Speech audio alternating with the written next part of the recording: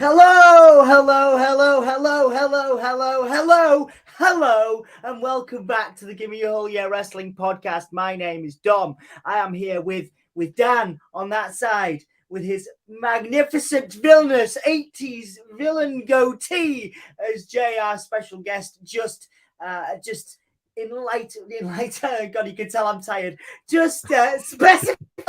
Is that even a word? Basically, you have an 80s villain goatee.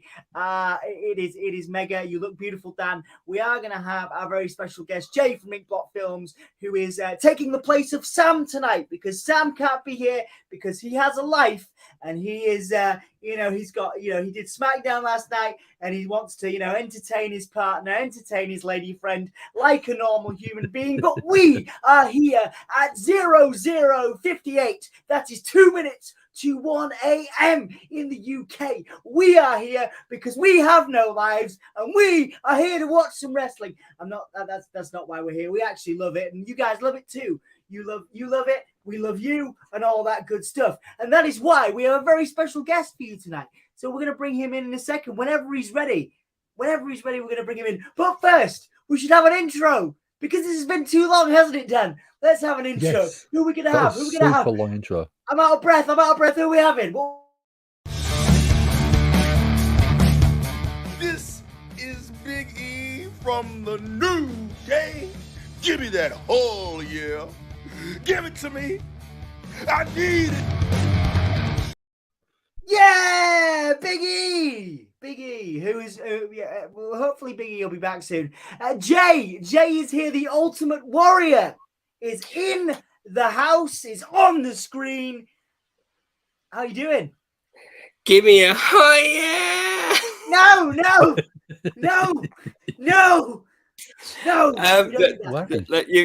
Dom, that's the Ultimate Warrior. I'm the Ultimate Warrior. I know. I enjoyed that. That was good. That should be your news. It's a good pun. I just thought of that pun. It took me, I think, about 30 years to think of that pun. It's good. It's really good. So welcome back to the Give Me a Whole Year podcast, Jay. You've not been here for a while. You are here as our special guest for this very special SummerSlam 2023. As someone that doesn't watch wrestling religiously every week like we do, how are you looking forward to being awake for the next 2 to 3 hours watching wrestling with us? Well, I'm off the bat. I'm probably not going to stay for the whole thing. It's okay. It's I've all right. had a very long day, and I'm up early tomorrow. I don't like you anyway. I'm kidding. It's fine. R.I.P. me. There we go. No, I'll definitely stay for like about an hour or so. I'll stay for a few matches, and I want to get the vibe. What it was, Dom and I were chatting earlier, and I was talking about, I'm starting to get into wrestling a little bit. I've been talking to a few people, mainly through you, Dom, about wrestling and the people's loves for wrestling and like the passion that people have. Is really like, I'm starting to get a little bit infected by everyone else's passion for wrestling. And Dom used the words, it's Coronation Street in Lycra. And in the UK, Coronation Street is a soap opera, which is very, very trashy for those who are not in the UK. And I thought, you know what? I kind of want to get into that. I'm down for that. Yeah. So I want to see some drama. I want to see some oiled up people. I want to see them. So I want to see if the Americans fire. want a comparison, think of Jersey Shore in Lycra. Jersey Shore in Lycra. Geordie Shore. Yeah, man. Geordie Shore. Definitely. All they do is get drunk and scrap.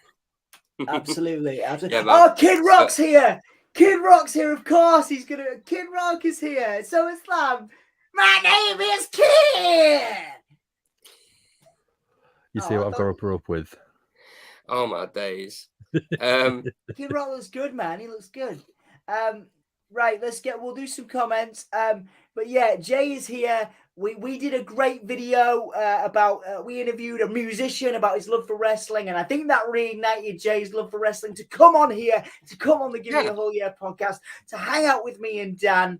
And I'm going to post a link to that video just in case anybody wants to watch it, because Jay filmed it for us and it's very nice. I filmed it and I'm very proud of it. And also, the musician in question was talking about the type of, well, when it was WWF, not WWE. He was talking about the old school WWF that I grew up with, which is Ultimate Warrior, Hulk Hogan, Jake the Snake, people like that. So I was kind of having flashbacks to being like 10 and watching wrestling back in the day. So it's pretty sweet. Yeah, But yeah, man, Kid Rock, I'm watching that. What's Kid Rock doing? he's a Hall of Famer. He's a WWE Hall of Famer, Jay. That's what he's doing there. That's all crazy. He's just there. I mean, everyone loves Kid Rock, right? Everyone loves Kid Yeah, Rock. man. So, all right, let's run through these comments, and what we're gonna do, guys, is we're gonna just talk about it. I'm gonna ask the guys some questions. We're gonna get into it. I'm gonna ask you guys some questions. There'll be some votes. It'll be very interactive. It'll be fantastic. Aaron is in saying hey to Dan. Sassy, our wonderful moderator, says thank you for joining us. Yes, thank you for joining us. Whether you are joining us right now or you join us in the future after the fact, I am excited to be back here on the Give Me a Hug Yeah podcast. I'm not on here a lot anymore. I'm not as dedicated as Dan is doing Raw every single week, but I am happy to be here right now with two of my best friends watching some wrestling. Patreon and Super Chat are now open for donations. Donations are appreciated, but optional. You are right, Sassy. Our moderator is on it like Donkey Kong. You can donate. Donkey Kong. You can donate. You can support, but it is not essential. I am not going to come at you with any kind of weapon. He will just come on you. If Bray Wyatt turns up tonight, you will know about it. He's not coming back. He's injured, isn't he? You are. He's injured. But I am gonna. I would jizz everywhere. Right. Everywhere, on the walls and the ceiling. On the walls, on the ceiling. Jizz everywhere. Jizz everywhere. So what's the whole thing with it? I'm assuming it's very late at night here. It's very late at night. I'm guessing in other places in the world, like the States, we can swear, right? Or are we doing a not swearing thing? It's like 7 p.m. there. 7 p.m. there. We're okay. I cannot swear. I'm a very sweary guy. I have a very foul mouth, but I cannot swear. You're okay. You're fine. I was hanging out with a 2-year-old and a 4-year-old today, and I was saying every other word that I could that wasn't a swear. Sugar. And it's flip. Sugar. Yeah. Flipping. Whatever. Oh, you little peach, like things like that. So I cannot swear if you want me to. It's all right, man. It's all right. They're starting with Logan Paul versus Ricochet. Jay, Logan Paul is the person that co-invented Prime. If you didn't know, he is. I know of Logan Paul, and I was me and Anthony were talking about him earlier, and I was like, isn't he like a massive wanker? And you would say, well, it's he's all right apparently. Well, his brother is meant to be an absolute tool in comparison. Logan Paul has turned it down quite a bit over the past couple of years and is trying to sort of build a bit more of a reputation that is sort of not turned his life around, but he's just not being as egotistical. I don't know, man. He's a talented guy, and that's, he's got ego. He's obviously a very successful dude, but he's an incredibly talented wrestler for someone that's had five professional wrestling matches. He's amazing, and you're going to see, whether you're a wrestling fan or not, this would be the match I would show to someone who isn't a wrestling fan, because Ricochet and Logan Paul will do lots of high flying, sexy moves, and I think it's a lot for people to enjoy. Sassy wants high flying sexy moves. High flying sexy moves, absolutely. Well, I mean, if you Google or YouTube Logan Paul Ricochet flip, Logan Paul stood in the entranceway, and Ricochet actually does a front flip over the top rope, lands perfectly on his feet. Wow, I mean that's talent. I'm not going to. Ricochet is an absolute highlight reel. He is absolutely. Leo, joining us from Facebook. This should be a banger of a match. Going to be a banger of a match. Wanker is a compliment for Logan Paul. Hey man, he's a successful dude. He's a great wrestler.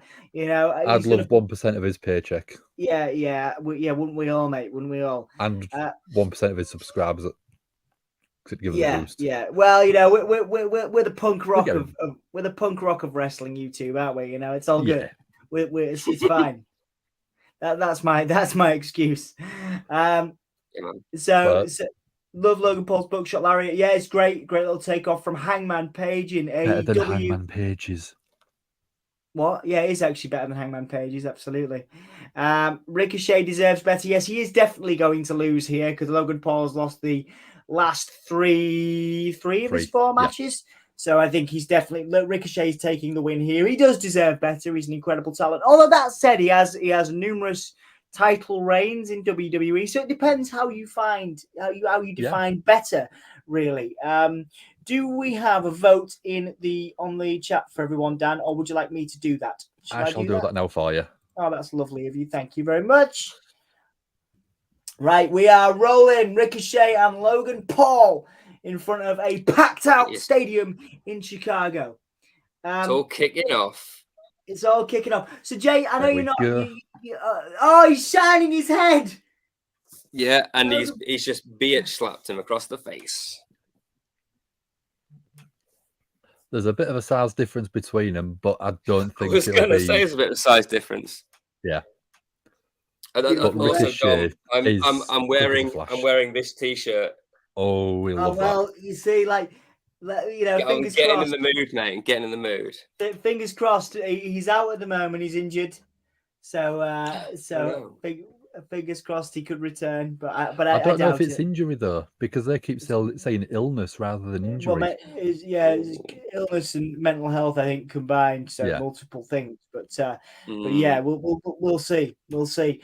So Jay, as someone that is sort of just sizing up these competitors, you've seen Logan Paul's entrance and you've seen Ricochet's. Who are you pulling for in this match in the early stages? Who do you like the looks of better? I like the look of Ricochet. I think he's got a good flip, and he's quite acrobatic. And also, I have this intrinsic hatred for Logan Paul, just knowing about the Paul brothers and how they started everything, the whole Vine thing and the YouTube thing and all that stuff. I'm a bit like, you guys annoy me. But is that because you even though you're very popular on multiple platforms, you're not quite as popular as the Paul brothers? Is that what you're saying? Well, I'm jealous. Yeah, that's what it is. I'm jealous. I mean, you don't need to be. You are a beautiful human being. Thank you. Isn't that the lesson? Not quite as beautiful as you, Dom. Who again? Your beard is magnificent. It's getting bigger and bigger. It is flipping out at the corners as well, which makes you look more like an Egyptian god. Well, the comment that I did say earlier on is the beard does feel very good between the inner thighs. Yeah. Well, I mean, we all have felt it, and we've all had the thigh rash from that. Yeah. So it's a good thing. It's fine. Feels good at the time, but the rash afterwards is a nightmare. You just need a bit. You just need some cream, some bepanthen. But so I just have, like we said earlier with Logan Paul, he's got this YouTube sort of thing, and I guess it was kind of doing a bit of a jackass thing at the beginning, wasn't he? Like a few years ago, but he's actually a good performer, and he does have the ego and the bravado to pull off wrestling, and he is selling it. He's really selling it. So he might turn me around, but I'm Team Ricochet right now. Yeah. What about you? What about you guys? Well, I'm interested to see what you think by the end of this match. Lovely net breaker there by Logan Paul. For me, I think Logan Paul's fantastic. I think he's a great talent, and he's the perfect sports entertainer. And I'm pretty sure I know Dan well enough to know that he agrees with me on that. I think he's the perfect sports entertainer. Just for context, Jay. Sorry to interrupt you there, Dan. No, Ricochet's wife, Ricochet's fiance, is the announcer, the ring announcer. So you'll see her sat in the chair with the sort of the really cool black hair, ringlets. She's in the so there's a little bit of animosity there as well, because Logan Paul's been talking trash. But yeah, sorry, Dan, your thoughts on this match? What are you calling in the early stages? I mean, the neck breaker in the ropes from Logan Paul was fantastic. You look at Logan Paul, and when people don't know that he's been doing professional wrestling for just over a year and only had 6 matches, the showmanship from him is unbelievable. If you go back and watch the match that he did against Roman Reigns in Saudi Arabia, he jumps off the top turnbuckle through an announce desk while videoing it for his YouTube channel, and he keeps himself and Roman Reigns in the shot while flying through the air. Yeah, It was absolutely incredible. Yeah, beautiful power slam there as well. A great form there from Logan Paul doing these moves. Just going to go back to some comments. He deserves to wrestle a wrestler, not an attention-seeking and money-grabbing swear word there, says Sassy. That's an interesting point. Does The Rock, Cena, or Rikishi show up tonight, or returning Orton? Well, with the actors' strikes in Hollywood, The Rock obviously has some free time, so people are speculating whether The Rock will return. I suppose you would, short of WrestleMania, tonight is where you would do it. But I don't think The Rock is showing up tonight. I don't think Cena is showing up tonight, although he did show up in London when we were at Money in the Bank. So who knows? Rikishi, definitely not.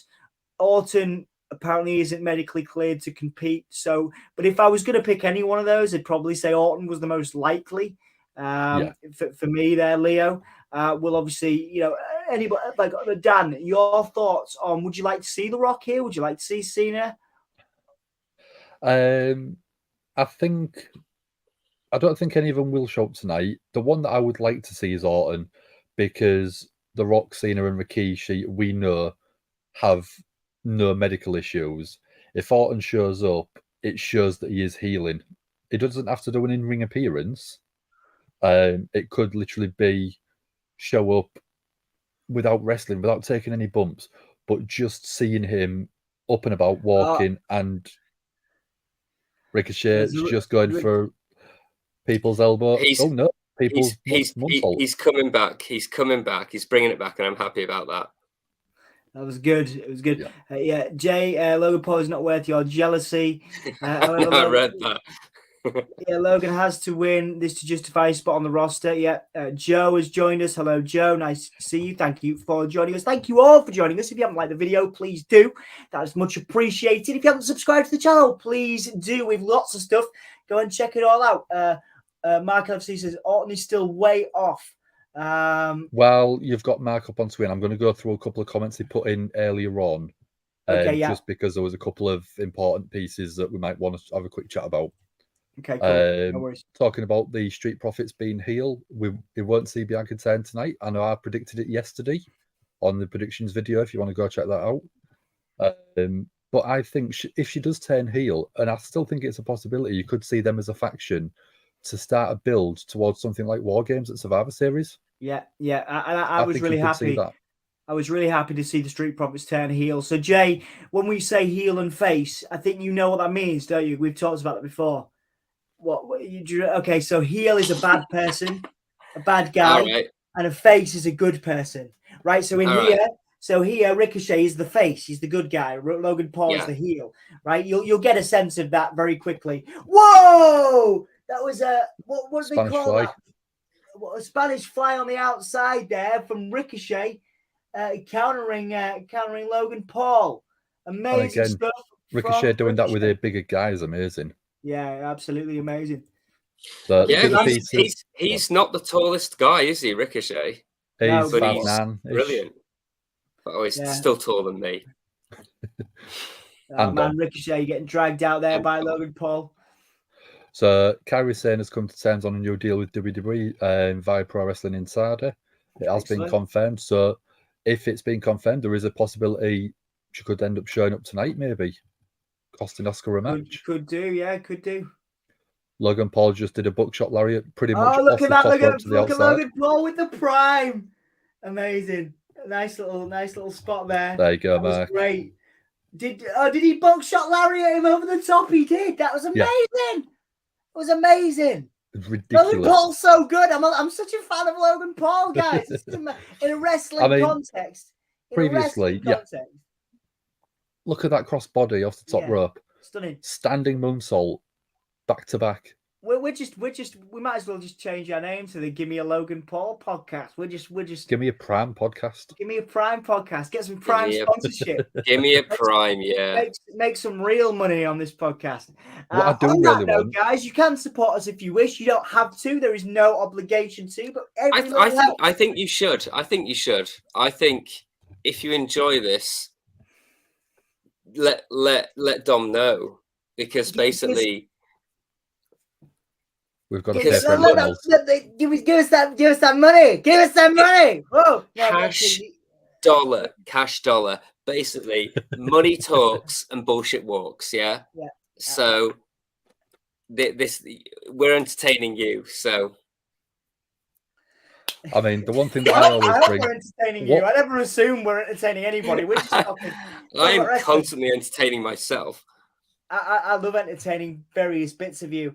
Sassy, have you been turned into a Logan Paul? Like, oh no, you're talking about Big E, aren't you? I miss Big E too. Big E was his neck was injured. He's been told apparently that he can never wrestle again. But I hope we do see Big E.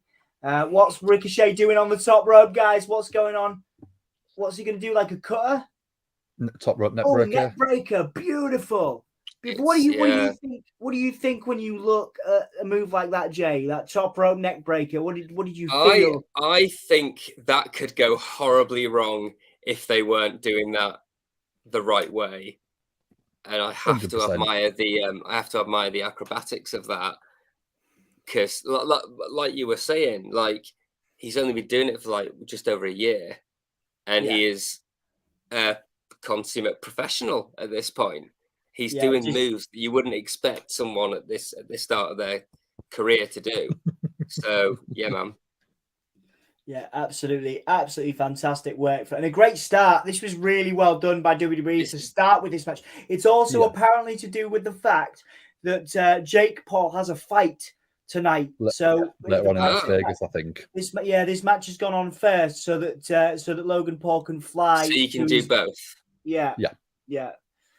Okay. So that's what's happening. So Ricochet is now rallying. Sassy will never ever. He is literally ricocheting from all over the place. That's the thing. That's it. And that Spider-Man flippy, that Spider-Man jump he just did there, that was good.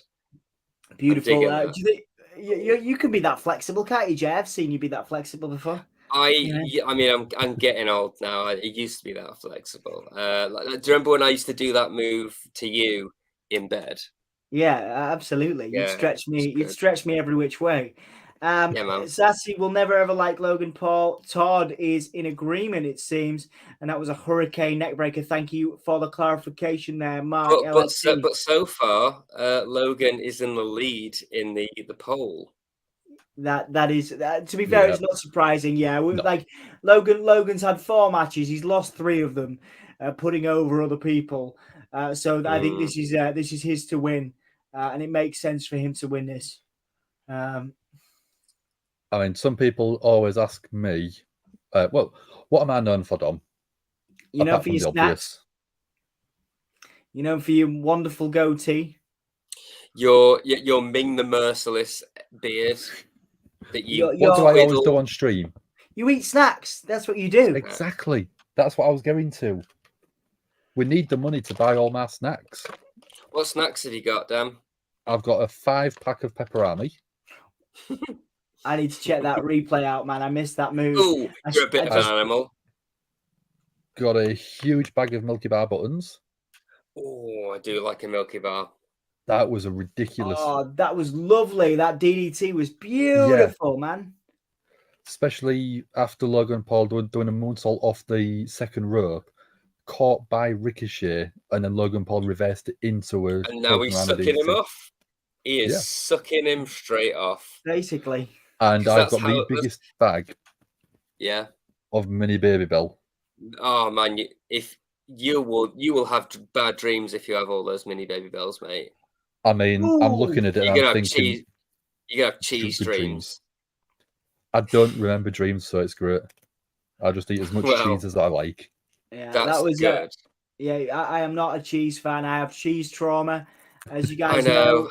yeah, You were the Yes. cheese mule. I know about your yeah, cheese the mule. cheese mule. A lovely sort of takedown there by Ricochet. Now Ricochet's going to finish it off, going to try and finish Logan Paul off here. He's on the top, but he's telegraphing the move, which could only mean we're getting a counter from Logan Paul. Oh. He was about to finish him off. 1, 2. Oh, Ricochet kicks out there. Dan is in. Dan from Eve, Right Girls of Wrestling. Sassy welcoming Dan in. Hey, Dan. That was incredible strength from Ricochet because Logan was heavy on that moonsault that Ricochet had to then base the DDT for. That's great work from Ricochet. Of course, 20 plus year professional Ricochet. Yeah. I've been doing this for. Love a little takedown there on the replay by Ricochet. Reminded me of the zigzag by Dolph Ziggler, that move there. Logan Paul. Oh, wow. What a wonderful. Ooh. Ricochet got to his feet. In the dick. Face buster. He face busted. He busted in his face. That was what happened. Basically. Dom, would you do this? Would I bust in your face? Yes. Yes. Of course. Oh, beautiful frog splash. Oh my God, the springboard. Frog splash. Wow. That was amazing. Busting makes me feel good, Dom. Busting makes me feel good. That's a frog splash. It was very froggy, wasn't it? It was very froggy. Well, beautiful great extension. frog splash. Yeah, from Logan Paul.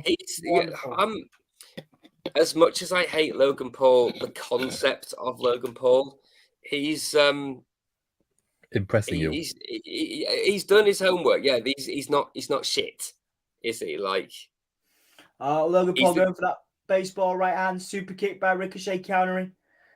Logan is developing skills. Norma, you are right. What's Ricochet doing? Oh, beautiful. He's going to go again. The detonation kick. He's going to do it again. Oh, rolling through. What is he doing? Ricochet's just doing everything. Beautiful moonsault. He's got some flips. He's got some kicks out. He's doing some backflips. He's like a ballerina in the ring, isn't he? Yeah, indeed. Like I said earlier on, he's a complete highlight reel. Yeah, absolutely. He's a veteran as well. He's been doing it for such a long time. Wouldn't be surprised. So you said he's been doing this for 20 years. Yeah. He looks young, doesn't he? Yeah, I think he's certainly. I think he's our age. When did he start? When he was 3? No, I think he's about our age. I think he started 18, 19. Well, at our age, you mean 21? Basically, yes, of course. Dan just saying this match is so indie. It's great. It is very. It has that vibe. As like I say, I wouldn't be surprised if Dan hadn't worked with Ricochet at some point in his life. Ricochet is of course very well travelled, wrestled all over the UK and the world as well to get to this point. Ricochet going up again, missed it again. Stop missing it, boy. Ricochet actually debuted in the ring on his 15th birthday. He's got oh man, he's got brass knucks. The brass knucks. He's got D's knucks. D's knucks. Brass knucks. That's a great name for the podcast. We should change it. D's knucks. D's knucks. Got him.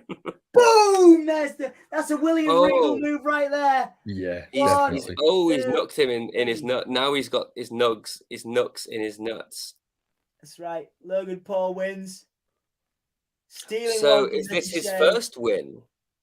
No, he has won previously, but he's lost sort of 2 or 3 in a row. Oh, did you see that Justice for Katie Vick sign, Dan? Yes. Yes, that's terrible. We're not going to go into that storyline, Jay.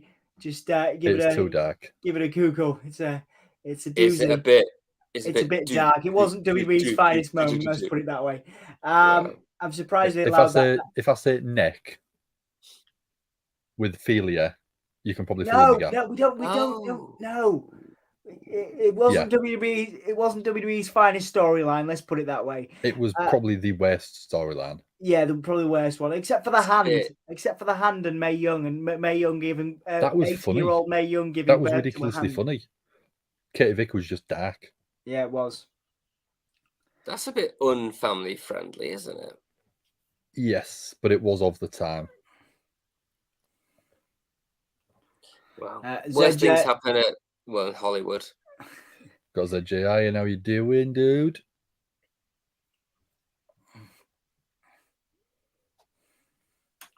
so Logan Paul very happy with himself with his golden fist. A golden fist. Well, you know, Dom, you love a good golden fist, don't you? Indeed. So how? I thought you were Dom, doing a and Superman how punch for a minute there. it's a similar Superman punch, but there's a storyline behind it which we won't talk about right now. How do you feel about Logan Paul winning? Then are you happy? It was the right call. Yeah. Right call? Look at that! Logan Paul giving the kid a fist bump. He's supposed to be a heel, Dan. Took the bottle of Prime there from the kid. That's the problem. Is he is meant to be the heel, but for the kids that just really watch YouTube and just want to see Logan Paul because it's Logan Paul, they're going to cheer no matter what. Yeah. Yeah. So if he can sort of keep them on side, he probably end up. I don't want him to, but I reckon he could end up turning face at some point. Well, he tried to turn face, didn't he, for a bit against was it Roman Reigns when he faced Roman Reigns? Oh, excuse me. Right. So we're all a bit tired today, aren't we? What do you think the match happening next? Do you think it's the Battle Royal next, Dan? I think it probably will be. So 57% of people got Logan Paul right on the poll. In the Logan Paul? Yeah. Yeah. People bought his product and gave it back to him. Well, yeah. People love the Sheamus has arrived with a monster truck. It's Sheamus and Ridge, the guy there that isn't the one with the man bun, is from Yorkshire and he used to play for both York and Hull in rugby. That's cool. He does look like a rugby guy. Yeah, he's originally from Halifax, but he is a unit. Yeah, he is. Ridge the Fridge, they call him. They call him Ridge the Fridge. But that's a nice little moment for Yorkshire as the lone Yorkshire man in WWE as it stands. I was told the other day by my partner who lives in Hull that Hull is apparently it's not part of Yorkshire. It's its own thing. Apparently Hull is its own thing and it's not part of Yorkshire. Are you kidding me? So here's a very big question for you, Jay. Yeah. Is Hull and Beverley the same, or is Beverley separate? Beverley's separate, mate. Good lad. It's not. Hull is all. Beverley, or as I always go, Beverley, because you know that's my bad Patrick Stewart impression. Beverly Crusher. Beverly's, its own thing. Yeah, I disagree with you. You're full of S word. But let's move on. Let's move on. We're talking about wrestling. Let's talk about wrestling. So, okay, Jay, for context, do you know who Brock Lesnar is? No, but he's got a good look about him. That's Cody Rhodes, the one with the blonde hair. That's Cody Rhodes. And Brock is the guy. Cody Rhodes. Say it like a whole person. Cody Rhodes. Like a Beverly person. Yeah. Oh my God, they're the same thing, right? No, they're not. Cody Rhodes is the blonde-haired dude. Brock Lesnar is the big beefy dude. Okay. Yeah. So Cody's is giving me what's his name from The Boys? Oh yeah, Homelander vibes. Oh, no. Giving me big Homelander vibes. Yeah. So Brock is a meaty. He is a meaty morsel. He's a beefy boy. He is. He's like one of the greatest of all time. Is Brock Lesnar. Cody Rhodes. A goat. Yeah, he is. Goat. He's one of the goats. He's the next UFC heavyweight champion, and he won the title in his third UFC cage fighting match. So he's a legit tough guy as well. Yeah.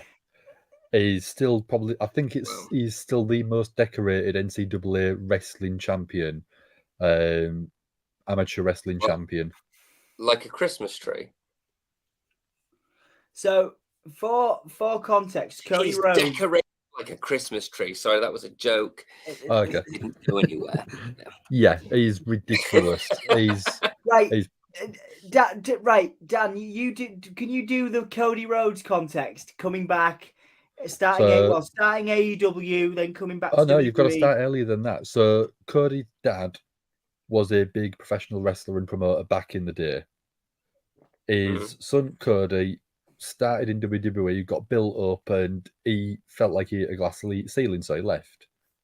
He worked all over the world, building his own stock and building his own character.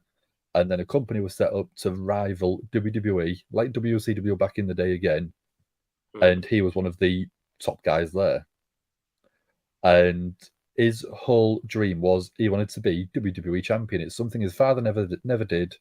So he bet on himself and he left the company that he was offered millions to stay at. It was part of the executive team making decisions, and he decided to leave that. And last year he returned at WrestleMania, and the whole story is he's come back to finish his story, which is winning the title for his dad. I'm just googling Dusty Rhodes as his dad, right? Yeah, that's right. Yeah, Dusty Rhodes, that's his dad. I do remember him. He was again another girthy guy, wasn't he? Indeed, yes. So there's a lot of history here. There's a lot of nuance to this, and I'm very excited about it. It's one I'm really excited about. Brock doesn't need this win. Brock will, he's got millions of dollars. He will be a massive star if he comes back, once in the next year. But Cody needs this win to really legitimize his push back to the main event and to the world title. Let's do some comments. Regal has to be overjoyed. Of course, William Regal from Blackpool made the brass knuckles famous. And he's now back behind the scenes in WWE. Yeah, William Regal is from Blackpool. Let's have I think that's a personal view rather than an overall. Plus, Logan Paul versus Ricochet will get publicity. Indeed, it will. Sheamus arriving by monster truck. Yes, we saw that. The Brawling Brutes, of course. Sheamus should have put orange mohawk on the monster truck. Well, maybe that's a note for next time. That'd have been amazing. Yeah, Mark says that Cody's winning. Great, the match with no purpose or reason. Sassy, you are being sassy tonight. What's going down? This does have a purpose. It does have a reason. Cody needs to finish the story, Sassy. Cody needs to finish the story. Adrenaline. It's his arc. He needs an arc. You could tell Jay doesn't come on here very often because he interrupted my Cody sing along. God damn it, Jay. God damn it. Is it a sing along? It is. It will be. You'll understand it in a minute. You'll understand it in a minute when Cody comes out. So you're basically singing. The fact that no one was singing along made me think it wasn't a sing along. You will karaoke. in a minute. You'll we understand. sit and watch Dom do the karaoke. Okay, cool. Cody's hair is incredible. Never a hair out of place. Must use Gorilla Glue mousse. All right. Yeah. Well, he has got very nice hair. To be fair, there is no. What do you mean? There's no story. He started AEW and then came back to WWE to win the title for his dad.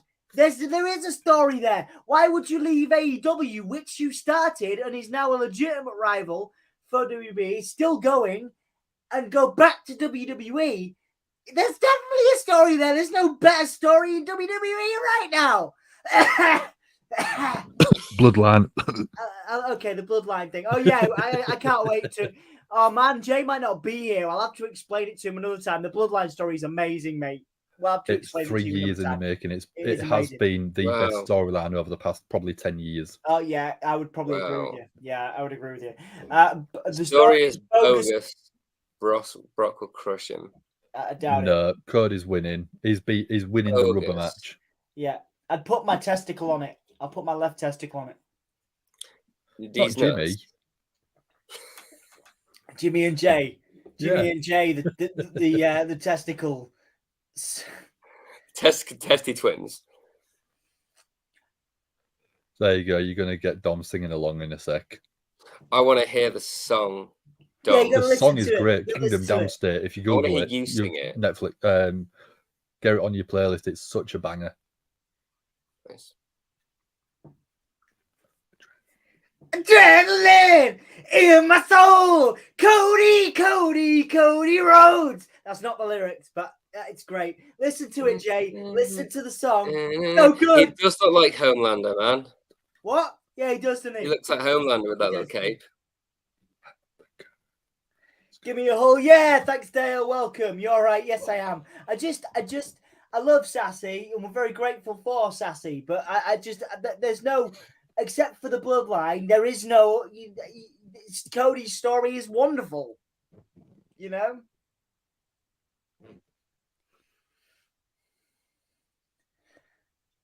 Cody Rhodes. Are you pumped? Are you pumped, Jay? Are you feeling it? I pump every day. Yeah, I know that. But for this, are you feeling the adrenaline in your soul? Feeling, yes, and my balls. Yeah, feeling a tingle in my dingle is what it's doing. I like the fact that he has a story, and this is a real life story as well. Though. This isn't like just for show. He really is doing this because his dad died, didn't he, a few years ago? It's based more in reality than it is fiction. Wow. Which is so much better for the story. Same and that is why it's a legitimate storyline and not bogus. It ain't bogus, is what we're saying. Look, I get Jay's point here, but yeah, this is what's going to happen later. But it's not happening now. I'm focusing on Cody Rhodes beating Brock. But yes, that formula will probably be how Roman wins later on. But that we'll talk about that later on. I'd say one-on-one, this is the decider. Plus, with Brock, it's always about punishment too. Plus, if we just look at it as from a story of wrestling perspective, because he's booked to fight him. Yes, yeah. What you're saying there is that it's about punishment. It's about Brock punishing Cody and Cody being the underdog and then overcoming that. I think Cody needs to be a heel or an anti-hero. He was headed that way before he left AEW. But he's always said he'd never be full heel. He'd always be a tweener. Everyone's cheering him, Sassy. This is that point about the heel thing. Everyone's cheering him. You only change to a heel when the crowd changes. Yeah, it's an interesting point. Yeah. Right. Okay. You follow what the crowd. Oh, there's his mum on the front row. Want. Oh, is Cody's mum there? Awesome. You remember Dan? You remember Dan? What you Jay? You talked about movies with Dan. Yeah. I knew you knew each other. Is that we met in your house that time? We had a lovely chat. No, not me, Dan. Eve, I was guessing Dan Reed. Oh, Eve Dan, yes, Eve Dan. We chatted on. Well, I think it was Ghostbusters, and there's been we've done a few Ghostbusters, The Crow, bloody Predator. There's been a few, and then I hopped on one of these a while ago. There's the chop there, of course, done by his brother Dustin. Do you remember Gold Dust, Jay? Do you remember Gold Dust? No. Okay. All right. Well, in the context of Gold Dust is Cody Rhodes' brother, but you would love Gold Dust. He's very much your vibe. I need to show you some Gold Dust matches. You kind of remind me a bit of Gold Dust. As long as you don't do the Roddy Piper match. Oh, the Roddy Piper match was yeah. That was ridiculous, but it was hilarious. I'm just giving a quick Google, and I remembered the hair. Yeah. Yeah, so that's Cody's brother, and he does numerous tributes to him in the ring. Nice little suicide dive there by Cody Rhodes. Goldust priceless indeed. It was Ghostbusters. Thank you, Dan. Thank you for being here. Of course, invaluable knowledge from the inside of Dan. Dan has knowledge from the inside of the business, of course, and we are lucky to have that. Cody Rhodes taken into the barrier there, or his back went into the ring post rather. Brock Lesnar being a dominating force, as we expected, lads. I think, Jay, even you will have expected Brock to dominate Cody just by the look, I guess, and the feel of Brock Lesnar, Jay. I mean, he's, like I said, he's a tank, isn't he? But does he have the speed? Yes. Yeah. Yes, he okay. does. Well, that's He does difficult then. really, yeah. Brock's got everything, mate. He's a beast. He's The a only beast. thing he can't do is probably Oh! a 450 moonsault. Yeah. Did Cody just try and headbutt him in the balls? I'm pretty sure Cody just went. Yeah. He Go just on. picked him up and yeeted him like he was a rag doll, didn't he? It's nothing. That's what I was just pretty much about to say. Brock is such a physical guy that everything he does looks so believable because he's done the proper MMA cage fighting. So he's got that legitimacy behind him, and he's got the amateur background from his NCAA days and his college wrestling days. He's always been absolute peak of the field he's been in. I mean, you look at people like Shelton Benjamin, who is in WWE. Shelton Benjamin was very decorated, but Brock just broke every single record when he was wrestling in college and high school because he was that big of a guy. Yeah, he's very good. Cody is Spike from Buffy, says Dale. That's a good comparison. I like It's that. a good look as well. It's the look I've always wanted. Yeah, my whole life has been trying to be Spike from Buffy. Yeah, when I first met you, I got that vibe actually. Yeah, man. All those years ago. Always trying to be bloody name's gone. James Masters. James Masters. Nice little suplex. Nice little suplex. Look at how cocky Brock is, Dan. He's measuring Cody. He knows he's got the he feels like he's got this in the bag, doesn't he? Doesn't he, Brock? The thing is, everything he does feels effortless. He is literally a Hulk. Yeah. He's just picking him up, chucking him around, doesn't even break a sweat. He's not fussed. I mean, he does break a sweat. He goes like a tomato. He's that red. But he's doing it, and he could do it for 20 minutes, and he still probably would carry on. That's like me in the bedroom. I just keep 20 minutes, and I'll just keep going. I'm a powerhouse. That's what I say in my dreams. In fact, it's about a minute and a half, as you lads both know. Is that including the cuddling? Yeah, that's including the cuddling. And the cup of tea. That includes foreplay, mop up, cuddling, cup of tea, and a brew at the end. Yeah. A Brock Emma's short a lucky girl. I do not know. I haven't looked at Brock's... looks like it. Right in the full crotch area. Oh yeah, he's got his thigh on here. I wonder if we're going to see some. Are we going to see some bollock? Some Brock bollock. Broccoli. Are we going to see his broccoli? Is it Brollock? Brollock. Yeah, he's Brollocks. Suplex after suplex. Dan and Jay, Brock Lesnar very much in control of Cody Rhodes. I think this is probably about the 8th or 9th German suplex that he's thrown already. Yeah, it's very much Brock Lesnar's gimmick, Jay, is to throw... just chuck people. Well, but it kind of works, doesn't it? If you can just... Oh, Johnny Depp's here. Hi. Hey, hello, mate. I went past a shop today, a gallery, and Johnny Depp's work was in this art gallery today, and I was like, nah. The fact that he's just chucking, he's chucking him really. You can't kind of come back from that, is what I'm saying. Like, he hasn't landed a blow. He hasn't got anything in. He's just been thrown meters and meters away. Yeah. It's the Depster, indeed it is. Welcome, Johnny, to the stream. Brock just did a wake-up taunt. Wake up. Cody gets in. By the look of it, Brock is basically just doing as much as he can to keep the crowd cheering for Cody.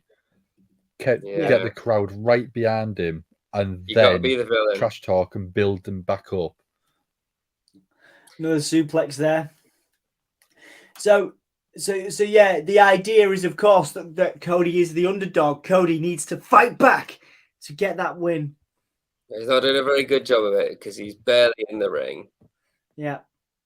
How's he going to come back from this? Is what I want to know. He's going to Hulk up. He's gonna like have some of that juice that Bane has, and he's gonna Bane out. He'll probably Jekyll and Hyde it. Yeah.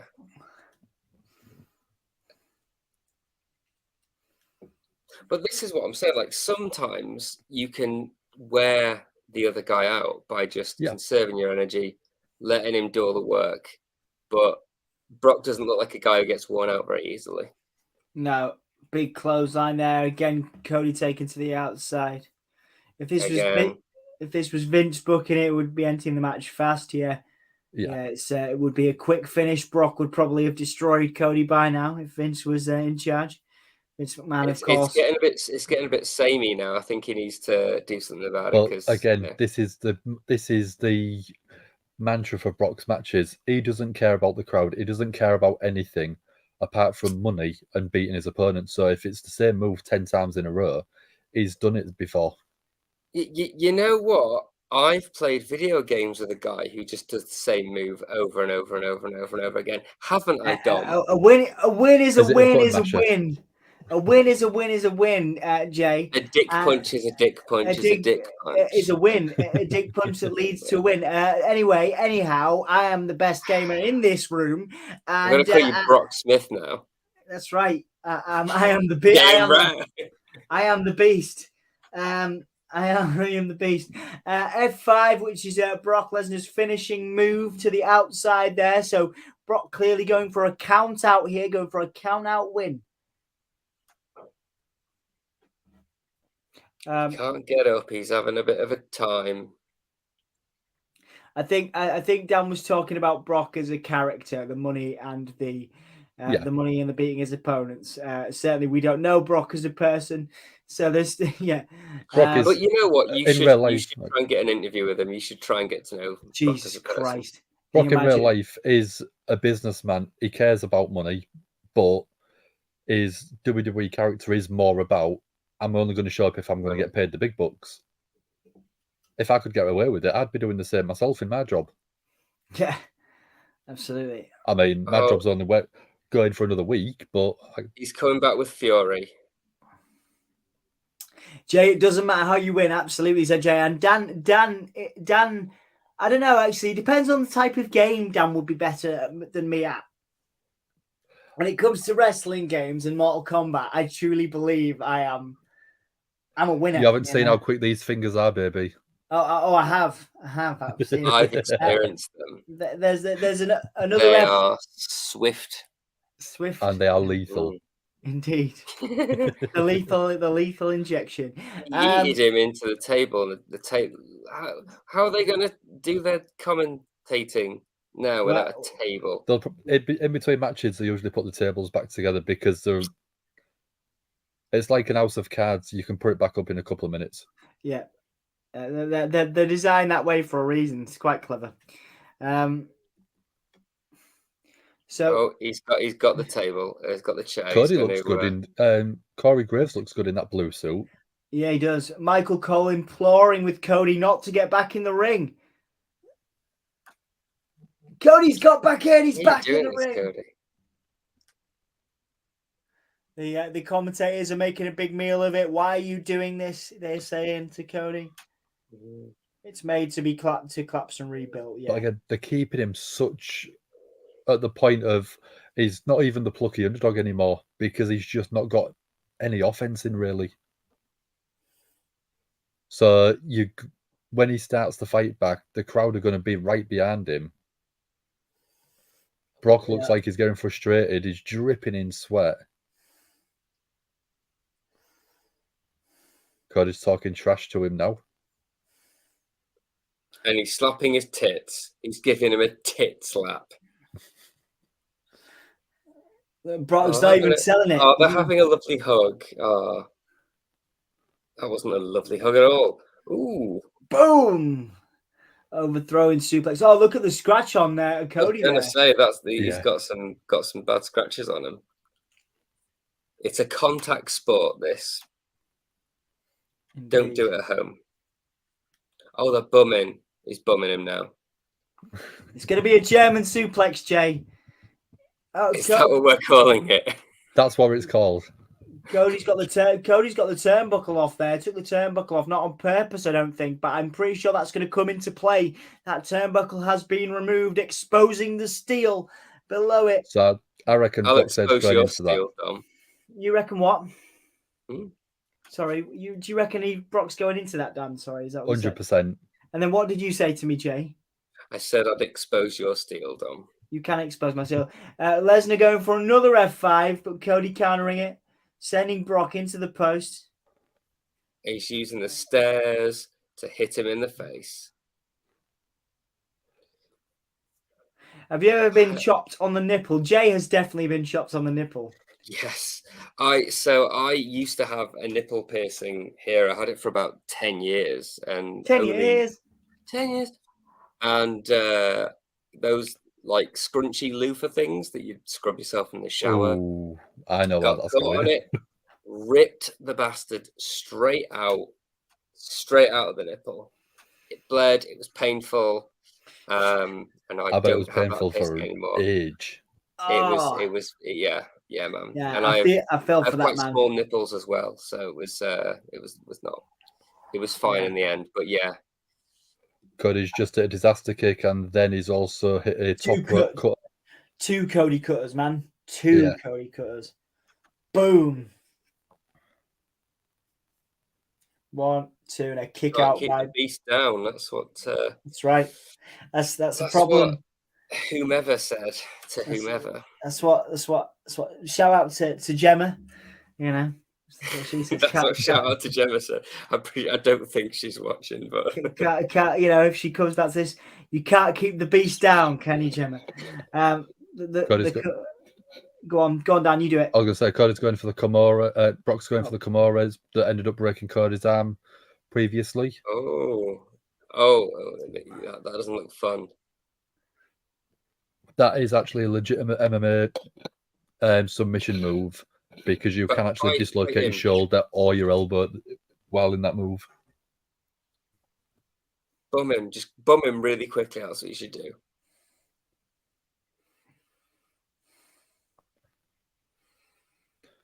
Cody's fighting, trying to get to that bottom rope, get the submission broken.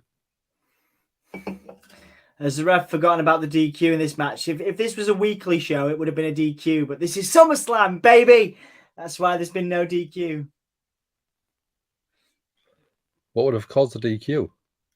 The ring steps. That's a common thing on a daily show now. It's not counted as DQ. The table, maybe? No, same thing. No, that we see people go through tables all the time.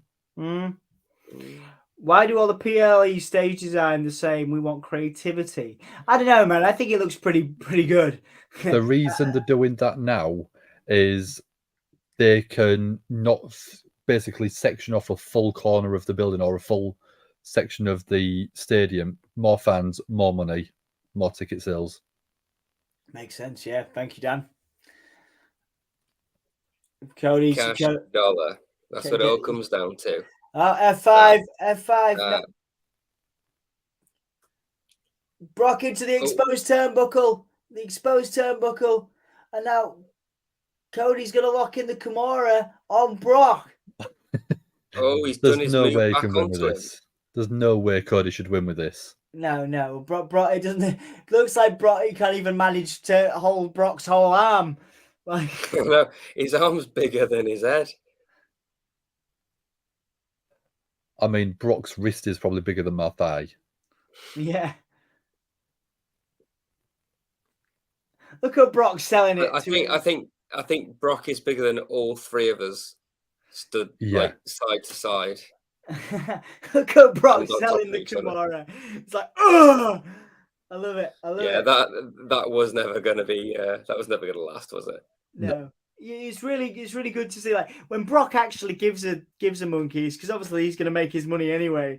When he really cares about a match, like, you could tell that he really wants to try and put Cody over here. Yeah, it's quite good. I mean, the matches that he had with Seth at Mania 34, I think it was, where they started the show, was absolutely fantastic. Yeah, man. It was a 2-minute plus match, but Seth came out and they've got great chemistry together, Seth and Brock, and they're great fun. There's the His Crossroads. pants are completely ripped open, aren't they? Second Crossroads. Is he going to go for the 3? Really glad he's wearing pants. Yeah, me too. Are we going to go for a third Crossroads? Third Crossroads to Lesnar. 1, 2, 3. Cody wins. And his mum is very happy about that. I mean, it is a very typical WWE thing to have the family members sit in the front row when they lose. Yeah. Adrenaline in my soul.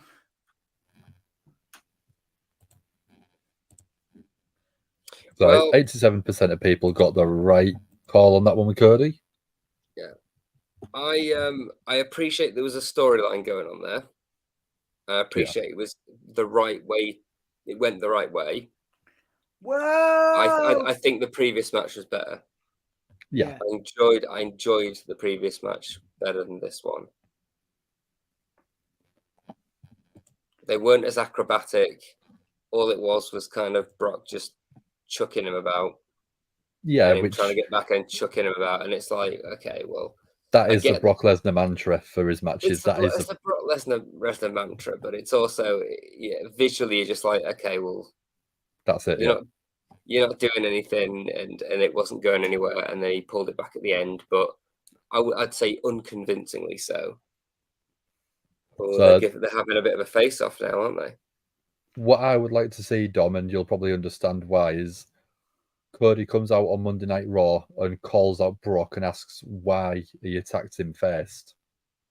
I've beat you twice. Be a man. Tell me why you did it. Yeah. Whoa!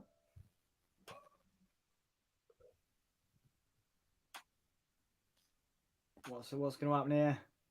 They're having a bit of a face-off, like in that film Face-Off.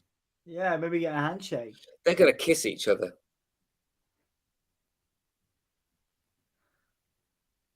Oh, they're doing a manly... Oh, and they're doing a manly hug, almost. What? And he's giving him respect, he said. I mean, I wouldn't want to give a hug to Brock when he's that sweaty. I'm surprised. You'd just slip off, wouldn't you? Yeah. It'd be like a mossy tree.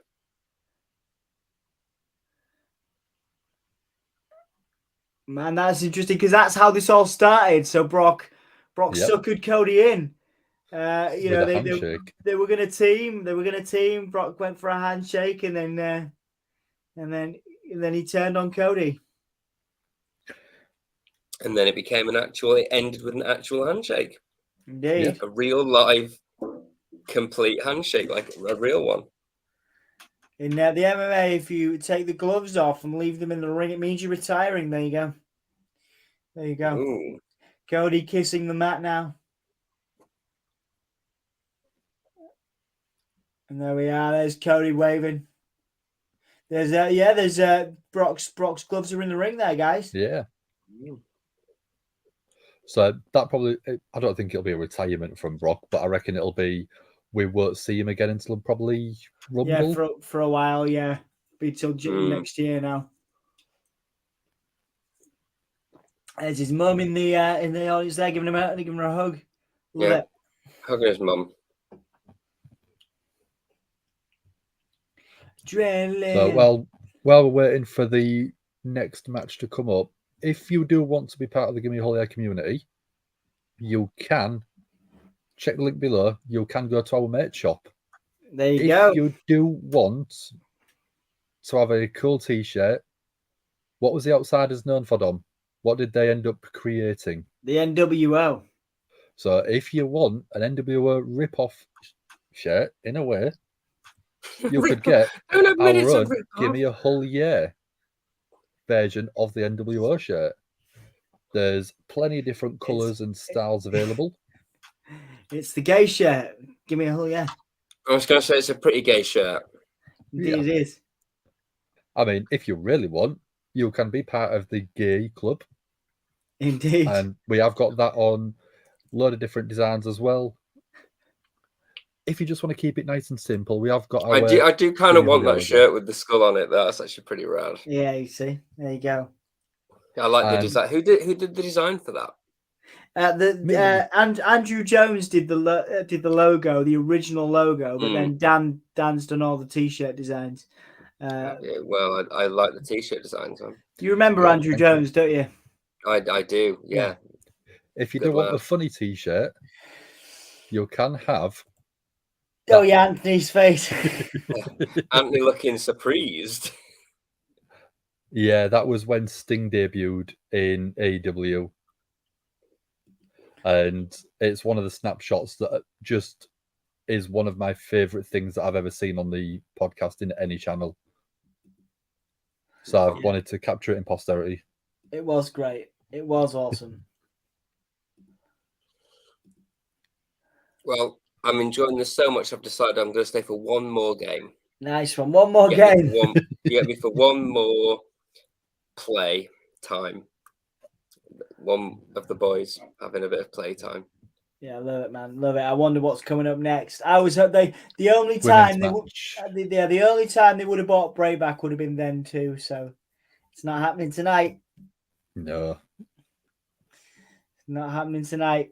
I feel for the Bray fans that are on Twitter. This is what is bugging me about the show. Really, is you've got a big storyline: Becky Lynch and Trish Stratus. Oh yeah. Big grudge match, and they're not putting it on the biggest party of the summer. To me, it's a big misstep. You've got a Hall of Famer, someone massively over and has been over for the past 4 years. Yeah. And they're not putting it on the show. It's complete misstep from WWE. Yeah, I agree. Very much agree. Yeah. Very much agree that. I think it's a real misstep. Again, in a time where there's a lot of criticism in wrestling about how women are being portrayed, it's a huge misstep, I think, from WWE.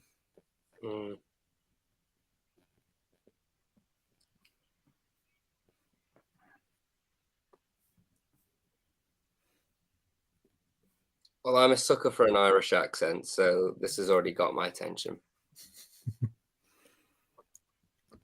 Well, I hope the next match is Seth Rollins versus Finn Balor then, because Finn Balor is Irish as well. Great. That's great. Finn Balor is actually one of the people that helped train Becky Lynch, who we're getting the video package for. Cool.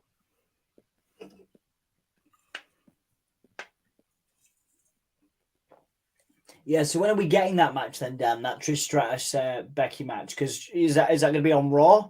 Yes, I think it's on Raw next, not this coming week, the week after, because it's going to be in Canada. Okay. So I can see why they're booking it in Canada with obviously Trish being in the match. Yeah. But the story is so much bigger than a Monday Night Raw. It should have been on a premium live event. Yeah. Yeah. Can you give me a quick lowdown of that story? Dan? Are you? I know you're chewing. He's got a pep. Look, as usual, when I've got meat in my mouth. Yeah. When you and I are conversing, Dan, you have meat in your mouth. Yeah, it's full of padrami. Battle Royal. You're about to see the most over guy in wrestling, the most popular guy in wrestling. Not the Miz, not this guy. You'll hear what we mean in a second. Yeah. She's a good person too. Becky Lynch, yeah, Dan will have worked with Becky a bunch of times. They're all just there going, what are we doing? They're all there. Well, why are we in a ring? Oh, there he is. Look, there he is. Of course they've left it. Is here. Of course they've left it. LA Knight coming down, the most popular guy in WWE at the moment, I would say. Obviously, I had the opportunity to speak to him in London. Money in the Bag, a very, very charismatic person. Dom, LA Knight. Heckin' LA Knight. That's an in joke between me and Dom when we watched. We streamed Moon Knight, didn't we? We're doing Moon Knight and Disney Plus, and we made up our own little song because it wasn't that great a show, so we had to entertain ourselves. And we came up with the Moon Knight song. The Moon Knight song, which I've just repurposed. So you can tell who the Irish guy is because one of them's really pale. And ginger. Yeah. And ginger. And everyone else is bronzed to hell. Yeah. So because of how many people are in the Battle Royal, I can't list them all on the poll on YouTube. So I've basically done, is LA Knight winning? Yes or no? Yeah, that makes sense. I guess you could put like the top 4 picks. So I could do, but there's that many people it could be. So if you think LA Knight, you pick LA Knight. If you think someone else is winning, just put no. Put it in the comment. Put it in the comments down below. I'd say do the poll, but elaborate on the poll. Engages. Who do you want to win? Yeah. Dan, who do you want to win out of all those people? LA Knight. LA Knight?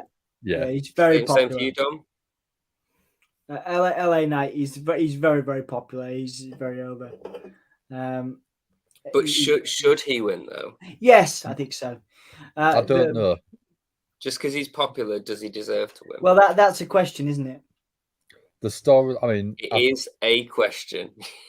I don't know if you have him lose to a heel, and creates a feud for him going forward, because at the minute, I don't think he's got a feud. Does he have a storyline? No.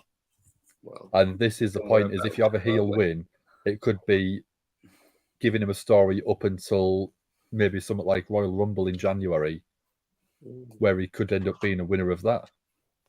Yeah. The Royal Rumble would be a good spot for him as well. Yeah. Oh, something's happening now. 7'3". Oh, we're getting Bobby Lashley. Dom's dong there, aren't you? There we go.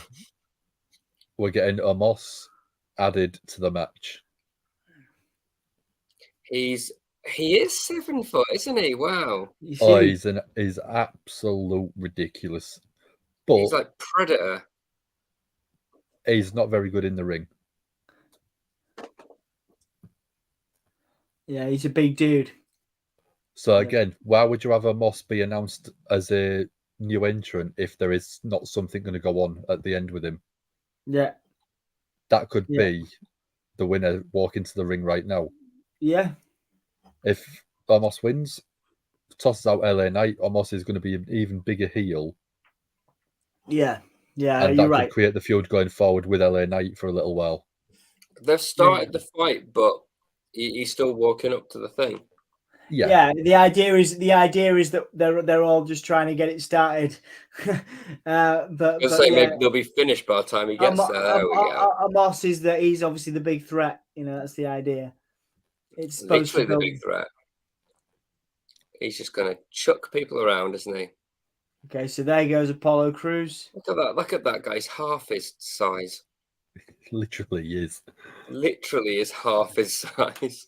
There's JD McDonough. He's another. Where is he from? He's from Ireland. He's Irish. Yeah. He's from very close to where Finn Balor grew up. Yeah. Dom, you and I would maybe go up to his knee. Yeah, we would. There's Rick Boogs. Rick, who's he's a very accomplished guitarist, is Rick Boogs. But Rick Boogs is going. Rick Boogs reminds me of what I think you would look like as a wrestler, Jay. And everybody's trying to go. If pale and skinny with no tone on me whatsoever is a look, then yeah, sure. Is that not Giovanni Vinci? Yeah, he's there. Yeah. Oh, that's like so. He's been taken down by 6 dudes. Yeah, Dan called it. They're going to do the everybody gangs up on it on Moss spot to eliminate him, like the Justice League or whatever. Yeah. Everyone has to work together to take down the guy who's taller than everyone else. That's basically that. Yeah. That is the vibe. There's LA Knight and Grayson Waller in the corner, which I want to see at some point. LA I'm Knight. not interested in Grayson Waller really. LA Knight. You're not interested in Grayson Waller? I think he's the next big heel. He's the next too big heel. small. He's trying to be Austin Theory, who was trying to be the Miz. Yeah. So you're doing he's trying to be the Miz, and he's ended up being Les Miz. Am I right? Thanks for the pity laugh. I appreciate that. That's beautiful. Thanks, man. Oh, Gable's doing well here. Lovely suplexes from Chad Gable. Big kick from Ludwig Face Kaiser. Big Face face kick. kick. Face kicked him down.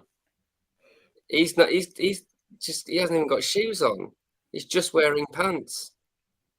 What, Riddle? Matt Riddle, yeah. Matt Riddle, Yeah.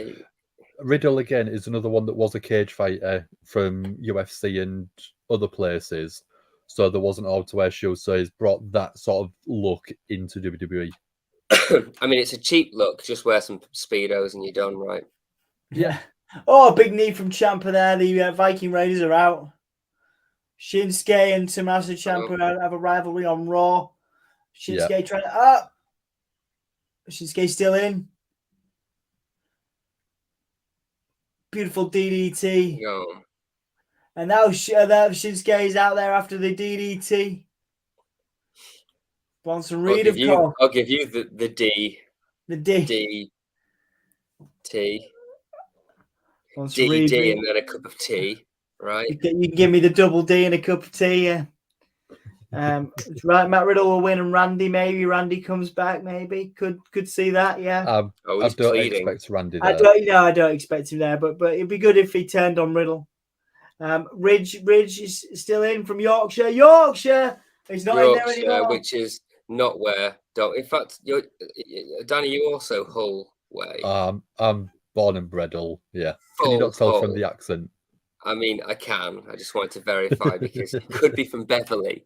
It's the same thing. Yeah. So they're so close. So if you're in America, would you just, I don't know where people are, but if you was in San Francisco, would you class San Jose as part of San Francisco? But how far away is it? How far away is it?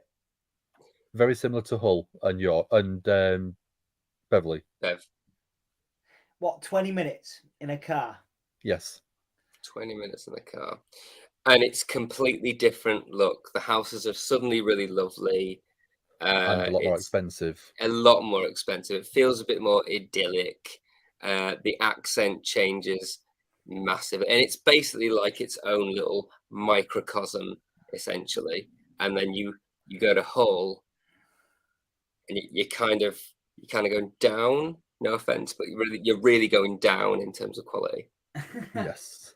Thank you. Life quality. It's a bit harsh, Jay. I spend a lot of time. I love Hull. I actually really love Hull. I'm dating someone who lives in Hull and is Hull born and bred, and I'm really enjoying Hull. It's good. It's better than I thought it was. I'm going to be going to the deep soon as well. Oh God! You'll love it. Oh God! I hate the deep. Gonna see some fish, penguins, maybe a turtle. It's gonna be good. Have you tried chip spice? Yes. Oh yeah. Yes. I love a bit of chip spice. Every time I go, which is most weeks. We are still sponsored by Chip Spice. Yeah. We're sponsored by Chip Spice. Yeah. Can you get I'm still waiting for my delivery. Yeah, I can get you some. I'll get it for you. Can you get me some? Just send it to my girlfriend. She loves Chip Spice. She loves it. She's from Hull, obviously. So send us some free Chip Spice, please. That's how we do. I come on the show. I help and entertain people. And in turn, my girlfriend gets paid as well. Oh man, LA Knight's going out. Trying to get sponsored by Baby Bell. Oh. Baby Bell or Pepperami will do me. Yeah, right. Well, you are a bit of an animal, aren't you? That's what I've been told by Dom. A Baby Bell. You're a Baby Bell. I'm a bit of a baby animal. A bit of an animal, yeah. You are. Yeah. Big. God, look, he's literally. It looks like a hobbit and It's so big, a isn't he? giant, doesn't it? It's Everyone, it's going for Omos. comical. Everyone's we going for go. Omos. Is he going out? Is this the elimination team Yes. up spot? Got like 9 Looks of like them it. to do that. Yeah. So Omos is gone. Yeah, it took 8 of them to I'm eliminate gonna him. find out. Sorry, as a thing, is Hull part of Yorkshire? This is something that dates back to I think 18 something or 16 something. Oh, nice. There's a lovely double team from Waller and the Miz there. Mm. Yeah. That was good. It's basically like looking at the same person. The Miz and Waller doing the same stuff. Oh, here we go. Right, both of you boys. Hull, founded in the late 12th century, which for any American viewer is, quite a long time. Yeah. Because America was founded in the 80s, wasn't it? The 1980s. Hull founded in the late 1980s.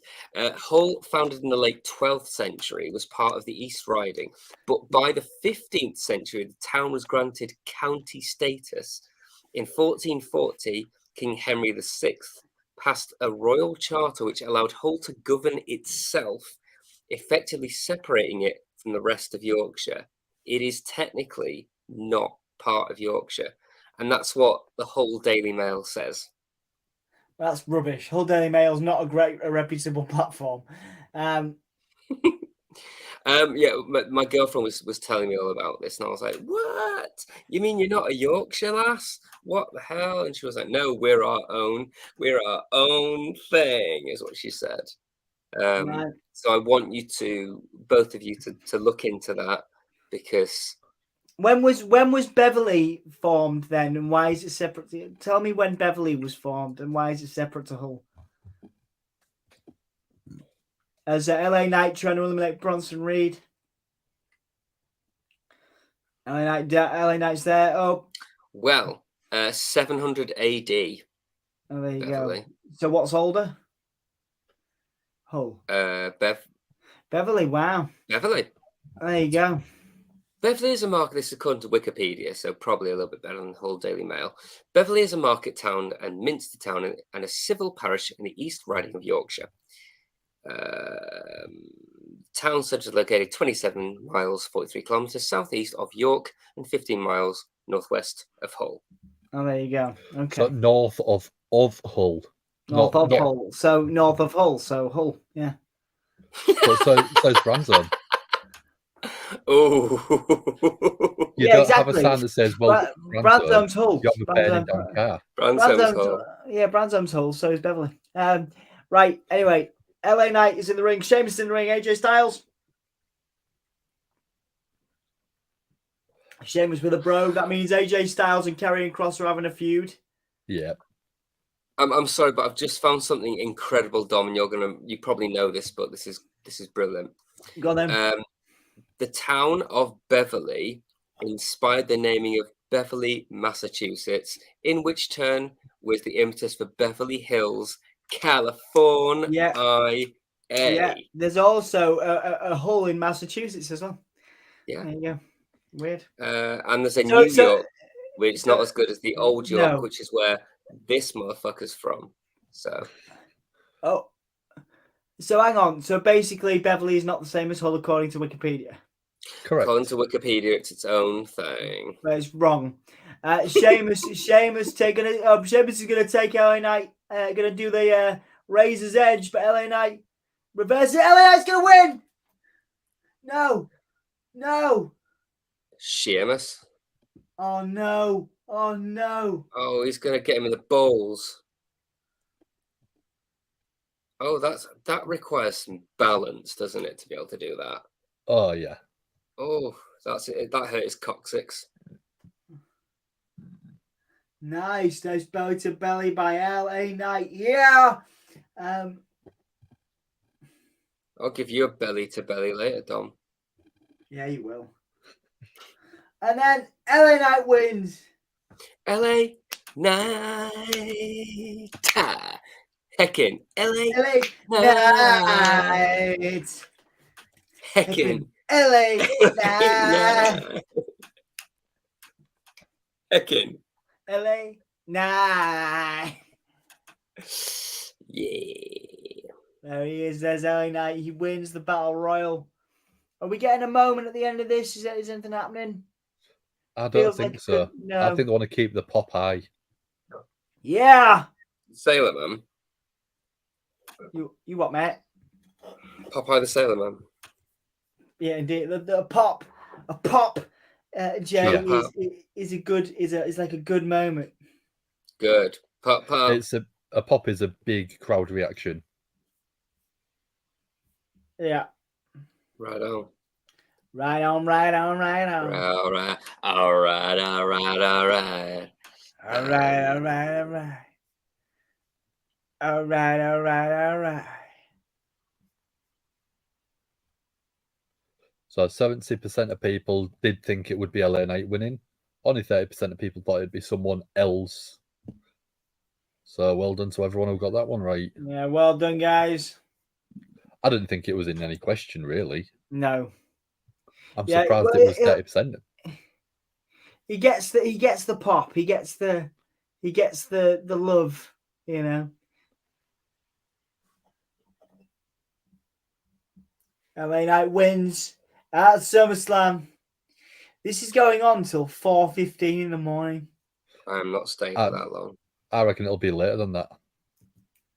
Yeah, we're not that far into it, are we? No, we're only just over an hour and 20 minutes. Yeah. Oh yeah. Oh yeah. Oh yeah, the Slim Jim ad.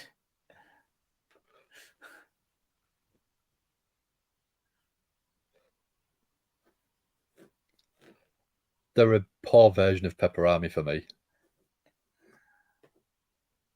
You bite into a Slim Jim and it's so much chewier than a proper pepperami. Pepperamis are meaty and spicy, longy of goodness, aren't they?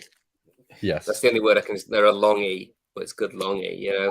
Whereas Slim Jims are more like a jerky. Yeah, you look at that. It's beautiful. It's yummy. It's beautiful. It's beautiful. I mean, go on. No, I was gonna say I've not had a pepperami in years, man. Well, get on it. You maybe get sponsored by Pepperami. There you go. Have a bite of my meat. Oh.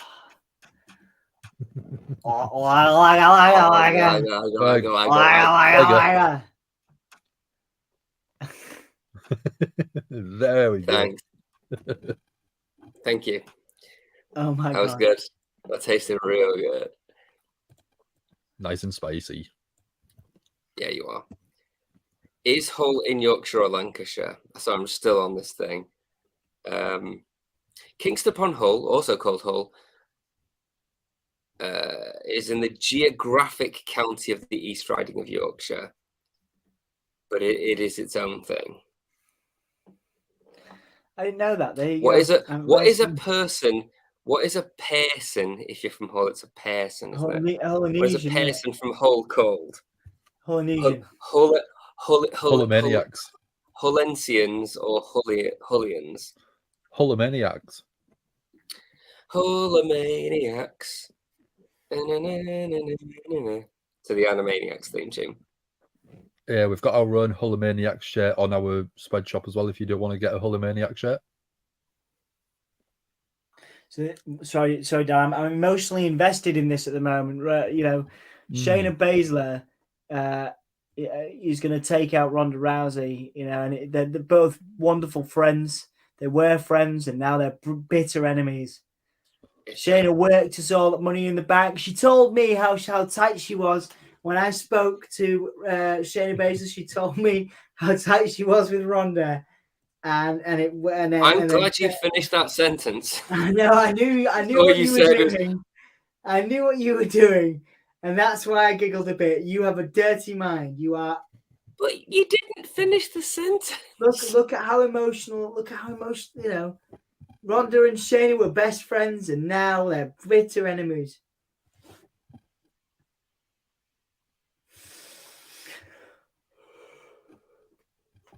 And she's taken the chair as well. Brilliant. They're not cheap, those chairs. No, not cheap. If you do want to check out that interview, I have just put a link in the video chat for you. Thanks, it is man. through, what is your other channel, Dom? WrestleSphere. Go check it out. Go and check out loads of interviews. Thanks, Dan. Sorry, I was like, "Are you setting? You're setting me up out here. You're setting me up to plug WrestleSphere." We have interviews with WWE superstars like Shayna Baszler, like LA Knight, and we also have interviews with musicians talking about wrestling, like Chadu Araka, which Jay filmed. We have interviews with Impact Wrestling superstars and with AEW superstars as well. You can check out those across our various channels, including WrestleSphere and SoundSphere as well. I'll check out your various channels, Dom. Yeah, you can. Yeah, you can check out my various channels. So, how have you found this so far? Jay? I'm having a lovely time. Yeah, your re-engagement with wrestling and this wonderful community. Yeah. Re-engaged. I like the storylines. I think it's good that they have storylines. That was a thing that I never gave it credit for before. I like the acrobatic nature of people. I respect that. I respect dance and performance and theatre. Yeah, man. I always knew you would be into it. I always knew it would be your thing. Yeah, man. I did think, I could get you back into this. So, yeah, I'm really glad that you have joined us for this and you've enjoyed a bit of wrestling. I enjoy the wrestling, but I also really enjoy spending time with you, beautiful guys. Well, it is a pleasure. My brothers from 2, maybe 3 of the mothers. And, yeah, that although that's on screen at the minute, it'd be that one. One of those. Because that's Shayna Baszler's shape, because she's known as the Queen of Spades. So you're doing the spade sort of shape with hands. Queen of Spades. So I have just put a video in the chat below with the winner of the Battle Royal, LA Knight. Yeah. There you go. Thank you, Dan. Knight. Thank you very much, Dan. I appreciate it very much indeed. So, who's everybody saying for this one? I think Ronda Rousey's on her way out of WWE. Yeah, Ronda Rousey's going. Is leaving. If what's to be reported is to be believed. So this is Shayna. Supposedly she's got a hard contract date where her contract will expire. She hasn't looked at signing a new one. I don't know if WWE have offered a new contract, but I think she wants out more than anything else. Yeah, Ronda Rousey can do many, many other things, of course. So this is an MMA rules match. So crucially, worth knockout mentioning, and submission only. So no this disqualifications. Is way more hardcore than your average. Yeah. Average match. So they were BFFs, and now they're about to F each other in the B's. Yeah, pretty much. Why? I missed the bit why they're not friends anymore. So Shayna turned on Ronda because Ronda's obviously so she's a global sort of superstar. She kind of just walked into WWE and went straight to the top because of her fame. And Shayna has been working for many, many years to get to this point. So there's a bit of a bit jealousy, that kind of thing. Yeah, jealousy. But they were best friends. I really hope they can work it out and be friends again. Do you think that'll happen? No. Well, I think they'll be friends out in the real world, but I think Ronda is leaving. Ronda is leaving. Think in the ring they're going to end friends? No, I don't think so. I don't think so. No, this is going to die on its ass, says Dan. I don't know. I think that people are invested in Shayna Baszler now, and I think that if they play it right, I don't think they need to do anything too extravagant. Couple of chair shots, maybe steel steps. I think that could end up basically giving the match a good bit of an edge. I don't think they're going to do that though, because it's MMA rules. So No DQ. you know, yeah, I suppose. But can't they just be more scrappy with each other? Oh yeah. But I think that if they decide to do something a little bit more extreme, because there's now no rules, you could go steel chairs, you could go weapons. I know it's not MMA rules, but you'll play to the strength, and the strength is there's no rules. Yeah. Ronda's heart has been out of wrestling, says Sassy. She wants to go back to the UFC. I don't think she likes the fact that the crowd turned on her a long while ago. Mm.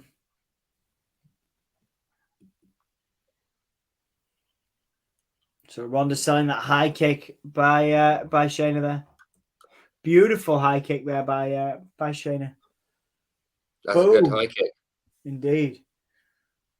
Well sold by Ronda as well. So Mark, the referee, actually said that there was no rules. The only way to win was by a submission or a knockout. So by he just didn't punching say each other in the face repeatedly. He didn't say no weapons was allowed.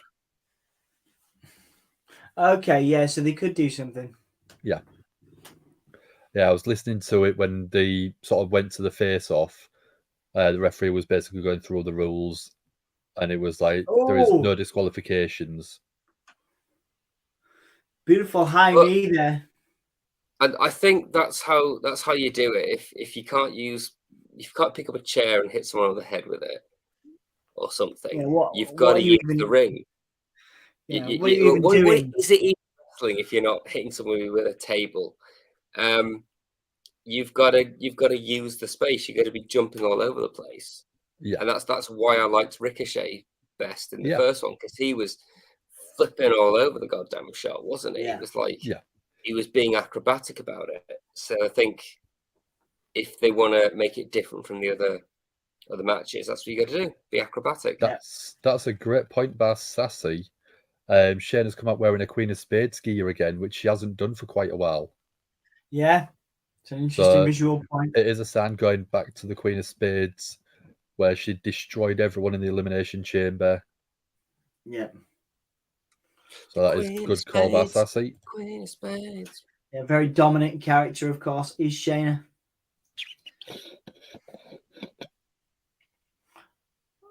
Oh, yeah, they can't break either, can they? Yeah, so they're just going outside. Nice work by Baszler there, trying to counter.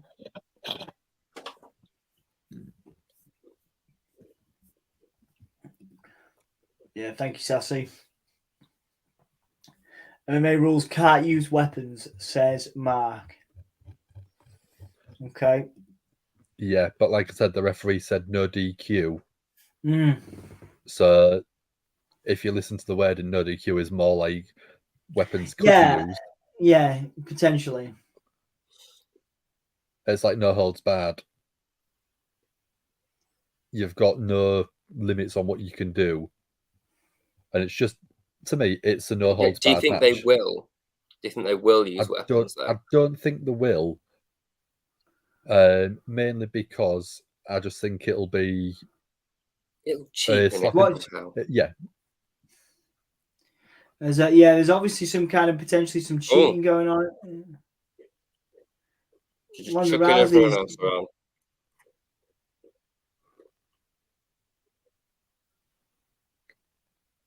There's a couple of performance center victims.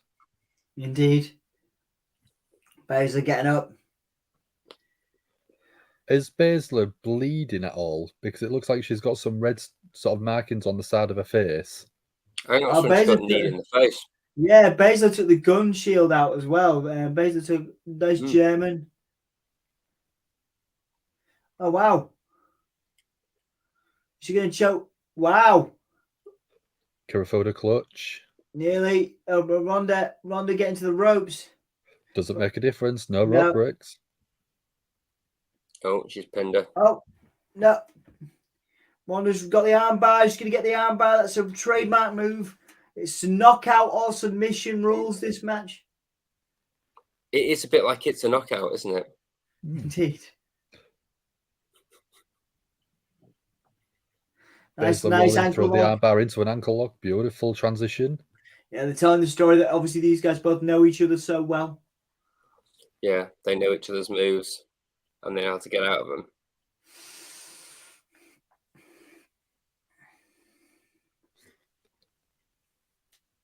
Ronda going for rear naked choke. Got the hooks in on the body.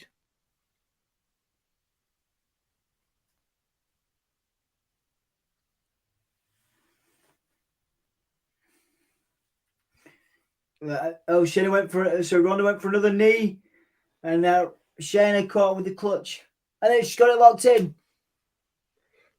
Got the hooks in the body as well. No, Ronda countering.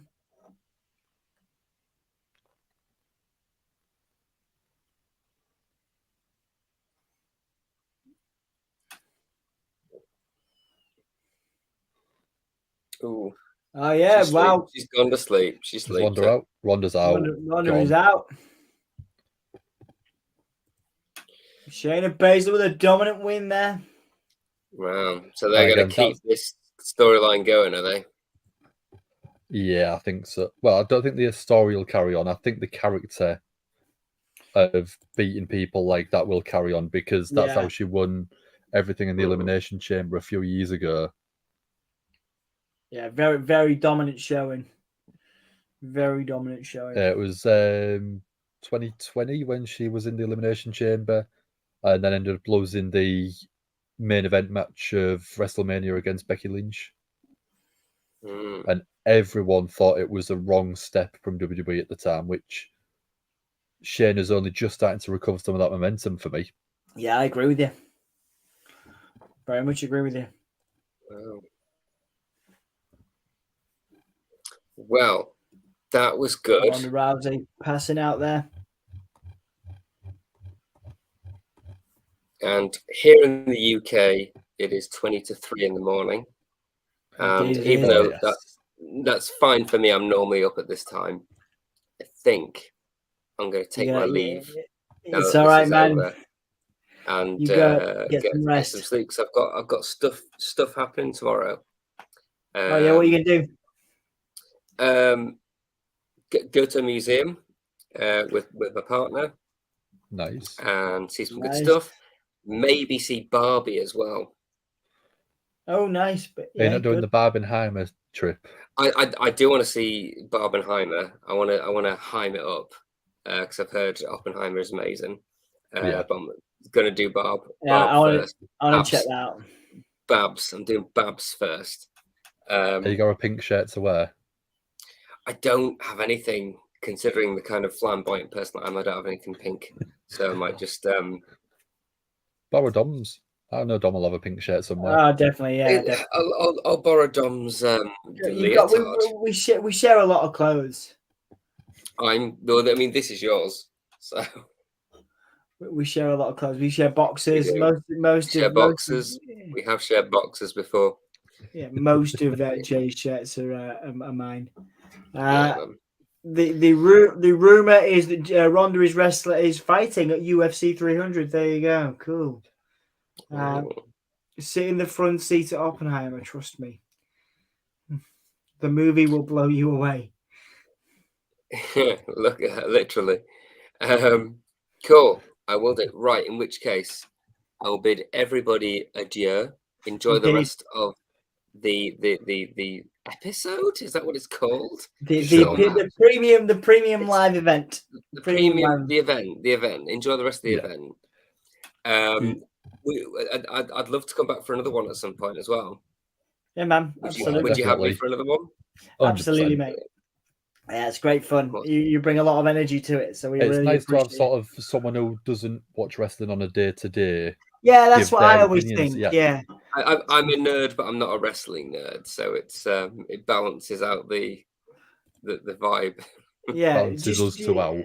Indeed, yeah. Just quickly then, Jay, what was your favourite match that you saw? I still think it was the first. I think it was Logan Paul and Ricochet. I still think that was the best one. It was a strong start to the event.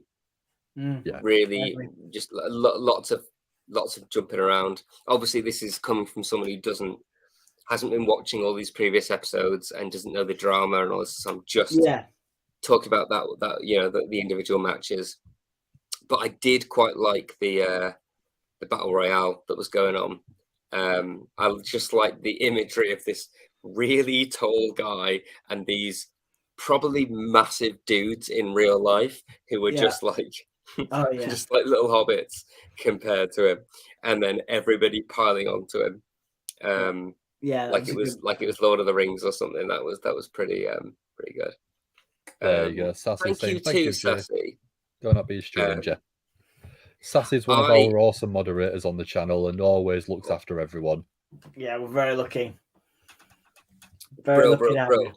Well, nice to be moderated by you, Sassy. That's been cool. I've had a lovely time, and cool, enjoy the rest of the event. And Indeed. Everyone, like, subscribe, click, give Dom and Dan money. That's my part. There you go. Yeah. Absolutely. Right, man. Take it easy. Get some rest. See you soon. Take it easy, dude. Thanks for joining. See you later. Bye. All right. It has been an absolute pleasure to have Jay, and thank you guys so much. Definitely. I might go make a cup of tea, Dan, to keep myself going. Is that all right? You're going for a cup of tea right before this banger of a match? I'm gonna. By the time I make my brew, it will have just started. Okay. Do you want me to stay? I can stay. No, it's fine. It's fine. All good. It's all good. Jay, thank you. That's lovely from Sassy. The Ring General, the Intercontinental Heavyweight Champion of the World, Gunter, Dom, Dan. If you want a Dan with Samantha two Irving. I was gonna say Samantha Irving does an unbelievable entrance for Gunther when she's introducing him. Oh yeah, Gunter. Yeah. Well, if Dan Reed wants to come on, we'd absolutely. Yeah, let me tweet you, I guess. Is that how we do it? I think that's how we contact you in it normally.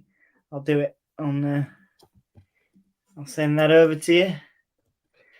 I've not got any French fries, ZJI. I've got pepperami, I've got Baby Bell, and I have got some white chocolate buttons. Oh, I've got some white chocolate buttons as well. Ooh. Oh yes. Yeah, Can't beat a bit of Milky Bar. I'm gonna get a cup of tea and some chocolate. And I've just invited Dan Reed, so the Wizard will be joining us. It'll be nice to have Dan on as well. Well, this is a SummerSlam filled with guests, Dan. Promise me French fries on Monday. I can try and get some French fries for Monday Night Raw. Yeah, dude, that's what would you do? Yeah, but how would you do it though? You got to keep them hot. You know, like I used to have the microwave ones. Cook them right before I start the show. Yeah. The microwave ones are great. I used to love those. Yeah.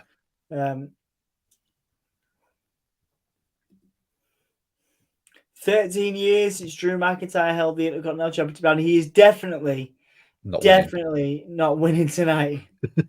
No, he's definitely not winning. How have you found this then, Dan, so far? Have you enjoyed this SummerSlam? Yeah, the show itself has been good. The action has been good.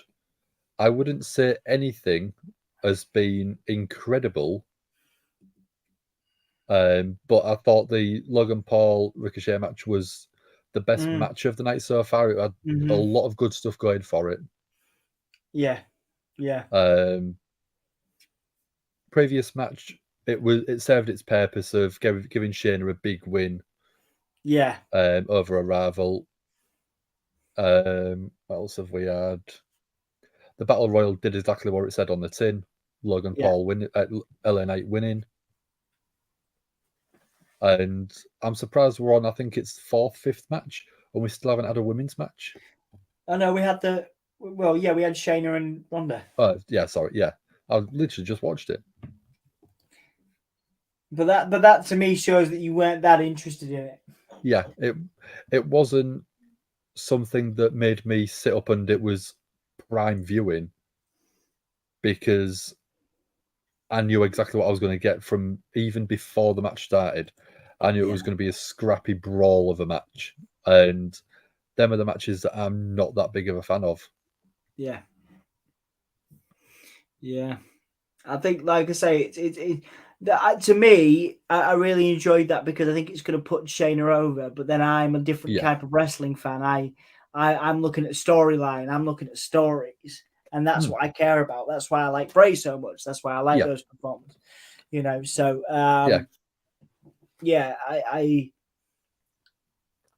I love my story, but the match itself for Shayna and Ronda, the match just for me wasn't my cup of tea. The story's great. I love the story. Yeah. But I just think the match, I think in all honesty, it should have been Fight Pit. That to me would have gave me a bit more interest in there. Because the Fight Pit was set up for MMA style rules. Yeah. So why not, if you've got a gimmick stipulation there, we've got a full show with not much in terms of stipulations or gimmicks. Put it in there. It's a spectacle for that match. And it gives it a reason to be remembered. Yeah. It is an interesting point you make. It was a really interesting point.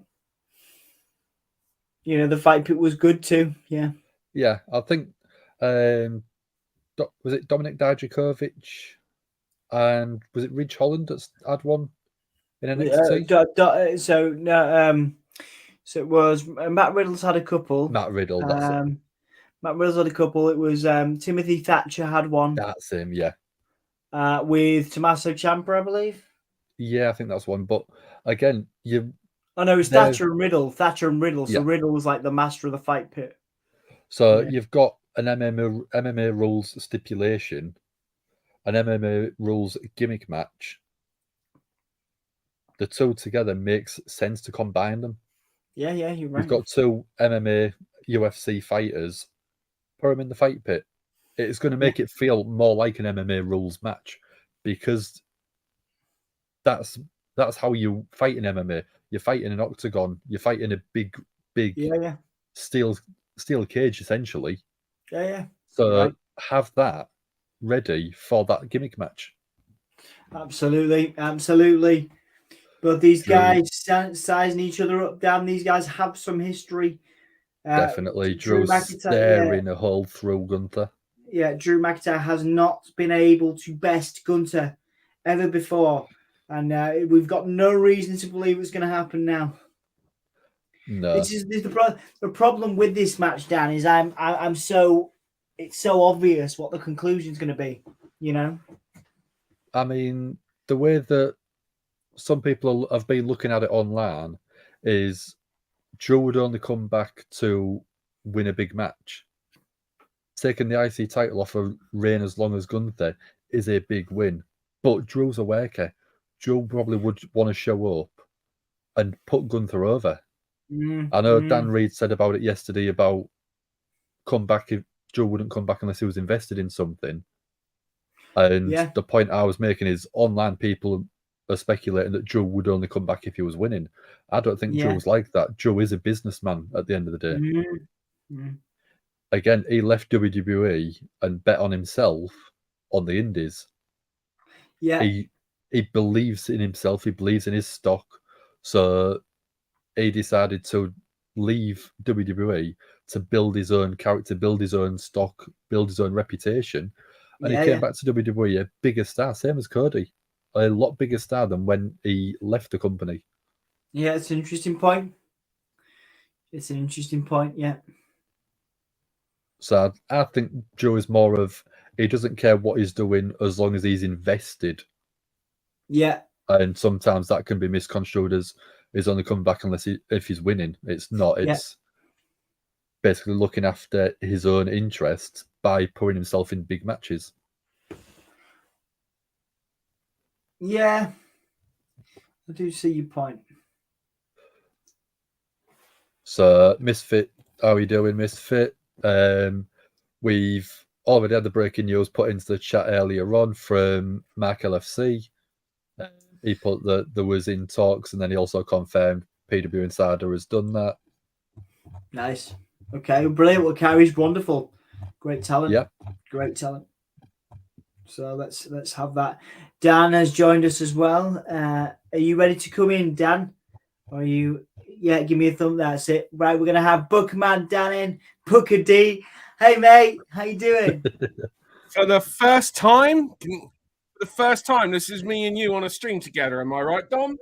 No, I think we've done streams before. Maybe not Wrestling. We did Ghostbusters. Oh yeah, we did go. Maybe we've done. I don't. And we must have done one. It's certainly the first time the three of us have been on. Yeah, it's the first time that it's the Dom, Dan, and Dan. The triple D. The triple D. Oh yeah.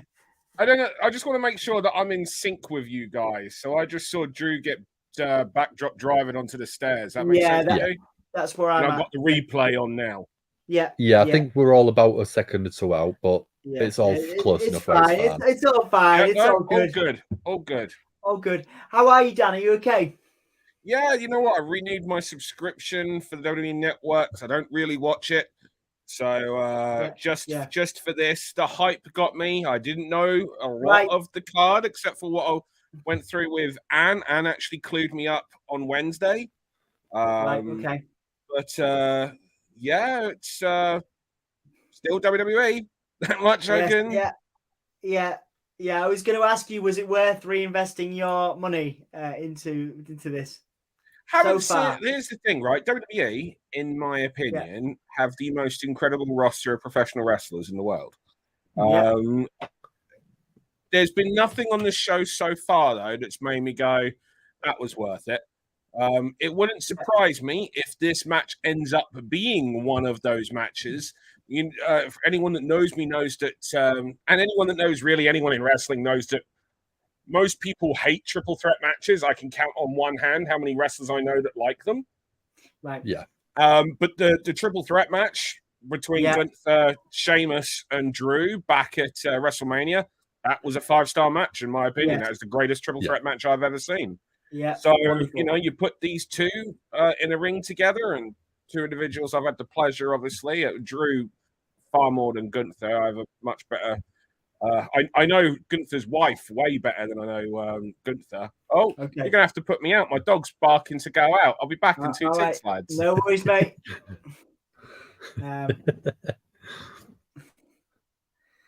Gunther's out. Gunther's looks like he's got a bit of a bruise on the left cheek. Yeah. Looks like it's all got a bit of swelling just on the cheekbone there. Absolutely. Gunther now, big clothesline again. The Drew really sells for Gunther. Well, no, but that in a way that is, you know what I mean? Like you can't destroy Drew in the same way that you could Dolph Ziggler, or who was the last one? Who was the last guy Gunther faced? Gable. There you go. No, Gable won, didn't he? Was it Riddle? There you go. You can't throw Drew around the way you could throw Matt around. You see what I mean? And that's.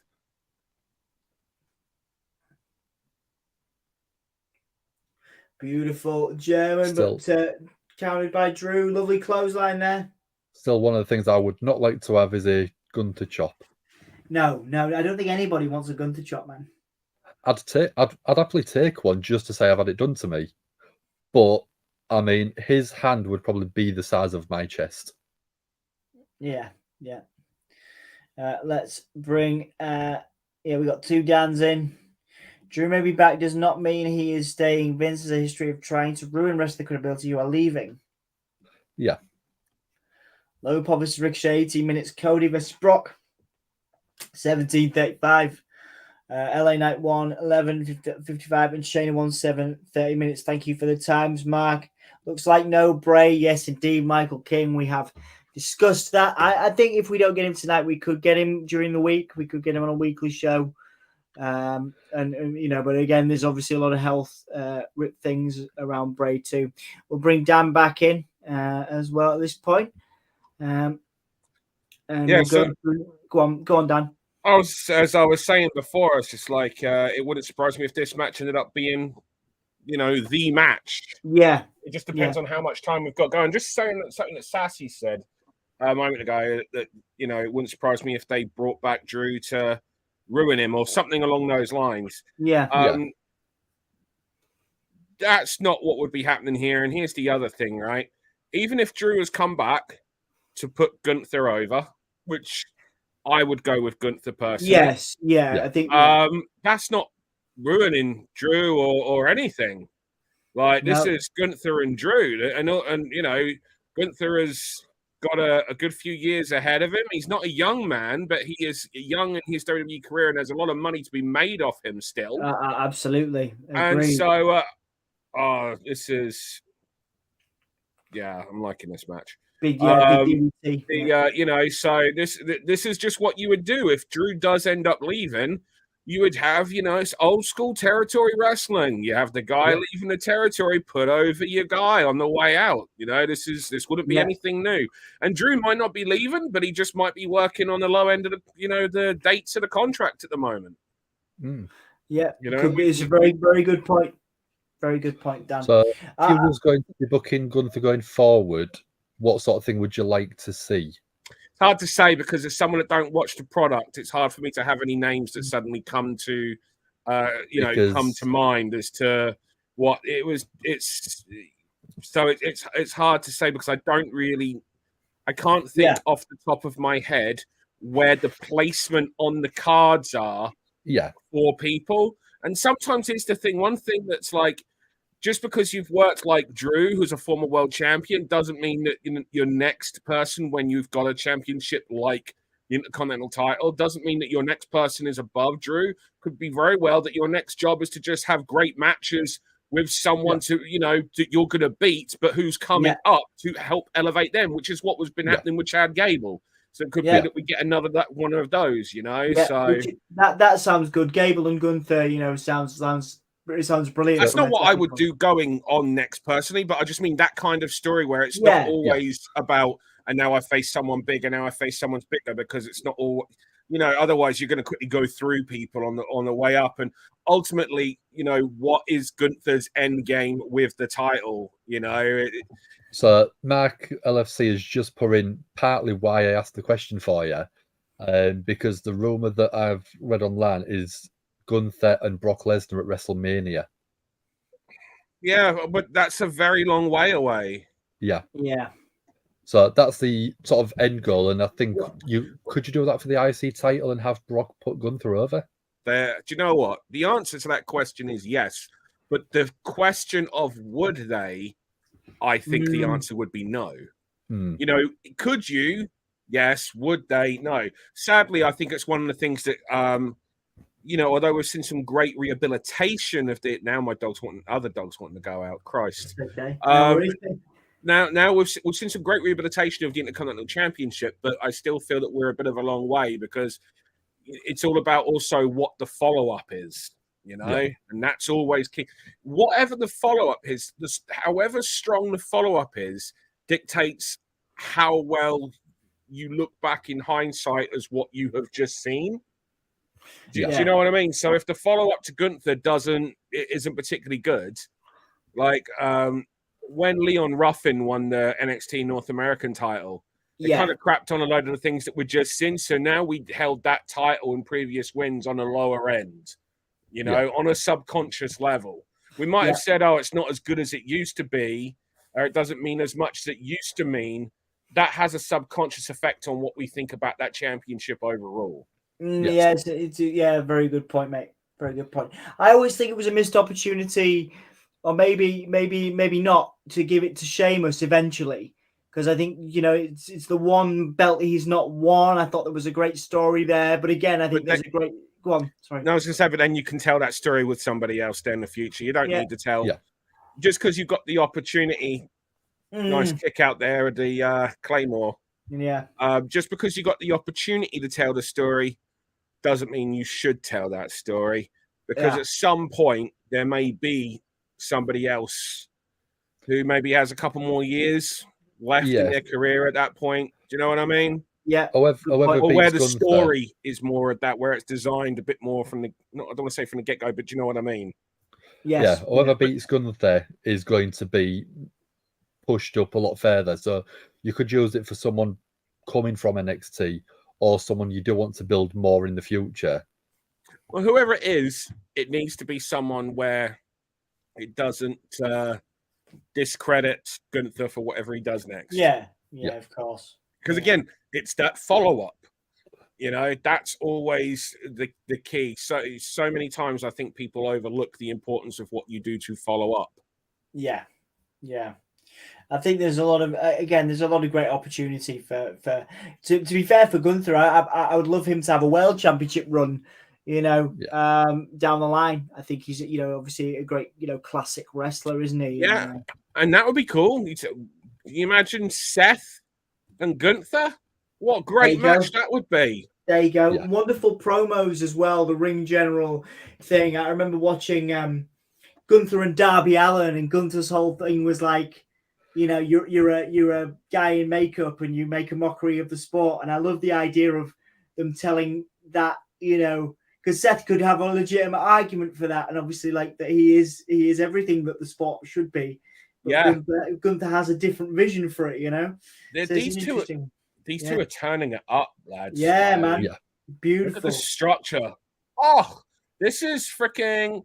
Anyone's big into their pro wrestling now or All Japan style. This is that. Yeah, this is good. Really physical, and then that was good. Enjoyed good match. Not. I think that's the best match of the show personally so far. It's more my style. Yeah. So it is just a preference, but I dug that match. I dug that match. Yeah, I really enjoyed that too. I was pleased that you also enjoyed Ricochet and Logan Paul, didn't you, Dan? Yeah, it was an enjoyable match. It was a very. Here's the thing, right? It's going to sound like I'm discrediting, and I'm not. Right. It was a very GIF happy match, but that was the style. That was designed to be that. Yeah. Also clean, like to point out, no interference in that win. Mm-hmm. That is the biggest. As much as the triple threats were big wins for Gunther, this means more. Yeah. Loving this match. You guys giving their all, being real about it. Good point. Yeah, and they stacked the moves as well. Like that was, look at that. Yeah, brilliant work. Mark believes because of that. Mark believes Drew is leaving. I disagree personally with you, Mark, on that point. I obviously love your engagement as always, but certainly I think I think there's nothing wrong with putting over Gunther. Very much like Dan said there. I don't think Mark's necessarily. I mean, unless Mark said something else, I don't think Mark's necessarily slating on the booking decision, right? Like, I don't want to put words in Mark's mouth or anything, but like, and that is the right match to do and the right person to do it with, and and I would imagine, knowing Drew, he was well up for that. It was interesting how he was walking to the back.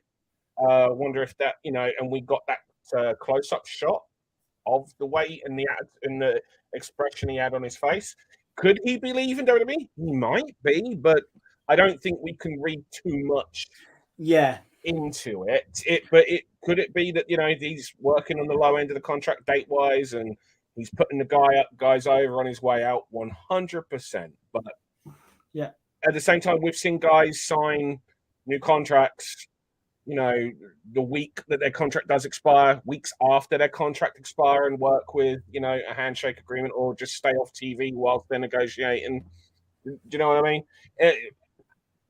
Question I'd ask any of the people in the chat and your fine selves is, where would he go if he was to go somewhere else? Remember, he's a multi-millionaire. He doesn't have to go somewhere else. It's not like Drew is wanting the money anymore. No, but like, where would he go? I think he would fit very nicely in AEW, of course. He's obviously got that reputation in Impact, but obviously I don't know whether he would want to go back to that when he's obviously pretty much got to the top of the card there. He's also not going to devalue himself, and if he goes to Impact, with all the respect to Impact, yes, of course, that devalues some financial Yes, yeah, I absolutely understand that. So I think AEW is the best place for him personally, and I think his style fits in AEW. I don't know, Dan Hargreaves, how you feel about that, because I don't know where else he could go to Japan, I suppose, and do a tour. I was going to say, I think that he loves the strong style of wrestling, and it suits him physically. We just So saw I think, it in many ways. yeah, I think he could work really well in Japan. And if, in all honesty, I'd love to see him take over Bullet Club. I think that'd be a great story for him. Oh, that's interesting. Yeah. Who? Sorry, Drew taking over Bullet Club.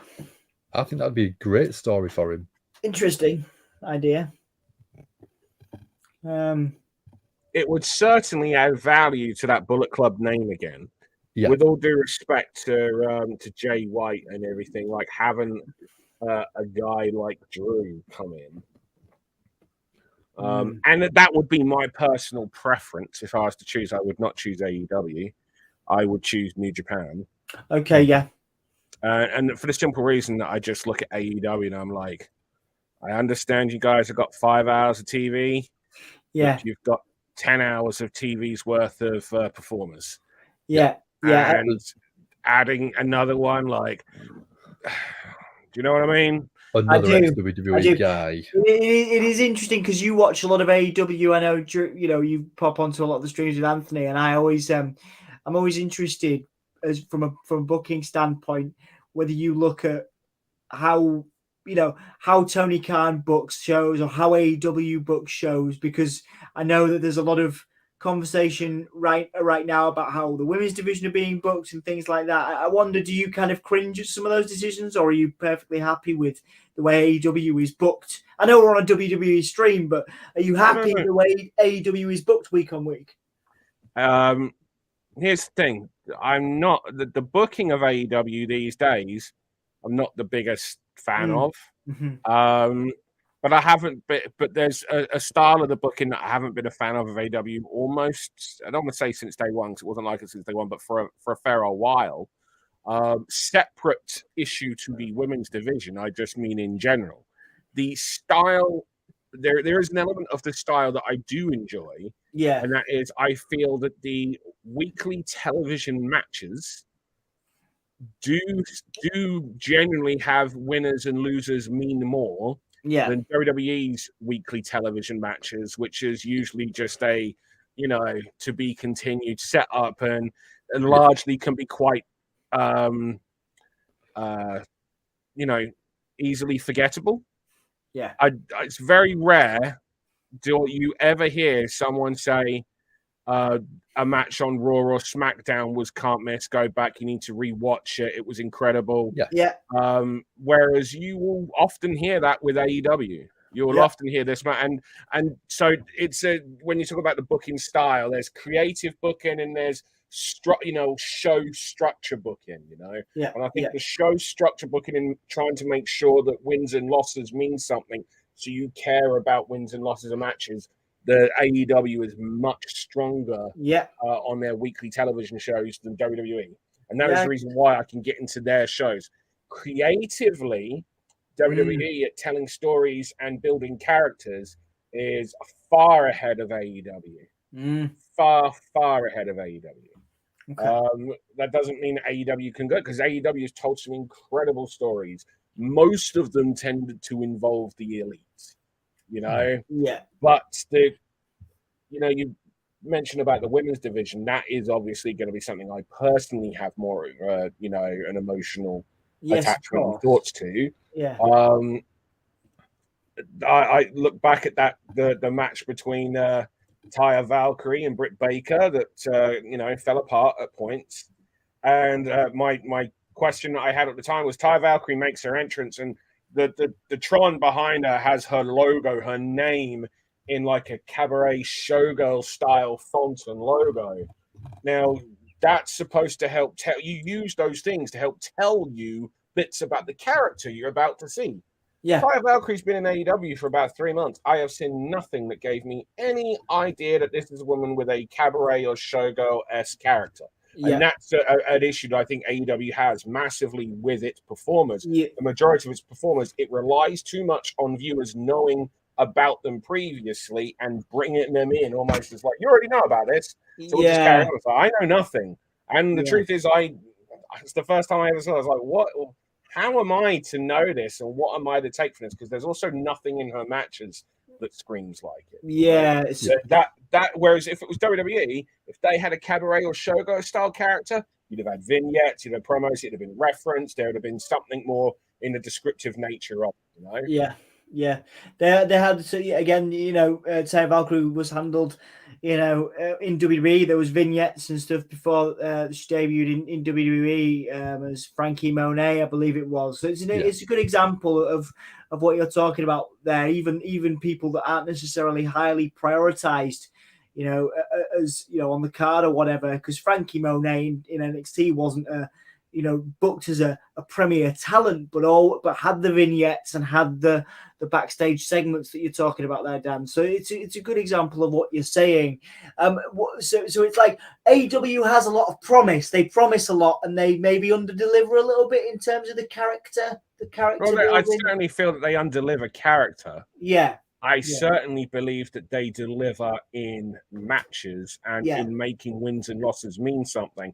And ultimately, don't get me wrong, that is where I feel when I'm watching AEW Weekly that there is something missing and that there is therefore a lack of some emotional connection from me to a number of people there. However, if you don't make wins and losses mean something, I can't get into anything. And that is the large reason of why I stopped watching weekly WWE TV, because I felt that the wins and losses didn't mean anything. They were just vehicles to get us to the next pay-per-view, which is a booking and structural style. It's just not my preference. I want to care about wins and losses. I understand at times, I know I've had to do it myself at times, that you regularly use matches as vehicles to get from part A to part B to part C to part B, right? But I still should care, and I still shouldn't feel like it was for nothing. And ultimately, when I was coming out of too many WWE shows, feeling like I could have skipped this show and ultimately missed nothing. Yeah. I could have skipped this show, watched a 90-second YouTube video, and be completely up to speed. Yeah, you're saying that's the person that covers 3 hours of Monday Night Raw every week. I couldn't do it, brother. I couldn't do it. I think 3 hours. Hey, look, I've started shortening down my own shows. I think 3 hours is too long for a wrestling show anyway, except for when you're doing a special. Yeah. I think 2 hours is plenty of time to tell a show, especially when you have multiple shows a week. It's too much content, brother. And I think too much content chases people away, because once you start missing stuff, you're like, well, I've missed this. Like, where do I join in? Like, obviously that's not going to be necessarily the case all the time, or the case for me. But for some people, there's definitely. How many times have you guys watched a series?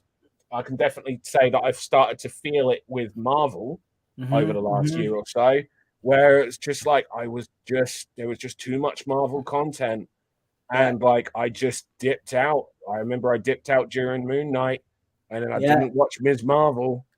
I needed a break, but the problem with me having a break is it's like, well, do I have to go back and watch that in order to watch the Marvels film when it comes out? Because I cannot be dealing with that. So now the Marvels feels like it's a movie that I personally, it might be the first Marvel film that I skip in 20 years. Right. Wow. Wrestling has a similar thing. There's so much content. So, sorry to jump in. Yeah. Seth has just thrown the jacket at Ballet, and it's Mark has just sort of commented saying it's the same jacket he wore back in 2016 when he ended up breaking and dislocating Finn's shoulder. So they've got a bit of backstory in the match already. Psychology there. I love it. Great. I love it. Absolutely These fantastic. two have, like, from the bits I've seen, but I've caught like little bits on YouTube. These two have had plenty of that kind of thing, like we saw in that little backstage vignette or that face-to-face vignette that we saw prior to the match. Yeah, I really, I like this that. is the one I'm most invested in. it's an improvement that WWE has had since Vince has gone. I won't deny, I think the product, as much as I can't watch it weekly, I do feel that the pay-per-views, even though I do skip some, certainly make more sense. The product as overall seems to make more sense. I just need to care more about wins and losses on a regular basis. Yeah. I'm with you. I'm with you on that. Like I say, it's it's one of the reasons why I just come on now to do these types of shows, just because it's too much, man. I'm very in agreement with you on the content side. I respect, of course, Dan Hargreaves for doing Raw weekly, and we always said, only do it if you're still enjoying it, and that's the thing. I think if you stop enjoying it, it can become a real challenge to engage with it, to theorize, to get excited, to be interested in it. But like you said, Booker Man Dan, Booker D, I love that, by the way. The Finn stuff, the Finn and the Seth stuff is interesting. I'm interested in this because I know the history, because back then I was watching it week on week, in the times before the podcast even existed. So this is it is really good storytelling, Finn and Seth. We've also got the idea of the Money in the Bank aspect as well. Oh, with Damian Priest, there's that added. There's another layer to it, but it's not a layer, and this is where the old WWE style of booking, they would have it so that would be the focal point, which would devalue, therefore, the match that you'd be watching, because it would all be about, will they cash in? Well, now I'm waiting for the end of the match, and I'm not as engrossed in the match because I'm waiting for the end to happen. And I think that's just one of the improvements that we've seen since the Levesque era has come into play. Because we care about this match. We do have it in the back of our mind, but we should always have it in the back of our mind about the Money in the Bank. But we do care about this match. No, absolutely, and it's good to see that. Good to hear that you are, you are getting invested in it or interested in it as someone that isn't watching the product weekly, and Dan also as someone. To be clear, I don't watch AEW weekly either. Right, I watch AEW far more than I watch WWE, but I do not watch it weekly. Yeah. You got to remember, like my job, I live, breathe, shit, eat, everything. My job is this business, so I have to have breaks. I can't. Of course. Watch wrestling non-stop all the time. I certainly would never expect you to. I imagine it's. I can't imagine what it's like to, in terms of, just as fans, doing this, or even with the journalism side of it, I get burnt out quite regularly. So I can only imagine what it's like for you. Yeah. You've got to maintain the love for it, or at least be able to hold it together, when you do that stuff. So it's a lot. It's a lot. And we live. Go on. I was just going to say, should we go to the comments? I feel like we've left the comments now. You're right. We've been so, but this is the way. It's interesting. I have put a comment in there just because of who we've got on. It's a link to Pro Wrestling Eve. There we go. Got to get those plugs in. Yeah, so, get those plugs in. Do you want to give us a quick review of what that is for everyone who doesn't know? They all know. Everyone here knows. Everyone here knows 100%. Yeah, I don't want to waste their time giving them stuff they already know. But I appreciate the link in case they. And tomorrow, for those that don't know, I'm going to be releasing the. Everyone's seen the GIF of Kota Ibushi setting off fireworks in a London street. What a lot of people might not realize is I was the promoter. I was the person behind that. And tomorrow I'm going to be putting that match on our channel. So if you aren't subscribed, now is the time to, just hit that link and hit that subscribe button. Yeah, that is famous, isn't it? That is. It is very, very famous. That. Yeah, it generally gets shared and then ends up getting like hundreds upon hundreds or thousands of retweets and like every few weeks. And it amazes me that there are still people that like see it and comment going, I've never seen this before. What's this? And it's just like, how have you not seen it? It's 5 years old. Yeah. 6 years. 2018, I think it was, or 2017. Well, so I'm very old. So we all, mate. Done a lot of shows. Yeah, you've certainly done a lot of shows. become, it's got a great following nationally. So, again, it's testament to the effort. But I think that's it, isn't it? That's it. People don't see the effort that goes into these things from an artistic standpoint, from an admin standpoint. It's a lifestyle, isn't it? And sorry, I just realised I said that I'm very old. I started at the same place as Finn Balor, but he started before me. So wow. It's just like here's me complaining about my. It's like he's older than me. So he started at the same school, and he started about 2 years before me. I think wow, 2-3 years. I think he was 96 or 97. Oh, there you go. Right, and I was 99. So yeah, he's Finn. He's he defies age. Does Finn Balor? He does. Which is again a testament to him. Good lad. If you can, then absolutely do it. Oh, is that your dog, Dan? Yeah, she's not one to go out. She's just. What's your attention? Yeah, she's just telling me off. I think what it is so the first time where I said I had to quickly pop off because I thought she wanted to go out, wasn't that. I'd given the other two dogs while she was asleep a carrot. She'd evidently found out, even though she was asleep at the time, and came down and was basically telling me off and demanding a carrot. Yeah. I think she's still telling me off. So I think that's what it is. It's all right. If you need to go and give that carrot. No, she's already had one. All right. That's what I ended up doing earlier. So it's like, but she evidently has not forgiven me. No. So, dogs, yo. Well, this is one thing I generally deliberately changed my algorithm on Twitter so that and only engaged with dog videos so that I wouldn't get all the bullshit toxic Twitter wrestling fans on my feeds. Yes, indeed. Good so if you look at the Pro Wrestling Eve interaction as far as my stories and everything that I get, just all dog stuff. I skip all the toxicity. Absolutely, exactly. Yeah, absolutely. It's so go on, Dan. This will make you feel old, Dan. Dale, one of our viewers, was born in 1996. Oh, Christ. Cheers, Dale. Yeah. We get that. I remember being up live watching SummerSlam 96. So, yeah, I do feel, that does make me feel old. That was 3 years before I got into the wrestling business.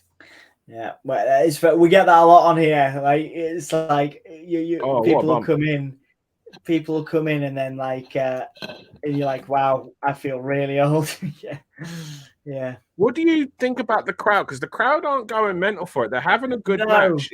Is there too much? Do you feel that WWE for years has made kind of wrestling not mean as much? So when they start getting some, it's almost like the WWE audience, a lot of the WWE audience aren't accustomed. Whereas I think if this was in an AEW ring, in front of an AEW audience, the crowd would be a lot more into it. I think you're absolutely right. I just want to make a very quick point. I think it's sad because I think the Roman and Jay match will have the crowd really going for it. Because it should, to be fair, because the storyline. Yeah, and I think that's we live in that age, don't we, where the story, I think that level of story really matters. But it's a real shame that these guys, who also have had a great, we just talked about it, a great story, that aren't getting the crowd interaction. You're absolutely right, Dan. Sorry, Dan Hargreaves. Danny H. I don't know what to do. I don't know what to call you with all the Dans. Dan Hargreaves, what do you think? I interrupted you. I apologize. No, it's fine. I was just sort of going to make a point myself where I think the crowd are expecting interference from the rest of Judgment Day. So until that happens, the crowd think the match isn't going to end. Yeah, and therefore I think until that happens, the crowd don't probably get invested. I mean, this is. Do you remember what happened? Yeah, man, that was nice. Yeah. Executed differently in style, you'll notice there. That was rough. No, there's no way those moves are so rough, man. Yeah, they're just rough. Yeah, absolutely. There it is. Okay, it's like he's doing a babyface comeback in many ways. I wouldn't surprise me if we was to watch their match where he, if we were to go back and watch their match from when the roles were reversed, it wouldn't surprise me if these are plays on spots. Yes, that they did. Yeah. Nice. Finn is so quick as well, and he moves beautifully. There are so few steps, you know. He really is a dancer, which of course is supposed to be anyway. But it's just he really is just. I don't think people realize just how good he is. Yeah. And I wonder if maybe Finn not being a consistent main eventer, or presented as a consistent main eventer, is also one of the things that. Like maybe the audience just don't believe Seth's not long won the title, so therefore Finn's not gonna win the title. Yeah. People just don't believe Finn's gonna do it, you know, because Seth's so over. It's an interesting point you make. Seth's going, second Booker Bomb. That was nice. Okay, now the dog is asking to go out. I'll be back with you in 2 ticks, lads. No worries, mate. Splash by Seth.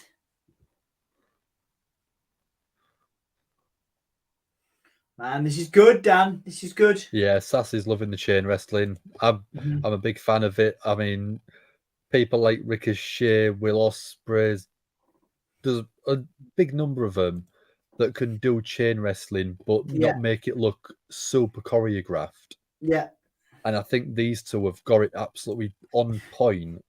Yeah. Of being able to do them chain moves without making it feel completely storyline set up or completely pre-rehearsed. Balor's bleeding from the mouth. Indeed. Please tell me this play's not saying all the surprise for the main event. I don't think we're going to get many surprises tonight. I think that, you know, they're really going to work on, you know, Jay and Roman, that angle. This, you know, I think. I don't think. Yeah. Jimmy could be returning. That's the only thing. Okay, that's the only. Yeah. I don't see Solo turning on Roman. I don't know why, but I just don't see that happening. So I think the only thing that you could see is probably Jimmy returning. Yeah. And I think that would be a great shock for the crowd. I agree. Nice little counter from Seth here. He's going for the suplex.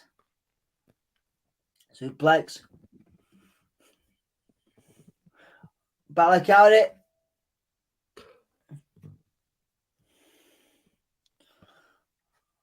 Both are down. Are we going to get this? Is the Judgment Day bit? They're both down.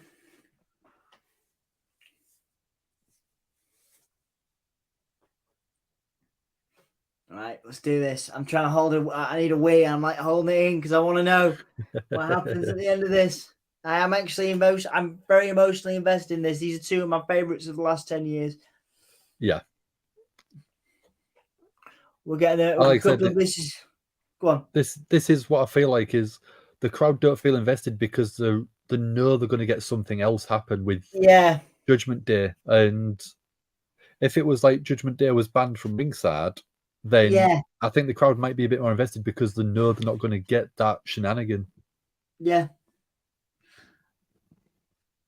Seth punching Finn punching Seth.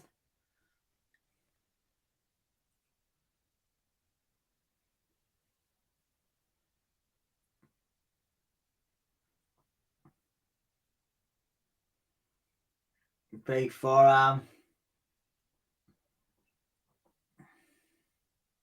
Another big suplex. I mean, big drop kick by Finn. Yeah, beautiful shotgun drop kick. Fans may not be into this match because of the wrestling style. It's very wrestling orientated, not flashy. It's story wrestling. It is. Because you've had a lot of callbacks to the original match. Stuff like, I mean, we've just seen the pedigree. We saw the barricade buckle bomb earlier on. Obviously, Seth wore the jacket from the original match. So the crowd are reacting. Yeah. Finn kicked out after the pedigree. Nice. Where are Judgment Day coming from? No. Seth just looks down the entrance ramp, I think. Oh, yeah, there we go. Damien Priest with his Money in the Bank briefcase. So this is exactly what I mean. Is we knew this was going to be.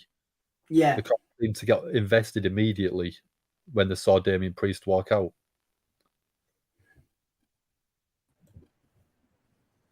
Yeah, I heard. It's such a shame because they were really getting into like, Yeah. third gear when I got called away. Oh, and there's Damian Priest distracted. Oh, wow. Damian Priest hit Nice falsy. beautiful Nice falsy. pedigree. Yeah. And the crowd are One, into it. That's not the finish, but they'll be into it. Yeah, that was good. Damian Priest helped him out as well. It goes back to the point where the crowd are now invested in the match because they've got the shenanigans started. Yeah.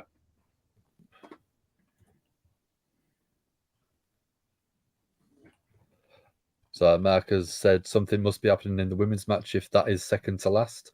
I don't know. I think it's a women's title match. So they're putting it near the top of the card. Here's the rest of Judgment Day. Yeah, it doesn't mean that something's necessarily happening yet. I had heard that Randy Orton was going to be on this show. And I know he's still a long way from back, but I don't know. I never heard that he was going to be on the show, just that he was going to be there. So Damien and Balor have been sort of doing a bit of an argument about the briefcase. Oh, again, same finish. Stomp. 1, 2. Oh, Finn kicked out. I was like, that was the same finish as the last one, and I was like, oh, that's it. They're going to finish it the same way. No, you wouldn't have finished it the same way twice. It's a great falsy. I felt bad for Damian Priest there because he had to really reach in and try to do it in a way that the ref also couldn't see. So, Firebird splash. No, nice. Oh, nice. Seth taking out Damian Priest. Sort of half super kick. Nice. Dom, nice sell by Dominic Mysterio. Coming up. There it is. This is the Balor babyface move set. It's the stack. It's where you stack your moves. Oh, coup de grace. Are we gonna get it? One, two. Eyes are open. Here we go. Yeah. Lovely, good kick out by Seth. Really, this is good. Oh, this is the crowd. It's a shame that the crowd weren't into it until. But sadly, it's a thing that when you go to the well that often, you then teach the audience that, and that's a reason why I don't do it personally. I get why you do it, but I just think it devalues. I think it does more harm than good long term. Yeah. But listen to the crowd now. The crowd are popping for the match. Crowd are hot, brother. Yeah. Oh, wait, Damian Priest. Did Damian Priest turn him down? Oh, no, he's handing it in. What's Priest going to do? Distracting the ref. And ultimately, this will then fire back. Oh, no. Oh. Stomp on the briefcase. Stomp on the briefcase. Beautiful, beautiful by Seth. That was great. So do we get a cash in now, lads? No. Or is it too soon? Yeah, too soon. Yeah, he's not effed up enough. No. Something else would need to happen in order for him to. Yeah.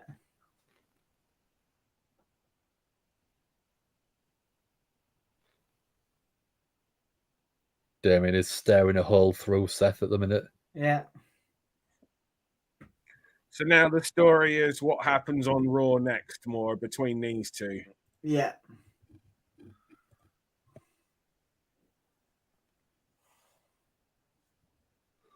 And Michael Cole's saying, what's he doing to set himself up as a cash-in? I got none of that story. That was a good moment. That was a good moment. The stomp on the briefcase. Cool. Great fate. This is what I mean about how WWE is so good on the story and the camera.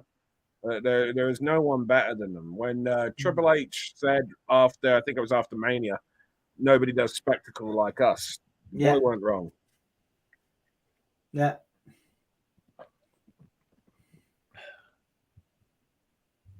There's Finn. Yeah, there you go. There's Damien and Finn looking at each other.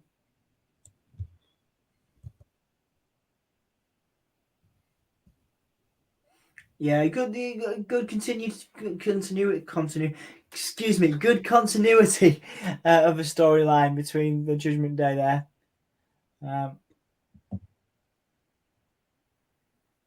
I always hate seeing ads like this featuring guys after they've wrestled. It's Yeah. like, shouldn't you guys be, a bit down about the fact that you lost your match earlier? Yeah. Like, just playing some video games instead, Yeah, like the story of wrestling is that when you win your matches, you win more money. Yeah.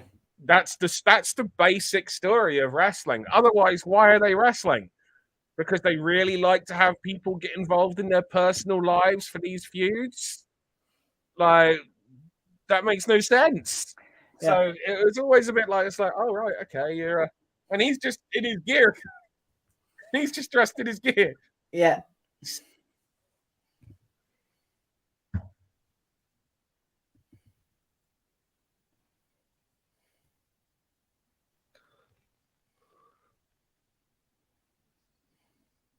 I know it's an ad, but it's just Yeah.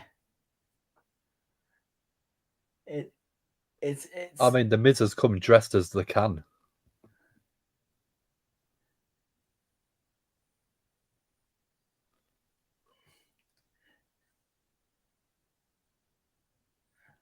WWE also does bad comedy. Yeah. Like unfunny comedy. Yeah, Better than anyone. No one does comedy that's supposed to be funny but is actually cringe. Yeah. Bad cringe better than WWE. It's not a great award to be given. No, it was the I'm harder than you bit. I was like, oh god, of course. Right, I'm going for a pee. I'll be back. I bet by the time I get back, it'll just be kicking off. I'll be back in a sec. Right, we're gonna have a package now, brother. Go expel some urine. Yes, I'm gonna go expel some urine.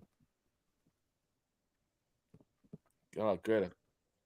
I was hoping he'd leave and it'd just be us two. Just the two Dan legends. Just the two Dans, as it should be. So you've got Booker D, obviously Booker T reference. So everyone, if you don't know, knows me as the snack guy. The snap guy. Snack. Snack. All the snacks. Oh, right, I was going to say, I think he's just like a really big Infinity War fan. No, they call me the snack monster. So understood. I could be the snack monster among men. Well, I in that case, then, what do you know about kidney disease? Nothing really. Damn, I was going to ask you for good snack recommendations for those with kidney disease. I could do with that. There's anyone in the chat that has great snack recommendations for people with kidney disease? Hook a brother up. Let me know. What you got? Baby bells? Yeah, I can't have dairy. You're just throwing it in my face, brother. Just throwing it in my face. I won't show you them as well either then. It's more dairy. Just more dairy. And then pepperami. Okay, pepperami, not allowed red meat. Is there actually any meat in pepperami though? Yeah, salami. Oh, there is. Okay, yeah, pork, not allowed it. Not allowed it. You're bullying me here. This is not how I expected our first interaction, our first stream to go. I didn't expect it to be quite like this. That is usually what I have on my snacks. It's easy, picky food. So I can just sit here. I can just go. It is. It's easy grab. I won't deny. I took a couple of extra minutes to come back because I was looking for some snacks. I got nothing. I might have an apple, but I want to eat an apple on stream. My name's not fucking Carlito. Like, and it'd just be really messy if I just started spitting it everywhere anyway. Just spit it on Dom, it'll be fine. It's a little bit. We're just through. I don't know how to tell you this, mate. It's like Santa Claus ain't real. We're not actually in the same room together. I know we're on screen together, but we're actually different. You're actually closer to him than I am. You're at least in the same part of the UK. Yeah, I mean we're both in Hull, so yeah. Oh man, just to see Nikki in that vignette and to see like where she is now is freaking heartbreaking. But you know what? She's just graduated university. With, I saw the photo with was it with Eric, the partner, Ivar from the Viking Raiders? Damo. Yeah, I'm thinking of the wrong person. Yeah, I'm thinking of the wrong person. Yeah, Big Damo. Yeah, they've been together for donkey's years. They were together when I first met Nikki, and I've known Nikki since 2007. So they're a long-term couple there, you know. No, she's just like Nikki's got like initials and shit after her name now, you know. Like Yeah. when she's done wrestling, you know, she's got all sorts of ways of making good money, bless her. She worked hard for that too. Like, can you imagine having to work a WWE schedule, have to, you know, find the time to, you know, work out, constantly train and everything as much as someone does, and then go to university, you know, as well, and study for all these freaking different, you know, degrees, bachelors, whatever the frick there is. So you've got initials after your name.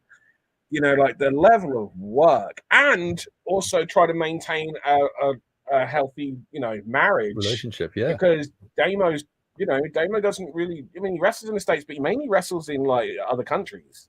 Yeah. You know, like he's regularly traveling internationally.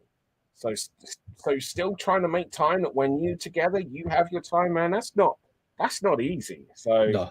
you know, it's Nikki's a big commitment hard. From many different levels. I think unless you're in that game, you know, it's hard to understand it. Yeah, yeah. So what we got then, brother? Charlotte, and I asked this to the chat as well. Yeah, we've got Charlotte coming out now. I think we've all got Asuka winning. When we did a predictions video last night, I think we all picked Asuka to win. We was sort of debating maybe a cash in from Io Sky. Of course, yeah. Which is obviously a possibility. The one thing I sort of thought could happen, and I think it's what's needed, is Bianca Belair with a heel turn. Bianca's Has she not turned heel already? I assume she had from the stuff I've seen. She's been sort of teasing. Right. But you've had the Street Profits, which is one of their partners, is in the Street Profits. They turned heel pretty much on SmackDown last night. So it'd be a great thing to have her turn heel and join them as a little bit of a faction. Who would you have in the faction, sorry? It'd be the Street Profits, Montez Ford and Angela Dawkins. Oh, I see. Because she's in real life married to they referenced that on screen. I know they've referenced that a few times. They have, right? Okay. Yeah. So I always think it's dangerous referencing real life couples, you know. Yeah, but they did it earlier on with Samantha Irving and Ricochet. I saw that. Yeah.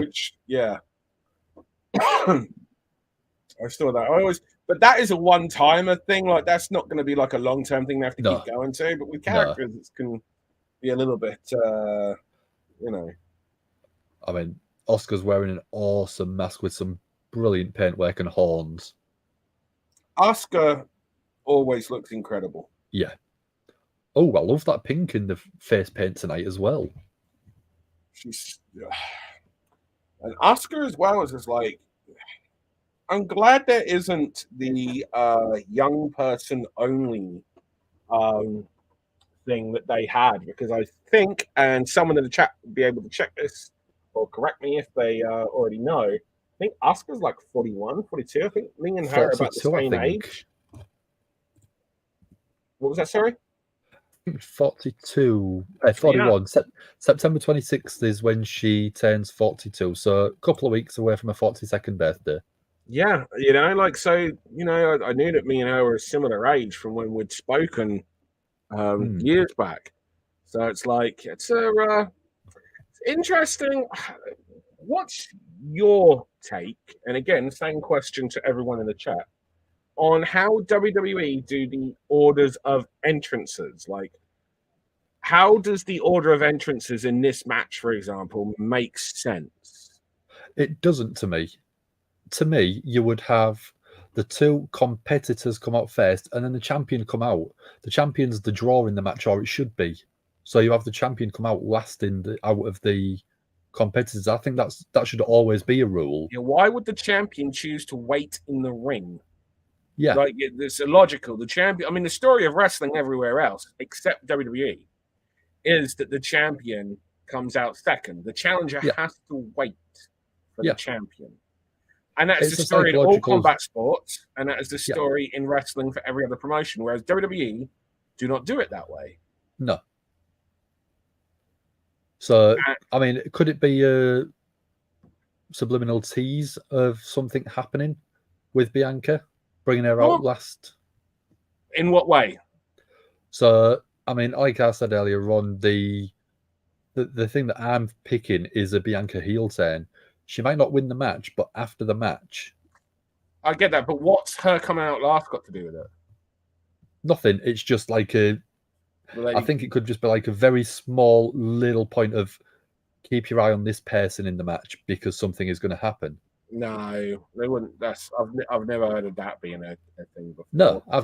No, but it's the only because thing the thing is they all that... get their entrance, and it's not about what you do necessarily on entrance unless you're involved in a G in the entrance. It's more about what you do in the lead up to it. The entrance, the entrance isn't going to be referenced again. No, and there was nothing mentioned on commentary in the entrance about her coming out last because that's not how they do anyway. No. Who's the baby faces and the heels in this match? So Bianca is meant to be the de facto babyface. Yeah. Charlotte is always going to be pretty much the heel, but Asuka's been working heel but getting crowd pops. Who is she? So is Charlotte's character a villain? Is she programmed against other villains? Sorry, is she programmed against baby faces or villains? She's been programmed against faces recently. When I saw her come back, she came back as a baby face. Yeah, and I think they're trying to keep. I don't know if they're trying to make a face, but it's Charlotte Flair. A lot of people are just never going to cheer her. So Mark says Bianca is a tweener, Charlotte's the baby, and Asuka's the heel. And Misfit Wrestling Podcast says that WWE thinks Charlotte is the baby. Well, WWE will, when you say WWE thinks, I'm assuming you're referring to the idea that WWE are booking Charlotte as a baby and the crowd aren't going with it. Yeah. So this is what I mean. When I'm asking who, I'm asking who WWE presenting the characters as. Yeah.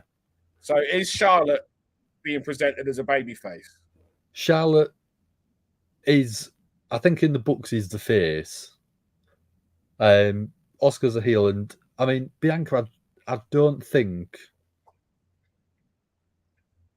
is heel at all. But that's where I think the surprise would come, is because at the end of the match, I think she will attack Asuka because Asuka's getting some good crowd reactions. So if Bianca attacks Asuka, surely that would then a double turn. Yeah, that to me would make sense.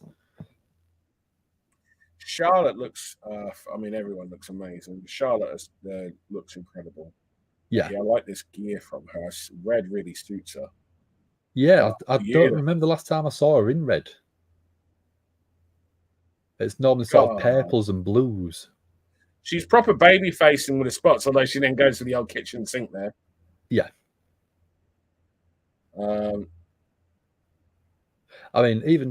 Sassy's commented, is Charlotte less busty?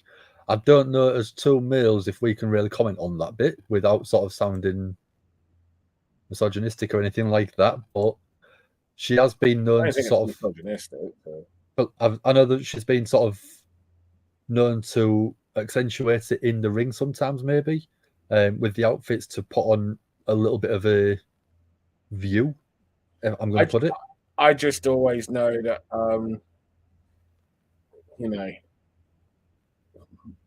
women have a better understanding of women's wardrobes than what I do. Yeah.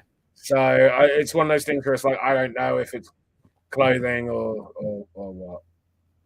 Yeah. And I'm not the person that can comment on that. Look at me, I'm teaming a wrestling t-shirt with a cardigan. I don't know style. Well, I think it's just there's also going to be unless you happen to wear the same garments as a woman, then you're probably not going to have much experience. I can undo a clasp with a couple of things, but that's a different thing altogether. But they're just like that. Just like that.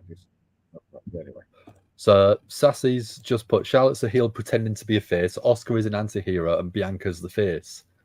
Which to me, that is pretty accurate on what I've been seeing on sort of the weekly shows. Mm.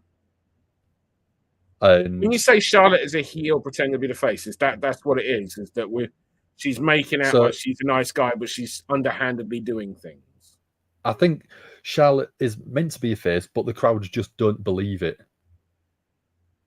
So there's just with Charlotte's character that we've seen for the past, however long she's been on the main roster, 7-8 years, she's always been the cocky heel for the majority of it.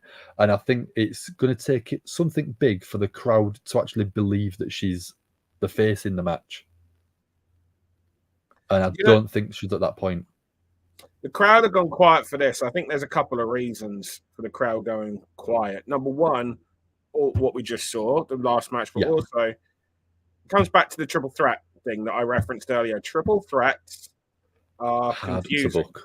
Yeah. And because the thing is, when there's a triple threat going on, the eyesight is split because you're watching the two people that are interacting, but you're also looking at the other person.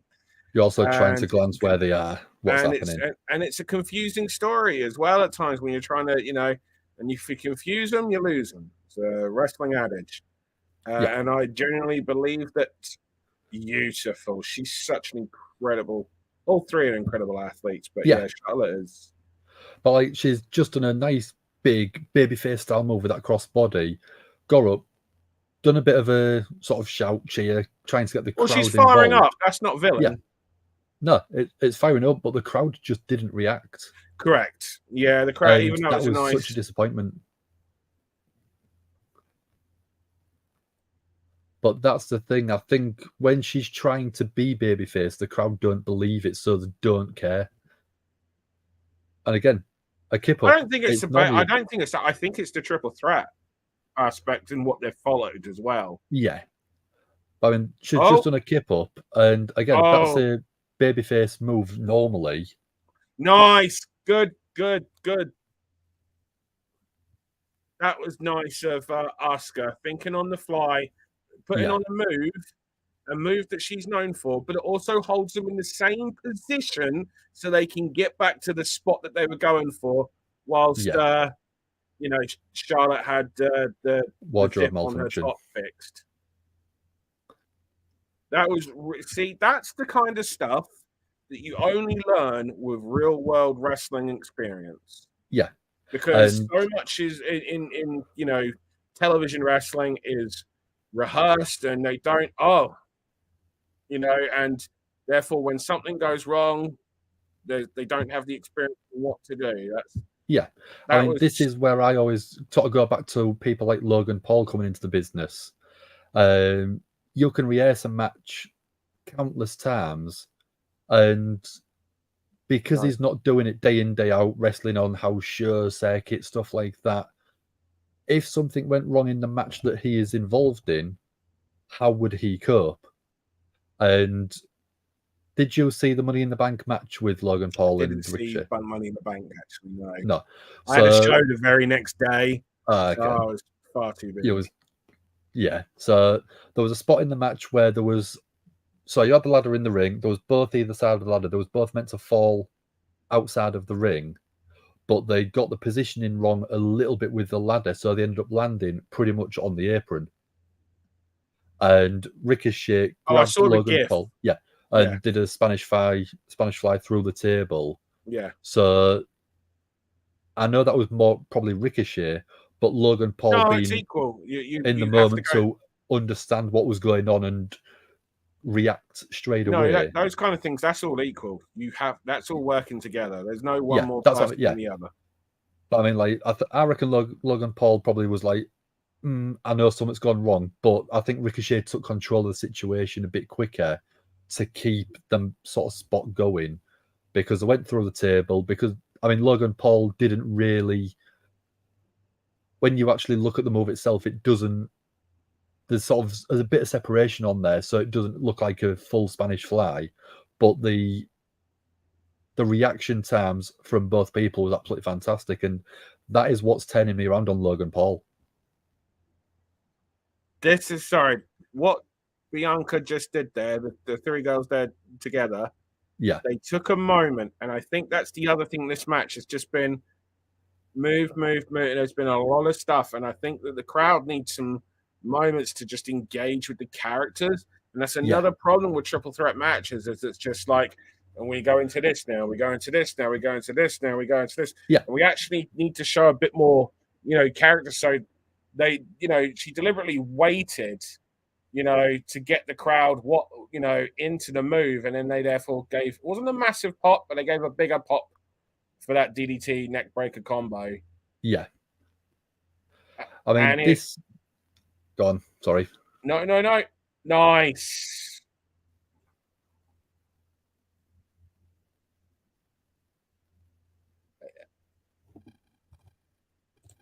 But no, what I was sort of going to say was, I mean, when I've seen Bianca perform pretty much on the regular, she's always worn bright, colourful outfits.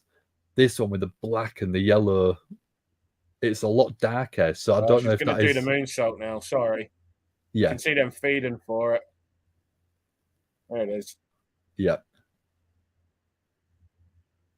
Sorry, Danny, I didn't mean to. No, it's fine. The outfit's actually a lot darker than we're normally used to with Bianca. So I don't know if that's another little tease. The outfit is darker, so could it be the start of the darker heel turn at the end of the match? Maybe black and yellow. Yeah. Still got some big old bright on it though. But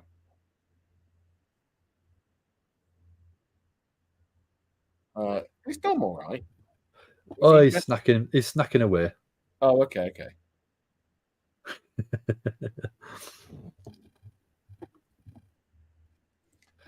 Charlotte's trying to work the crowd up, says Mark.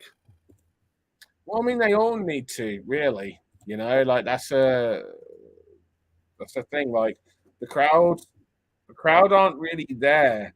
And the thing is the action's been good, so we can't really fault. It's just, I think it's the thing with triple threat matches and a combination of what we've just seen. Yeah. But the action's been good. I'm glad that they went to that shot because Bianca looked like she was feeding and waiting way too early. Yeah. Oh.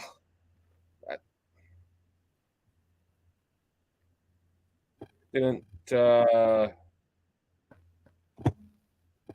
didn't look its best. She does an incredible backflip. There he is. Oh, that was that an arm drag from Asuka? DDT it was supposed to be. Oh. But yeah, just the timing was not quite there. I've been engaged in it from what I've seen of it. I went to make a cup of tea, but she just the way she did the roll just looked too. Yeah. It just looked like she did a roll rather than she got driven in. I'm surprised they showed a replay of that, to be honest with you. Yeah. If any people watching are like, oh, what does DDT off the top rope or second rope look like? Scott Taylor. Oh, Scotty Too Hotty. That was his finish for many years. Yeah. I think there's someone on the indie scene at the moment that uses that as a finish. Yeah. I'm trying. I know. Is it Orange Cassidy that uses it in AEW? Yeah, well, I believe he does do it. That's right. Yeah. Oh. Now we got Bianca with Charlotte in the torture rack going for the what is it? The KOD. KOD. Yeah. Oh, Charlotte counters. Ducks that. German suplex, going to do the rotation. Yep, she does. Oh, she just shouted cover or something.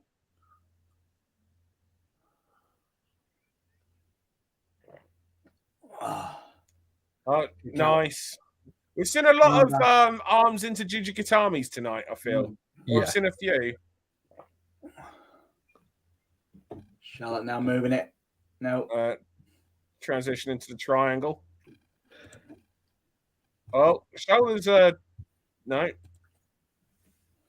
I mean, so at the minute, just on the poll, we've got Oscar with 56% of the vote, Charlotte Flair with 12%, and Bianca with 31%. So most people, 50% of people are thinking Oscar, 50% think a title change. Ooh. Oh. Big powerbomb, lovely. Oh, that was lovely. Oh, that was great. Yeah, that was awesome. 1, 2. Oh, I think we needed a little bit longer in that because Charlotte had just taken the big old power bomb and then all of a sudden she recovered to do that. I think we could have done with a little bit of, and I think it would have just added to a little bit of the drama a little bit more as well. But maybe they're short on time. Refs feeding. That was a nice little chain of events, though.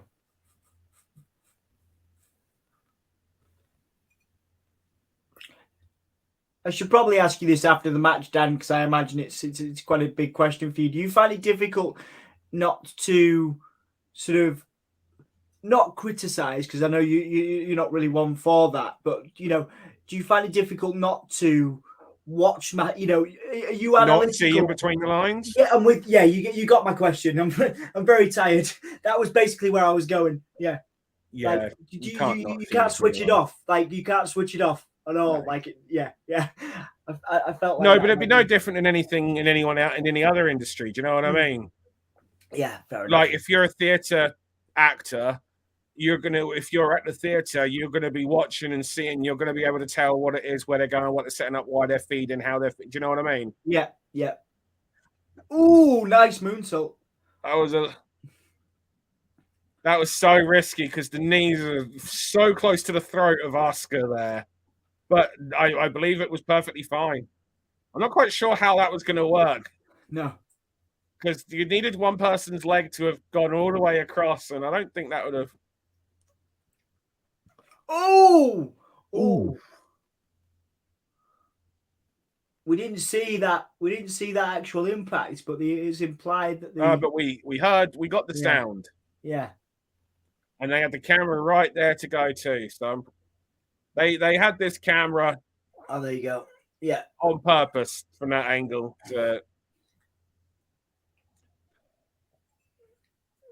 Nice. Feet on the ropes, I assume? No? Oh, are we going to take her out this way or?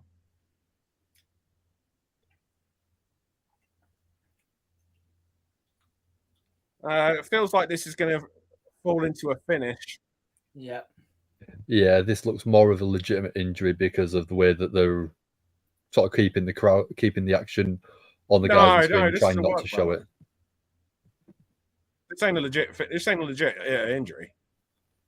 It feels the camera was by design. Yeah, no, exactly. So what I was saying is, it's like it feels like we're into the finish. What I'm saying is, this is going to play into whatever is going on outside right now is going to play. Like we're into the finishing stretch now. Yeah. Suplex by Asuka there. I don't think people realize how difficult that is. Yeah.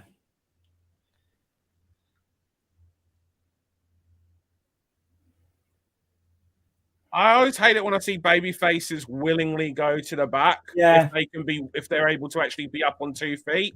Yeah. Baby faces, in my opinion, should never be willingly going to the back if they can get up. Yeah. They should be wanting to just do everything in their power to get back. Otherwise, it's just like the baby face is going, yep, no, that's me, done, I'm out.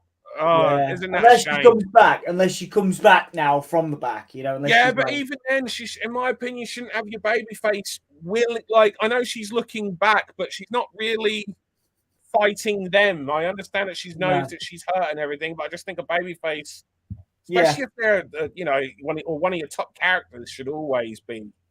Look at Cody fighting through a broken arm.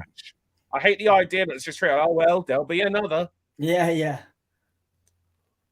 She gets great torque on those spears, does Charlotte? Yeah. And she gives so much space for the person to take the spear. Like if you look at where she puts her legs, that enables Asuka just to have all the room to just kick out those legs and take a nice, beautiful back bump.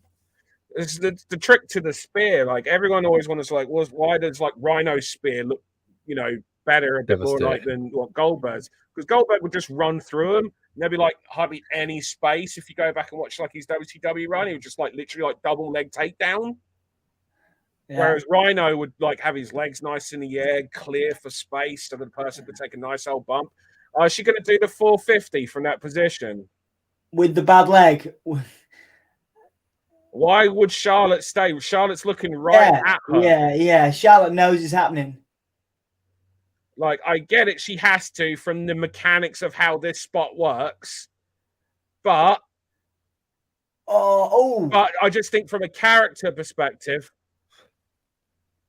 she should really have grabbed the knee, in my opinion. before on the land and immediately grab the Yeah. knee and then arm over. It's a personal preference, but that is like she hit it. Should have grabbed Sell the injury, then knee, sell the come off pin. quickly, and then into 1-2, shoulder up.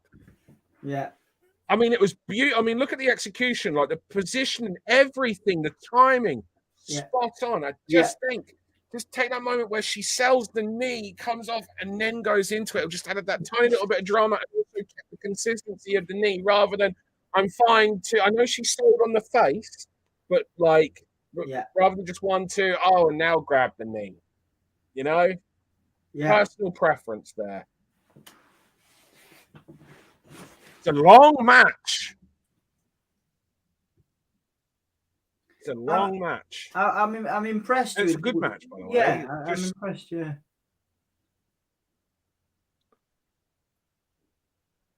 So I mean, Dom, you said it would be 4:15. We're at 7 minutes past to do this and the rest of this and the main event. Yeah, this is a 5 a.m. finish, lads, or 4:45 at the very early. Yeah. It does say on the. I always check the WWE Network for the sort of estimated finish time, and the time on there is 4:45 for the next show. It just changed. Yeah. Oh. Well, that knee's got a buckle. No. The problem I've got with this is she just told her go. The problem I've got with this is she was prepared to go to the back earlier, and I just feel it's just like now we've got all of this going on. Yeah.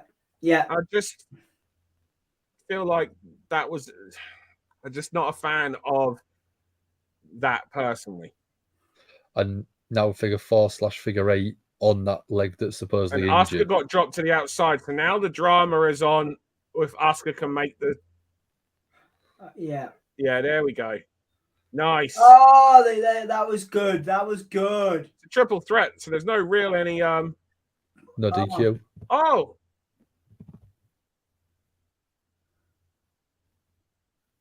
Oh wow. Okay.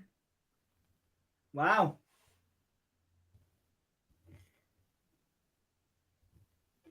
I did not like that finish. No. Yeah. I mean, it tells.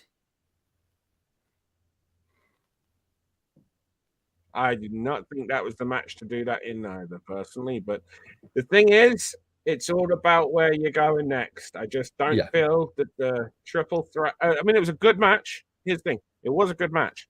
Yeah.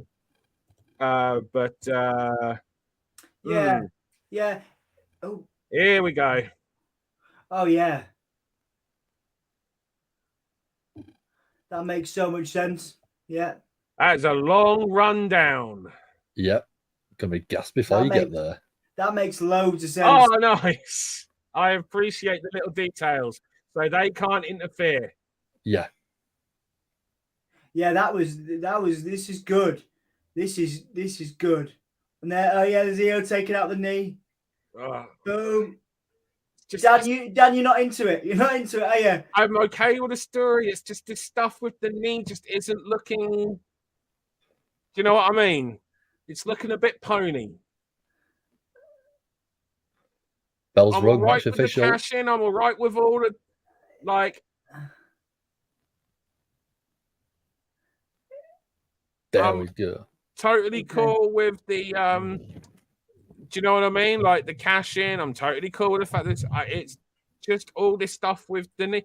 Bianca's up again, or I know she's on her knees, but like you just took a big old finish, mate, after wrestling for like 30 minutes. Yeah.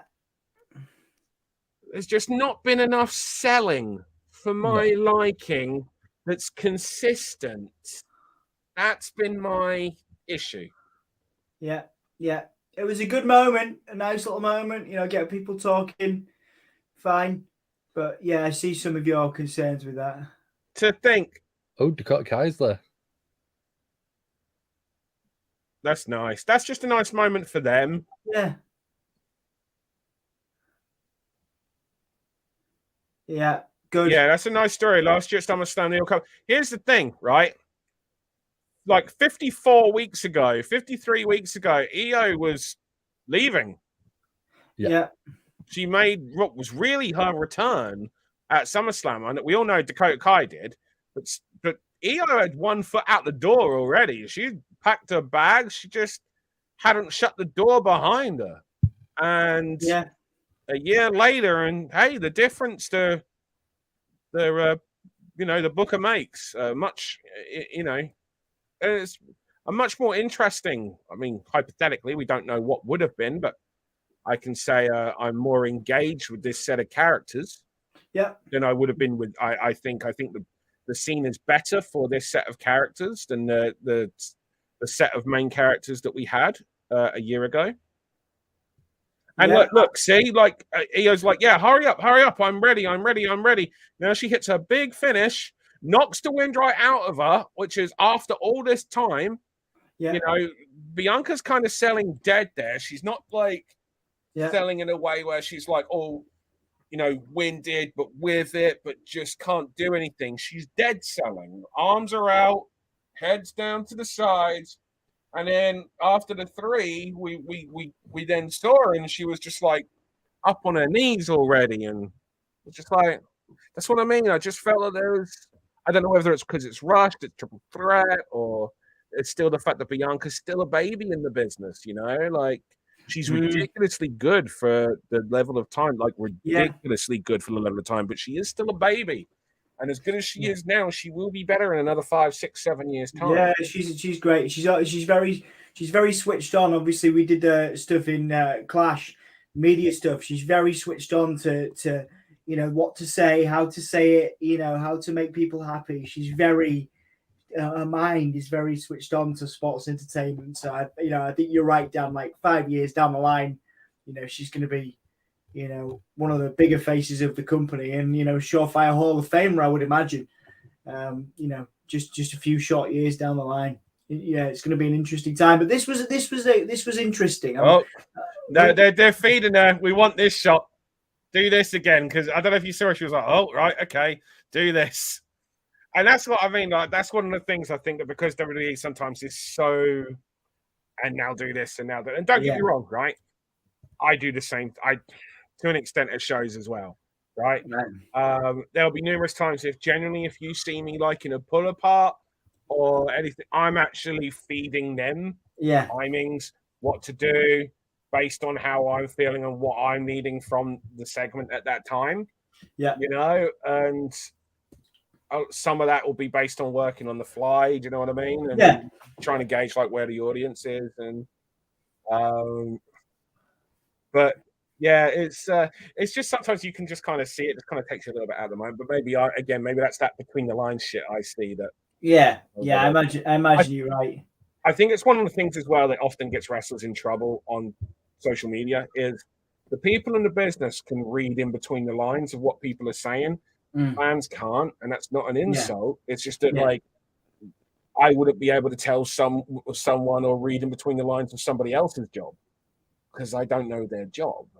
And I think that's often you often see like wrestlers getting in trouble on social media. Usually, like other wrestlers will be like, "No, you don't understand. They're trying to set in that because they can read between the lines of what they're saying, and because it's all how we all kind of talk, because we don't need to say certain things or provide certain things that, like on social media, that fans that aren't do it. We all kind of find ourselves right in the same way, talking the same way, and that can lead into trouble."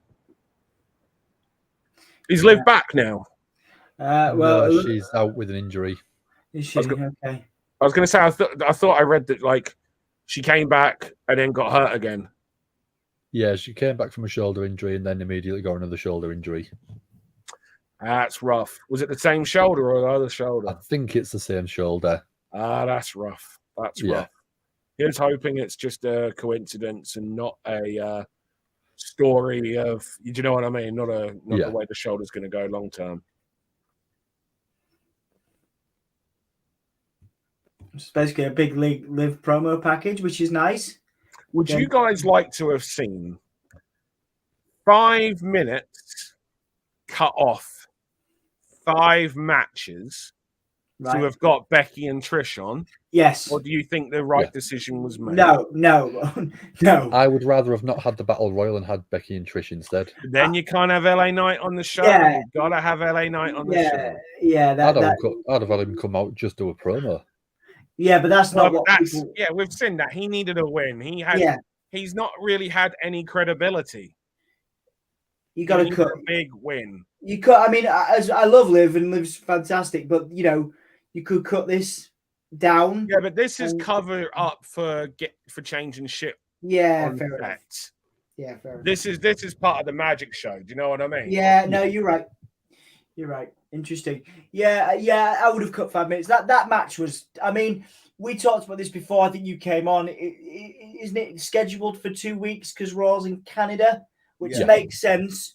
But surely this is the way you do it. This is when you wait. SummerSlam is. We argued about this. I think SummerSlam is a bigger pay-per-view, bigger PLE than the Royal Rumble. I think it's second to WrestleMania. It's certainly designed to be. Yeah. It's not, but it is designed to be. So how? See, listen to the pros, Dom. Yeah, all right. I understand what you're both saying, but you. No. What my point is that you're both right. Right. Because it is presented and sold as being the number 2 pay-per-view. It's not, in that realistically, fans are more engaged in the Royal Rumble, and that is traditionally like a bigger show. Mm-hmm. But that's because we're on the WrestleMania season. Yeah, okay. SummerSlam has to stand on its own 2 feet. Royal Rumble also has the added advantage of it being in the Royal Rumble. That is the match. That's true, yeah. Do you know what I mean? I do. SummerSlam has a harder job. And that is the reason why, though, they present it as like the WrestleMania of the summer. Because the Royal Rumble is already part of something. They've got nothing for that August. Business always goes down following WrestleMania. So you need something to lift it up. Yeah. Or to keep that engagement going. So you're both right. It's just, in different ways. Yeah, fair enough, mate. And it again, good points there. While we inevitably wait for Roman Reigns' 20-minute entrance, let's go through some of these comments because there's a couple more. Obviously, we've seen this story unfold, probably the best wrestling story of many years. I think it's the best wrestling story since the Attitude Era. There you go. You see, and we'll talk about that, as we get into the match. But we've got a few comments to get through. So, who has the better spear? Which comes back to that conversation earlier around Charlotte's spear, Goldberg or Roman. I would say Roman. Yeah, for the reasons Dan listed. What Edge? Yeah, Goldberg could end up fucking people's knees up and shit. Yeah. Goldberg you've sometimes looks better. You've got to give their legs room for the person bumping to do the move. And Goldberg, I mean, maybe he did when he came to WWE. I can't remember a lot of his WWE run. You've got to factor in my age. But his WCW run was like, that spear was partly lethal. It was an interesting, obviously lots of love for EO's cash in there from you guys. Thank you for all of that too. There's an interesting comment here that I wanted to come back to. I think I would have cut Logan Paul and Lesnar matches to get Trish and Becky on. I think Trish and Becky definitely deserves to be on this card, but I would have cut 5 minutes like Dan says. Logan Paul needs to be on this card, I would have said, as does Brock Lesnar, but that's just, from a fan standpoint and from a casual fan standpoint, they are names people would engage with. But whichever Dan would like to go first, your thoughts on that? I know that you've got the video packages to sort of mask what's happening in the ring and changing the canvas and stuff like that. But if you took 3 or 4 minutes off a couple of the sort of matches, I know you could probably take 5 minutes off the Drew match and Gunther, but I don't think they deserve to have their matches cut. If you're going to go to 4:45, why not just make it 5 o'clock and put that match on and just give it the time it deserves. Yeah. An In extra all 15 fairness, that minutes. could be curfew related to the building. Yeah, could be. Like this is what I mean. Sometimes we have to factor in like other elements other than just our own. Yeah. I wouldn't cut any of the packages.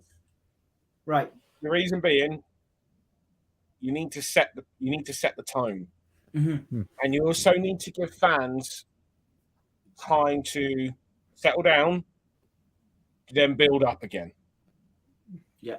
So I don't have any problems with the packages. I would have taken time off other matches. Yeah. I now, granted, there's a bias in the room here from me. Yeah. Because I would not have taken the time off Drew and Gunther. But I also felt that the time they had was pretty spot on.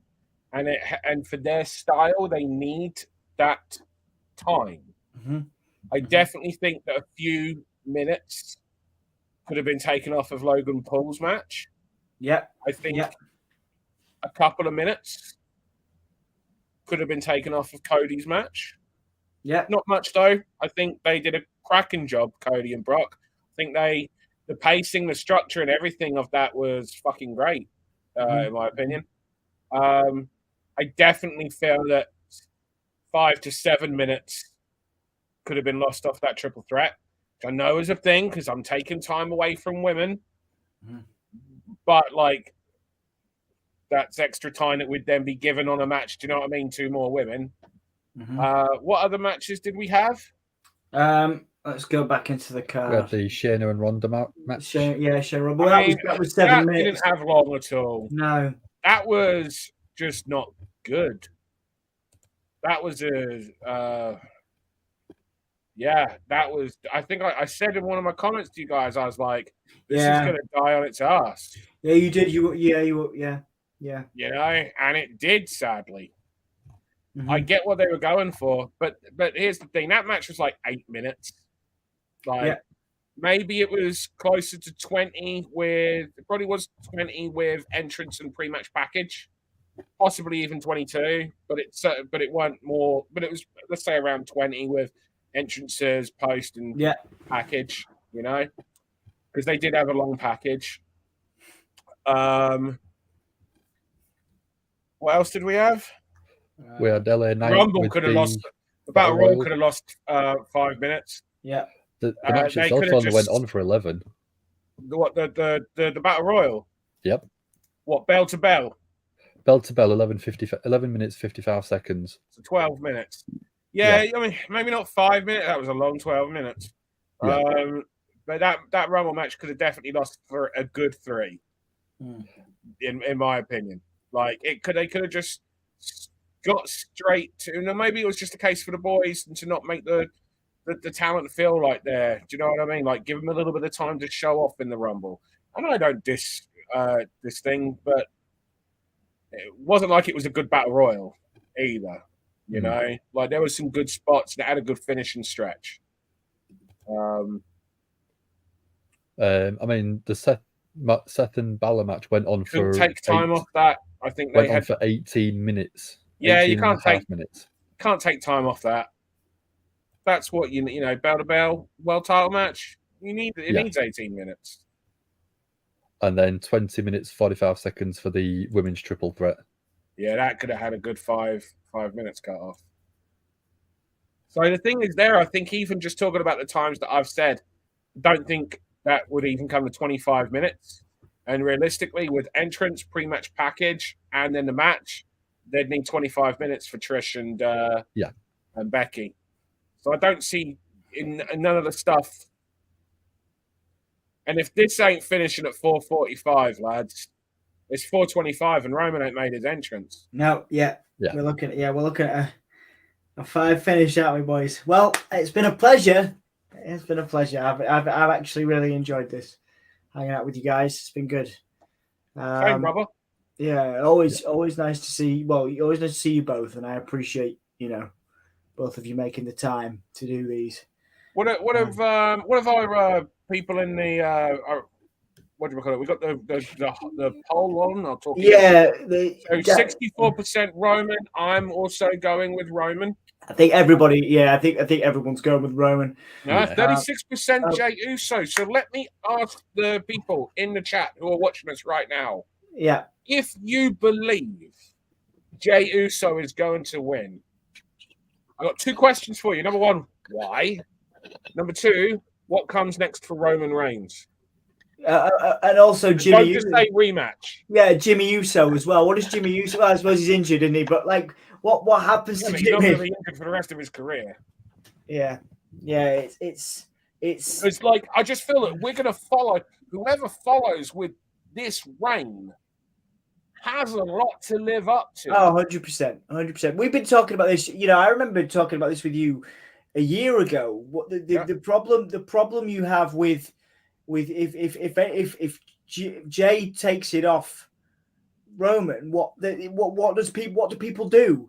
Because where does that leave Roman? Where does that leave Jimmy? Where does that leave? You see, I mean, there's so many other elements to it, and so as much as it's like Sami Zayn. That was your argument that I always liked.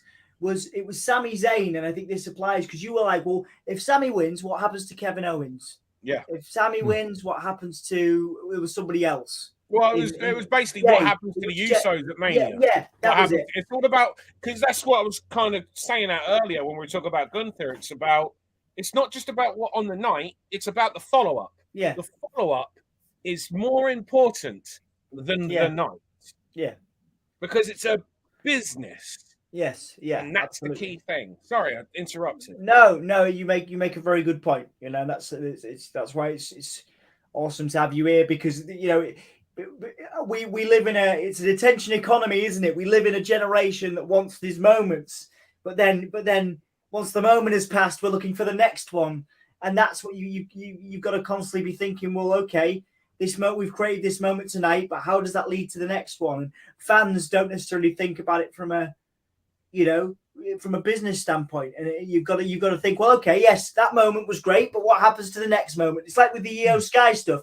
This perfectly sets up, I would argue, a potential Bailey feud down the line.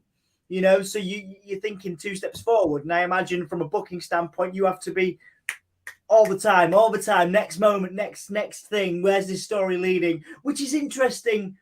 It's quite exciting in a way, but I imagine I have to be thinking. I remember when I was doing. I remember when I was building up for our big show, the Wrestle Queendom show, the first ever, which is still to this day Europe's largest ever women's wrestling event. Yeah. And I remember when I was building up to that, 6 months prior to that, in fact, more than 6 months prior to that, I was setting up the first challenger of the new champ that we were crowning us. Now, the audience didn't know that I was doing that 6 months prior, but I was. Yeah. Because I knew in that case, the first challenger, we always look past, because we never think that the first challenger of a champion has a chance, because they're not going to take the title off them straight away. Yeah. And to me, it was so important to make that first challenger actually feel like, well, fuck, this has been built for a long time. Yeah. Actually, they might do that. Yeah. And this is why one of my questions that I asked the chat, and I'd love to see it in there. I haven't seen anyone say anyone yet. So chat. Yeah. Who, and don't say Roman, and I guess you can say Solo, but who are the first 2 challengers that are believable, that keep you engaged as a viewer, that you would have, that you believe would be a legitimate pay-per-view main event against Jey Uso for the championship? Yeah. Name 2. I could make it more difficult and say 3, but 2, just 2. And don't say Roman in a rematch, because that's already a given. Roman in a rematch does not count as the first challenger where you're leading. Who would be that first person or first 2 people? It's a really interesting question, and Dan's just posed it to me. And it's a very, very difficult one, because the only people I could see potentially in that position at this time, one, you're going to laugh at me for, and but I can't think of anybody else who would have the story. You got Cody, but it's too early to do that, and then potentially Bray if he came back. but they wouldn't win. Well, no, Bray wouldn't win. Cody might, but I can't think of anybody else at this time who would have the gravitas, so to speak, if to even carry that main event. But yeah, it's an Todd interesting Johnson says, "Okay, what about brother versus brother? Uso Civil War? That's you could exactly where I was going to go. The question is still, and then what? So that's and what where I've does that literally other been thinking. Uso go? Yeah, I've been thinking of that while sort of Dom has been sort of chatting, and I was thinking maybe having a Jimmy Uso return and say, I'm the one that should be. I was always the person that Roman was building up to be the next tribal chief. It's rightfully mine. Have that storyline. But then at some point, I would actually completely flip it and have Damien Priest cash in the Money in the Bank and take the title. Yeah, Priest would be cool. Because there's no way you believe Priest is going to beat Roman Reigns, but he's a legitimate contender to take a title off of an Uso over Roman. So can I come back at that? Yeah, sure.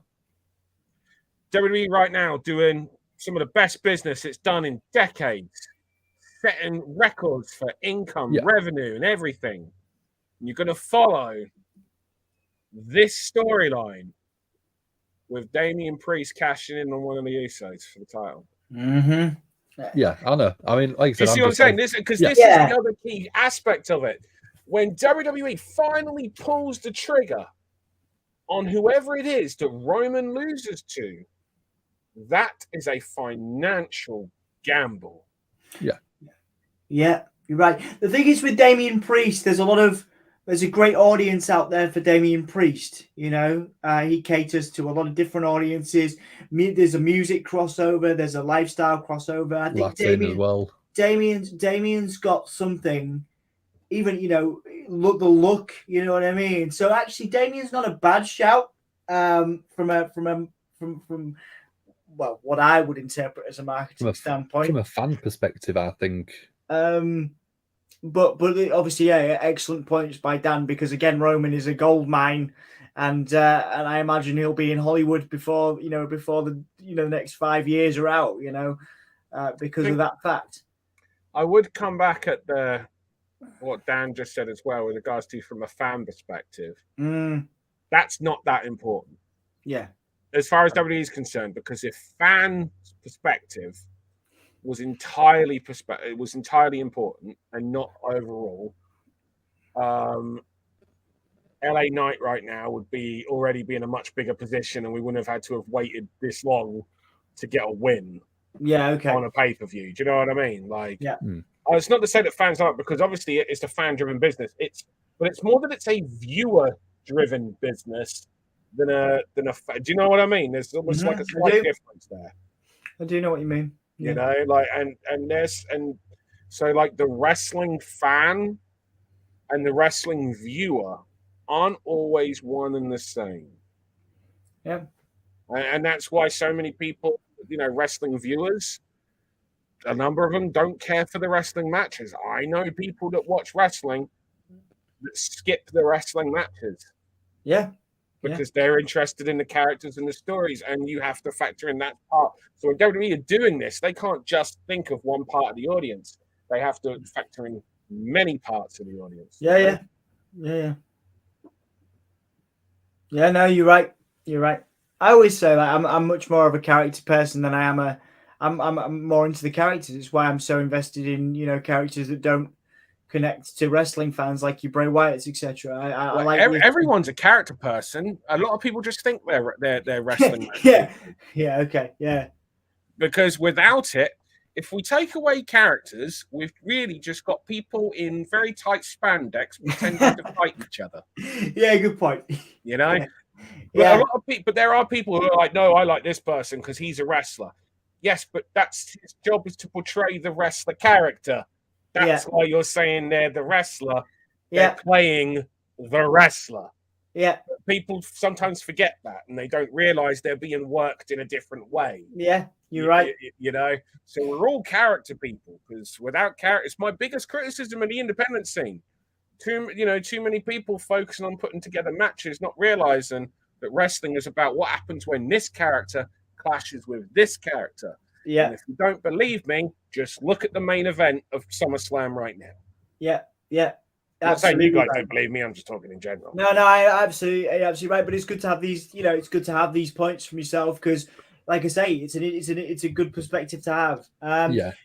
So I mean, with Seth Rollins, he was on the Broken Skull sessions with Austin, and he was talking about his performances in Ring of Honor and working on the indie scene for quite a while. And it was like, I was putting on, I would thought was the best matches of the night, and I wasn't getting a reaction. And it wasn't until he came to NXT and he started building a character that he believed that the matches was getting over. And he was Ring of Honor World Champion, but he said, I never felt like I had a good match because the crowd didn't react the same way. And it was the time invested in the character side of it that it was. He said he cared more about the in-ring stuff previously, but working in NXT, he learned that the character sells the match. Yeah. The match is then invested by the audience. It's a big issue on the independent scene. Yeah. But that's because everyone grows up as a wrestler. I say everyone. Most people grow up as wrestling fans, and they think they get the business more than they do. And what it is they try to do the things that pop them without factoring in the context of why those things popped them. Yeah. So they think about the moment where someone jumped off someone or something, and they're like, "That's what I'll do that because I remember." It's like, but how much did that mean based on the story associated with them doing that? Yeah. And the character identification and emotional attachment that the audience had to that performer doing that. Because otherwise, you're just a random guy doing shit from like Jackass. What's then the difference? You know? Right now, we got this is methodical. I mean, Roman Reigns matches always start methodical. You know, they start off. Again, that is part of that character. Yeah. He's in control early. He dominates and he shows off. He doesn't show off in an it's more that he's showing his superiority because he is the head of the table and he is proving it.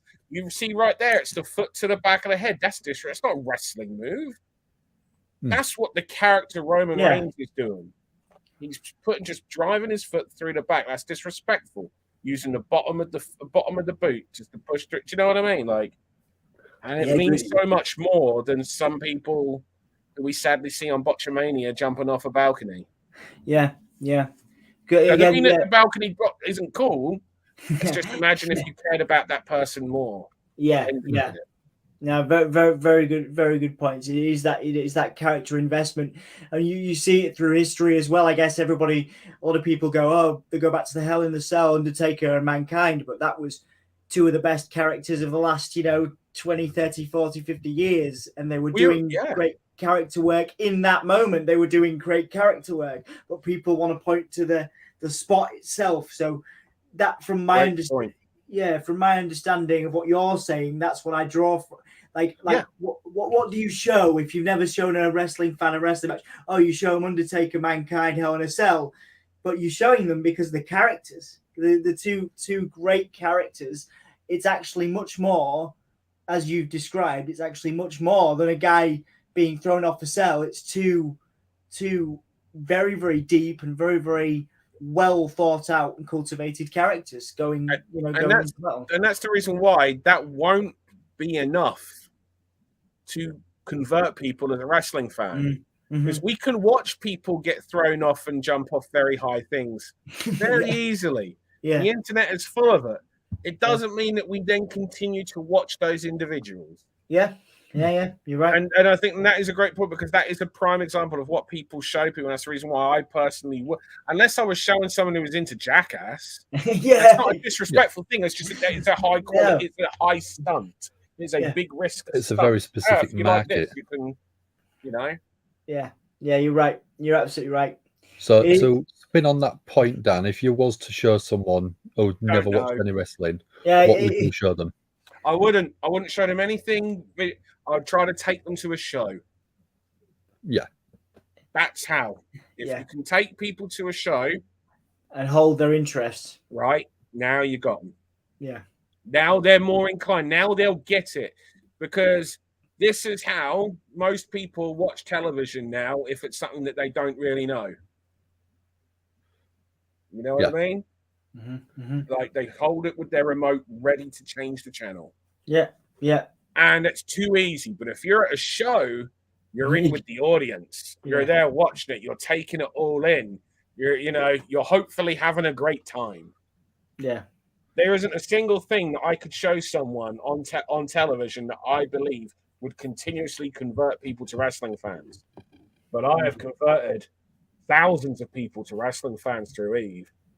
Because Eve attracts people that aren't wrestling fans. That's the reason why I've been so successful, because it's the cool night out to go to. Yeah. And that's how I ended up. We had people at Eve Academy. We would have women at Eve Academy who, when the trainer at Eve Academy would say, when John Cena does this, they'd be like, who's John Cena? Yeah. Okay. They weren't, but they got so invested and involved in Eve that they wanted to then do it, and they came along to the training sessions. Lovely. Yeah, lovely. I mean, that's take them to a show and engage them, because if they enjoy the show, now they're more likely to give that television wrestling show a chance and sit through it. Yeah, it's a very, very good point. Very, very good point.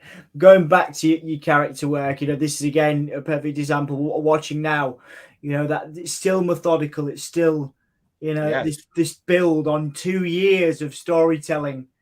Nice kick from Jay there as well. Did anyone in the chat actually give me an answer? Oh yeah, we had a couple. Let's see what we'll bring it back. We had a few. I think mainly Mark came up with one. Hang on a sec. I will pull it out.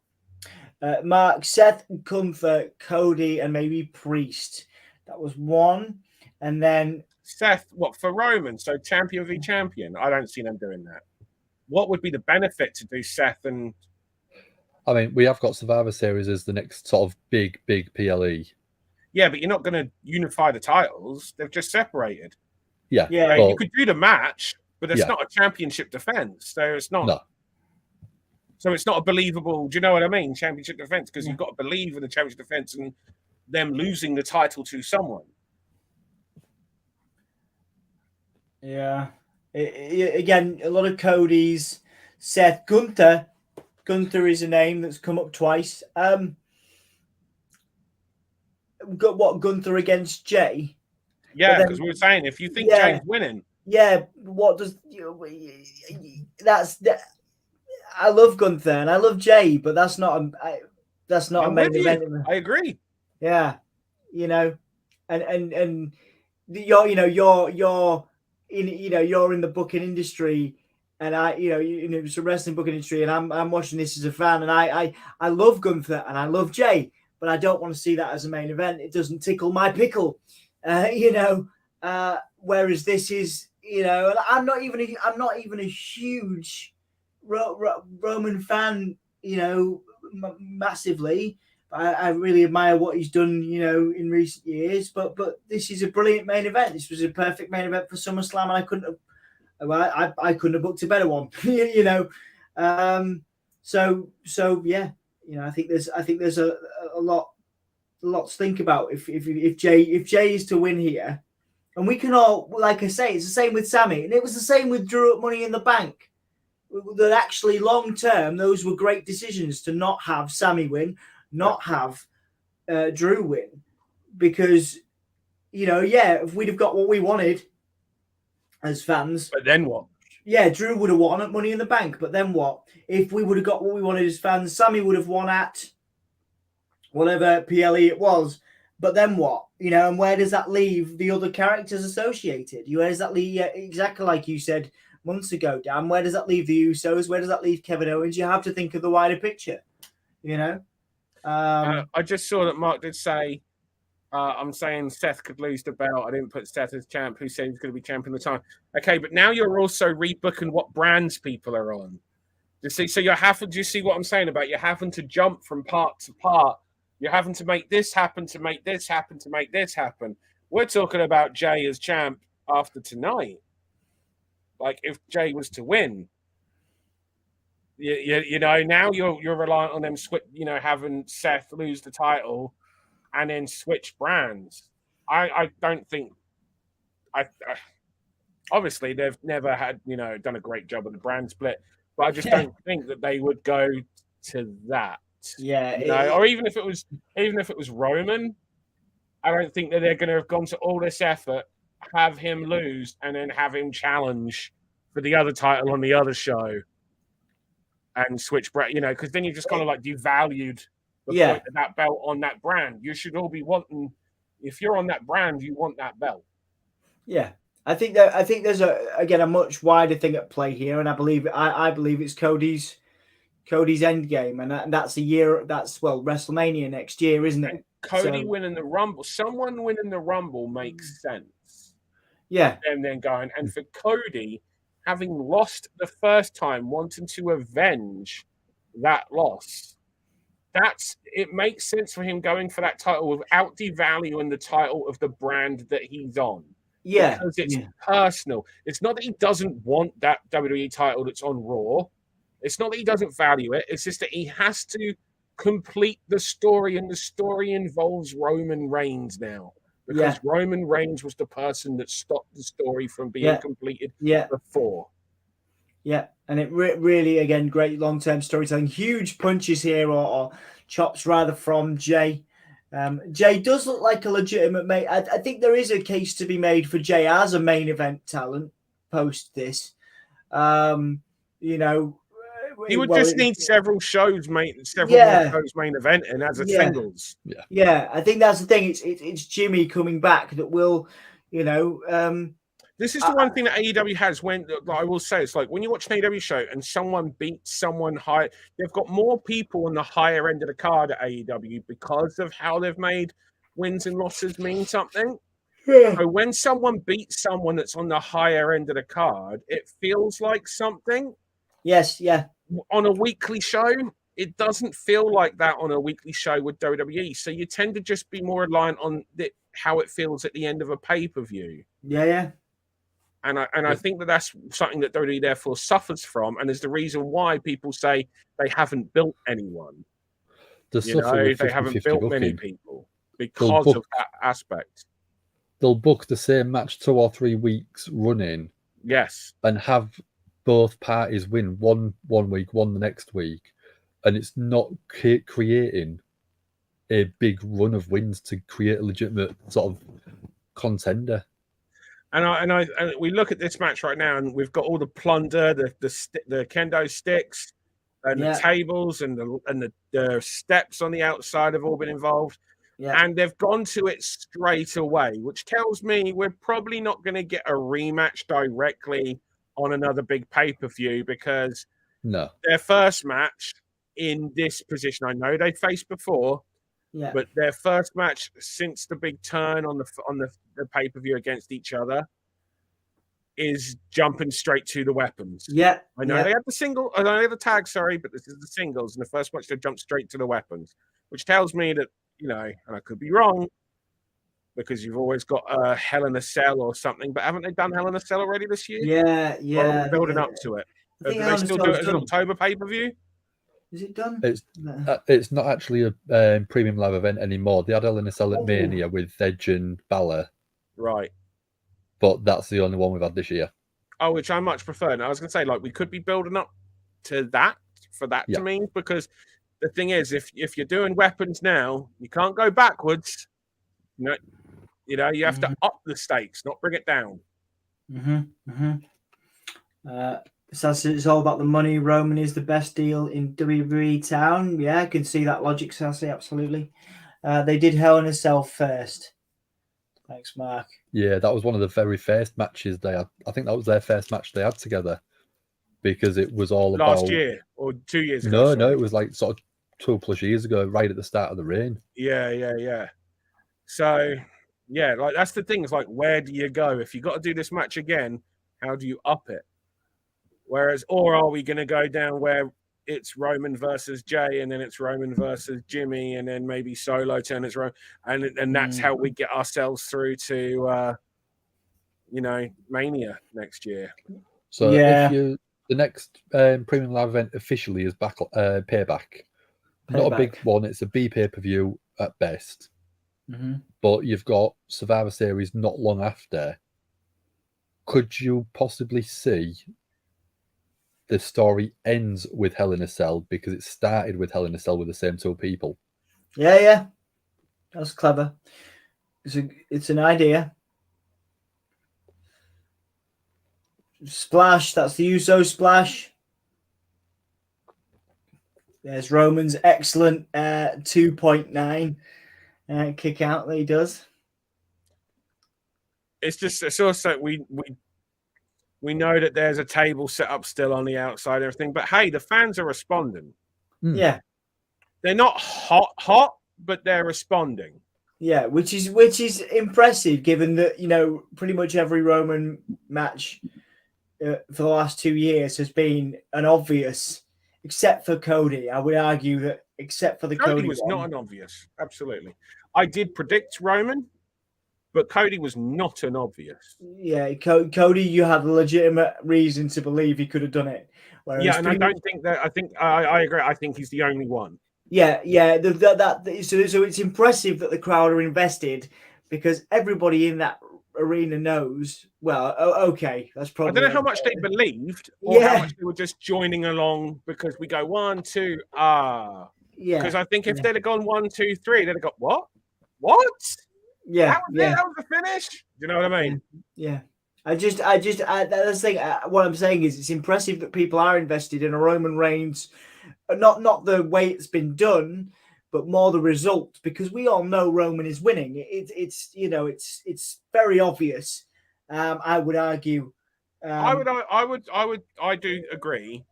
There is always the chance. I don't know why. I don't know what. Yeah, exactly. There's always the theory. There's always there's always a chance, Dan. There's a small chance you could teleport here. It's not. Well, I suppose that is impossible. That's a bad example. That requires a whole new whole change of physics as we understand it. Okay, bad example, but there's a But I understand what you're saying. Yeah, there's a chance. It depends if you believe. What you believe in, but what I'm saying is that there is a small chance, but that Jey Uso is winning tonight, but it's a very small chance, Yeah, because it was just like, no disrespect to Jey. It would just be the title change would just be a part of the story, because Jay's story isn't about always being about WWE champion. It's about the feud between him and Roman Reigns. It's a family feud. Whereas Cody's story is about the title. Yeah. And it's like, if you're going to switch the title, then it needs to, after 1,000+ day reigns, it needs to go to someone where the title switching means something and isn't a byproduct of another feud. And that's what this is. This is a family feud. And the title is a byproduct of it. Yeah. Yes, thank you for all your comments, guys. Really appreciate it. We'll get to a few of them before we finish up. Really appreciate your investment in what we're doing. As Jay going for the suplex, but Roman fighting out of it. Headbutt now by Roman. So Roman Reigns on the top rope right now. Jey Uso with the Gammon Giddy step up into Giri. Very nice. And I suppose we're going to get another superplex or a Hurricane Rana. Oh, yeah, maybe a Hurricane Rana. Counted into a powerbomb, perhaps, is the only other thing. Yeah, I'm thinking counting into a powerbomb, potentially. It's just where his hands are. Yeah, that's it. Oh, he's pushing, though. He's got him up to push. It's because he was just wanting to get him in the right place. What? That was a harsh bump, man. He got powerbomb on those chairs, but the way those chairs were scattered. Yeah. Roman looked after him, though. It was going to be harsh no matter what. You're getting powerbombed on chairs, bruv. Chairs stick up. They're not even Yeah. nicely flat. Like, look at that. Yeah, that is not. Yeah, that's not going to be fun, is it? Nah. You know.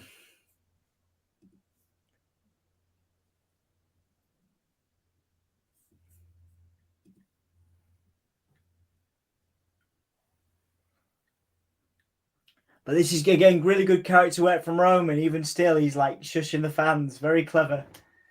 Good character Little work. details, bro. Look, the sound, the audience response just from that. Yeah. Because we care. We understand the arrogance also associated with him doing those little mannerisms and movements. That's one of the reasons why I always found, like, when we're talking about, wrestling fans and those that got it, I found the people that came to Eve Academy that had a dance or theater background but weren't wrestling fans, I actually found they understood wrestling better than wrestling fans. Yeah. And it sounds insulting, and it's not. It's because they've got a performance background, and wrestling is performance. Yeah.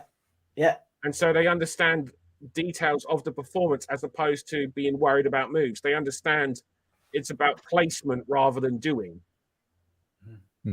And table spot coming up. Table is now in the ring, propped up in the corner. Like Rhino would do the spear through. Yeah. There is another table on the outside. Okay. What are we getting here? We're getting spear Roman through. spear. Yeah. There's just the positioning of that table.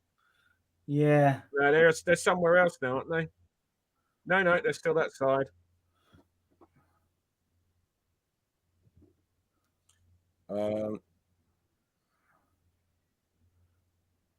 Paul Heyman's pretty good. His expressions are fantastic on the outside. Paul Heyman is a constant performer.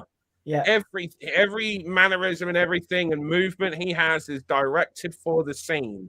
Yeah. So he is the consummate background actor that you can look at throughout, and everything that he is doing makes sense with what the main actors are doing. Yeah. He embellishes a great scene. Yeah, brilliant. Yeah, great example of that. He's just, just nodded in approval at Roman's shot there. So everything makes sense. All the characters are doing what you expect. Oh, I love nice kick counter there. Roman going for the spear. They certainly want us to think. Yeah, I think everyone expects Jay to go through it, but maybe we're getting Roman going through it. I don't know.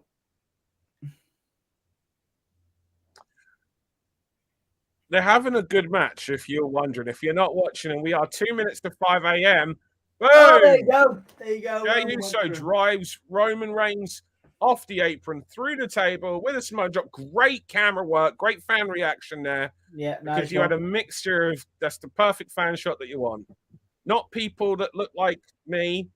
You had some attractive women, normal looking guys, all on shot watching wrestling, making wrestling look cool. Yeah. And reacting accordingly. But fans are quiet though, man. Nice. It was interesting. Again, it goes back to what I think I said earlier on about they're probably expecting shenanigans. Solo Sikoa is not there. So again, we know it's the conditioning. It's the conditioning of the audience of when not to buy into something. Yeah. Sounds like something's happening now. It does. I was actually pleased that Roman went through. I think we were all expecting. Oh no, I think they're reacting to him getting the straps out.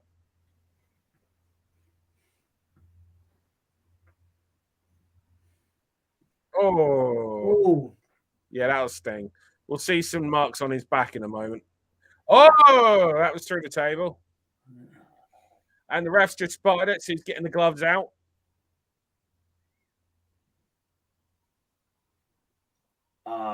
So we got some claret on the arm of Roman Reigns as a result of that table bump. Yeah.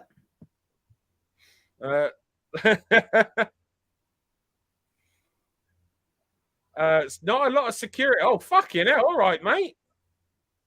Security getting a bit. Security were not expecting or weren't ready for them going where they're going. So have we got a big stunt going on? Are we feeding for a... If you're going to go into the audience, you've got to have a stunt ready. Yeah. There's a lot of people with cameras in a key position, including a TV cam. No, that's not. That's just a normal cam. We got is that the press box or something? Looks like press with the lenses that they've got. Yeah. And one guy on a camera phone who's waving. Hello. Yep. Oh look, we have a nice table there that's just got some cables on. Oh, there's Solo. There's Solo. There he is. They always do it, by the way. If you ever noticed the random tables, there's always like just a row of roundup of cables just on there. Just make it. Why we got that table there? Put cables. We couldn't put the cables anywhere. No, we'd make a table. We'd have a table to cable. Maybe we'll put a bit of paper on there as well. Just nicely, a couple of bottles of water, maybe. Yeah, it does feel like there's another 10 minutes left, you know, because it's 1 minute past 5 now, and we need to think about whatever happens thereafter too. Yeah. Absolutely. And this is all falsy. Well, this isn't directly into the finish, in my opinion. This is Jay's got to get a big kick out in the ring before we go into a finishing stretch. You know what I mean? Yeah. Yeah.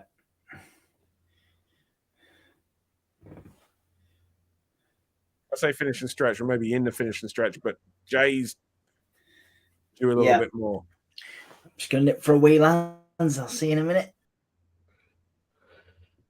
Again. Is Jimmy injured and out, or are we expecting Jimmy to be involved in this?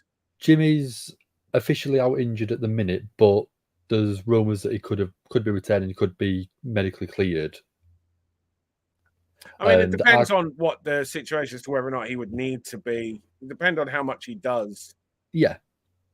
Yeah, so I would pick him up, mate, because dragging him is going to suck for him on that floor. There you go. Yeah, you can't drag that lad on that floor for that duration. He's going to get cut. He's going to get an infection in there. That kind of flooring is not going to be nice. And it'll take fucking forever. Like, you saw Jay having to, like, push himself along. It's not that slippery of a, floor.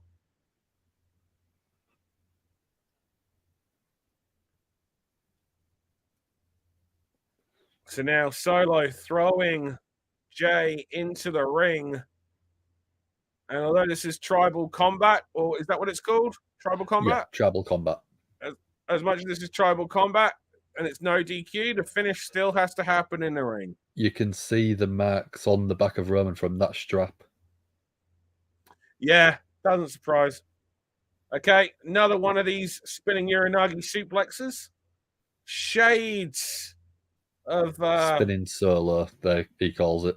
Spinning solo, okay. Yeah. It was a move made prominent more in Western wrestling fans by Yokozuna, Rodney Anawahi. Yeah. Again, part of the bloodline. Yep, exactly. And now they're signaling for the old Samoan spike. The Solo picking Jay up. As Roman and Solo stand over Jay, who is on his knees after being put through tables, hit with 2 spinning solo slams, and now Samoan spike. That table's got to be for Solo to go through, surely. Yeah, unless it does factor into the finish. For a spear. There we go. Oh. Roman goes for the spear. Jay moves. He takes out Solo. That's how we get rid of Solo here. Jay is due his moment. Spear from Jay onto Roman. Good news for the crowd are with it, though. No. No. Crowd are with it. Yeah. Crowd are with it. Good. I do think we're getting a Solo turn at some point, and this might contribute to it. But yeah, that was a good moment. That was cool. That was a great moment. And remember, we still have one table set up in a position that you would normally see someone get speared through. That is the standard position for that. Doesn't mean it has to be. It can be a slam, but, And now Jey Uso, 2 chairs, 1 in each hand. Throws one down, prefers the one in his right hand. Takes out Solo with a chair. And then there's another one. It's 1 for Solo, 1 for Roman. 1 for Solo, 1 for Roman, but with a chair shot. And if anyone's wondering if there's a way to do these chair shots and they don't hurt, the answer is no. Yeah, You just try to, when you do the chair shots, it's a bit different with those style. When you do chair shots, you're just trying to make it so that it's as flat on flat as much as possible. Yeah. So that there's no bits sticking out that'll stab you. But the answer is no, it hurts. And there's no getting around it. Simples. It's one of the things about wrestling being a live action theatrical stunt show. That key word, stunts. Stunt persons don't get the credit they deserve. No. Stunts don't mean that things don't hurt. They just mean you try to do it without causing long-term harm and can work the next day. Yeah. Oh, Solo with a super kick from the blind side, and now Jay is down. Nice. I think Solo just made a noise that I think there people thought was swearing and missed and tried to cut the audio on, but I don't think it was. I think he was just screaming. He was doing his screaming, yeah. So Roman's reaching out to Solo. Solo's acting like he's annoyed at him though for spearing. He's holding his ribs. Solo, the story that I've told was Solo, correct me if I'm wrong, is that he does have a bit of a temper on him. Yeah. Yeah. And Solo, without any words, just body language. This is why I believe every wrestler should learn to wrestle in a mask first. Because mannerisms, body movements tell the story without dialogue.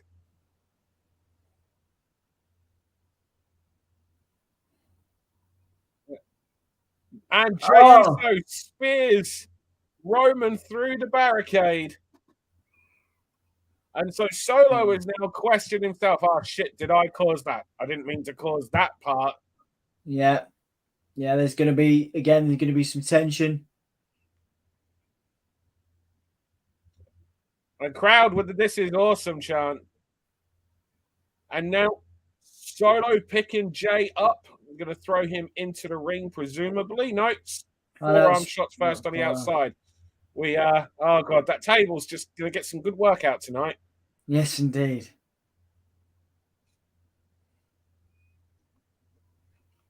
That would have been destroyed once, so why not destroy it again? No, he's not going to go through it one more time. There we go. Wouldn't surprise me if we get a splash. Oh, yeah, he's feeding for it. There it is. Oh, yep, hold it. Come here, mate. There we go. Roman should be coming out at any moment. Yeah. After that, I would imagine. That's a spear moment. Yeah, there he is. And then Roman's going to get the spear. Roman's going to get the spear now. Yeah. Yeah. No, Jay hits the spear. Right move, wrong person. But that table is still propped up, unbroken in the corner, and we have been taught that matches don't finish without this prop being broken. Big splash. Yeah. Great false finish, though. 1, 2. Oh, and a masked person pulls. Is that Jimmy? Got to be Jimmy, hasn't it? Jimmy pulls Jay out, and this is the next story development. There you go. Jimmy pulls Jay out from winning the title, because remember, there is money in this feud. And the feud isn't between Jay and Roman, Jay and Jimmy. The feud is the blood feud, the family feud. The bloodline itself. This is where the money is. What is the next story? This is Days of Our Lives, Coronation Street, EastEnders, and that's what we've got on stage right now. Wow. Jimmy Uso cost Jey Uso the title.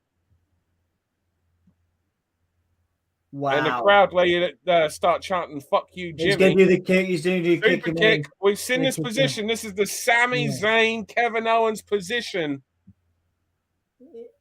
Yeah, he's going to kick him. Here it comes.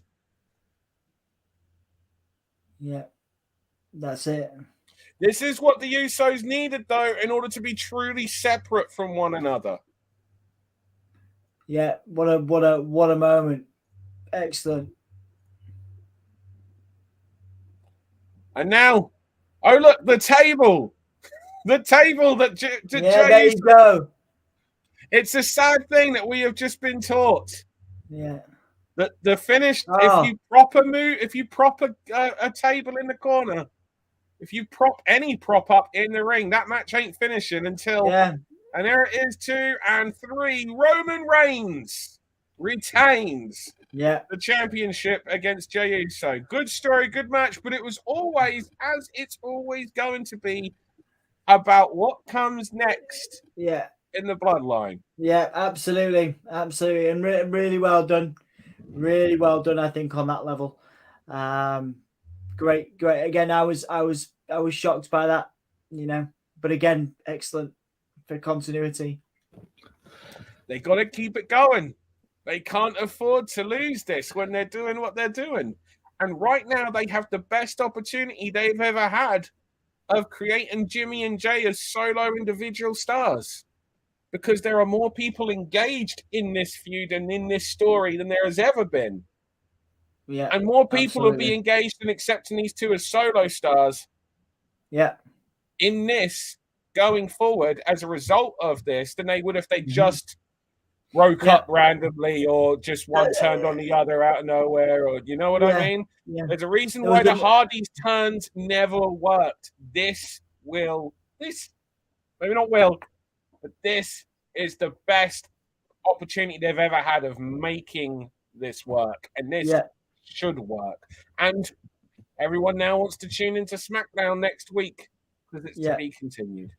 Yeah, and there was also a really nice moment in that, again, from a performance level. Jey didn't actually look at Roman when he speared him. He was looking down the ramp at Jimmy. And that was beautiful a nice catch there, Dom. Beautiful catch. Yeah. Like he was so like, confused. He was looking. He didn't even turn. Like the spear happened, he was still looking. It was Look at the marks on the body, by the way, of Roman from that match. Yeah. And of course, I'm sure there's going to be questions brought up and any write-up about Solo and how does Solo fit into all this? Yeah. And did Solo know that Jimmy was going to do this? And did Roman know? And was it a set? What was going on? There's lots of questions that they can ask to send us home from SummerSlam with. And look at that. It's 13 minutes past 5. Yeah. This is a 4 1/4 hour. Well, did they have a pre-show match as well or not? No, they don't do matches on pre-shows anymore. They haven't done for a long while. Yeah, that was good. That was a good ending. Yeah. So let me ask you, who next for Roman? Because the story, does Jey get another? I mean, I would imagine the story is more down to Jimmy and Jey. Yeah. Is Jimmy with Roman, or is Jimmy just turning on Jey? Yeah, it is an interesting, wasn't it? Because I guess you could leave the Usos now to continue the story and have Roman go on to a feud of his own. So that's what I would do. Obviously have them interlink as well, but but who next? Yeah, there you go. That's a great question. I don't know. Who next? When? Yeah, because we know it ain't going to be on Payback. Yeah, Roman Reigns is not defending the title on Payback. I think I saw Mark, or it might have been Todd. Someone said earlier about this is your first singles title defense. Is it since WrestleMania? Yeah, first one on TV. So he's defended it on I think 2 house shows, but there's been super shows at places like Madison Square Garden. Yeah, that I don't know. I just don't know. I don't know who's winning that. Chat, who do you think next? Yeah, let us know. And also, we'll do the roundup. Match of the night, grade of the night, and performer of the night. Let's start with Dan Hargreaves and then go to Dan Reed. Match of the night, grade of the night, and performer of the night, if you please, Dan. Match of the night for me. Just because of the story in it, I think the main event match, Roman and Jey, the story, it's been 3 years in the making. It's been absolutely fantastic. they've hit all the different beats that you want in a match. They've had the underdog, plucky underdog, getting a couple of near falls. It's always been a good thing from these two performers. They know how to put on a good match. Yeah. Whether it is in a tag match, whether it is in a solo match, it's been absolutely spot on. Yeah. Cool. Dan, read your performer of the night, match of the night, grade of the night, watching please. the highlights right now, Gunther and Drew. That's for me. That's my style of wrestling. Yeah, that's my wrestling show. I cared about it, and we got the win and the loss mattered. We got a great wrestling match. It's like I say, that's me. That is very much me. Yeah. And, good. Yeah, so I can't. That is my match of the night right there. Yeah, I was really pleased. The girls had a really good match. Yes, the triple threat. I think it was a very good triple threat match. It just suffered from being a triple threat match, and I thought the finish was what I understood more logical. It was just there as a weak ass finish. Yeah. With you on that one. I'm very much in the same boat with the women's match. Shit, this match. Seth and Finn Balor had a great match as well. Yes, yeah, really, really good. It was a really good wrestling. It was really good wrestling paper. It was. I'm really pleased we could do this. I'm really pleased we all got together for it because it was a really good watch. Great to have your perspective on it, Dan, as always, and obviously Dan Hargreaves. You've got an interesting Raw on Monday, hopefully as well. Yeah. Off the back of this, so it's going to be a good time. Let's go through some of these comments. It's up to you, Dom. We've both answered. You haven't. Oh, right. Okay. Match of the night for me, probably Roman and Jay, because it was the right amount of action and sports entertainment, etc. Performer. Yeah, it's hard to do performance. That's why I didn't do one, because it takes two people to take. It takes three really, because you need a great ref. Yeah, but the whole production's behind. That's why I struggle with performer. So yeah, it really takes two people, especially. I think, like I say, Roman and Jay did a really good job in that main event. But that Gunther Drew match was a close second, and then probably the women's match bar the finish is my top three. Grade, I'd say a good 8 out of 10, which is good for me. I was very pleased with it, and especially, it was long. It was a long PLE, but I thought everything that needed to be done got done in it. So, Todd says Roman and Solo next. Sassy has given grades. Match Seth versus Finn. Performer Gunther. Score 6.5. Okay, so a low score from Sassy there. Match Seth versus Finn. Performer of the night. I'd say J and a grade D minus. So some negative points in the chat for the pay-per-view, or PLE rather, as it is now. I don't know. I was pleased with it, lads. I was pleased with it. I'm glad we did it, and I'm looking forward to seeing what happens next, which is exciting. This Jimmy, and I like the fact that Jimmy and Jay are going to feud, and maybe it's going to be, Roman might be involved slightly, but not entirely, and Roman can go off and do his thing. I'm really interested in it. So, I just really hope they both have really different gear from one another. I hope one of them's gear. I hope Jimmy's gear is just completely different to previous Uso's gear. Yeah, absolutely. And this Jimmy character, whatever it is, I hope it's visibly, significantly evolved and different from what we have seen previously. Yeah, I agree, and I don't want the two looking the same still. Do you know what I mean? Yeah. So, by the way, my score, I'd say 7.5. Which for me, that's pretty good. I'd probably go about the same. Yeah, excellent. So it's interesting. What would we like to have seen to have raised that bar up? I suppose you could say a return or anything like that, but it's just a moment, isn't it? It's just a pop. So I can't. Is it just a pop, or is it just an idea of where we're going next? Was there too many just definitive ends without any idea of what, to get us intrigued as to what happens next? Like, would it have been nice to have had an interview or something with somebody backstage? I realized the time was what it was, but would it have been nice to have had something with someone somewhere to give us an inkling of what's next for Gunther or what's next for Seth?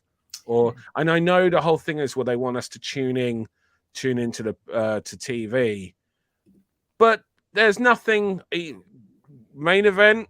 Even when the main event for me, is there anything really that I am like, oh, I got to watch Raw or SmackDown? Yeah, but that's no. Yeah, that's always the way with the Roman stuff. You want something to happen, someone to come out, but it doesn't. Not just Roman, just overall, like especially with Raw. Like I feel like the Raw side is like I've got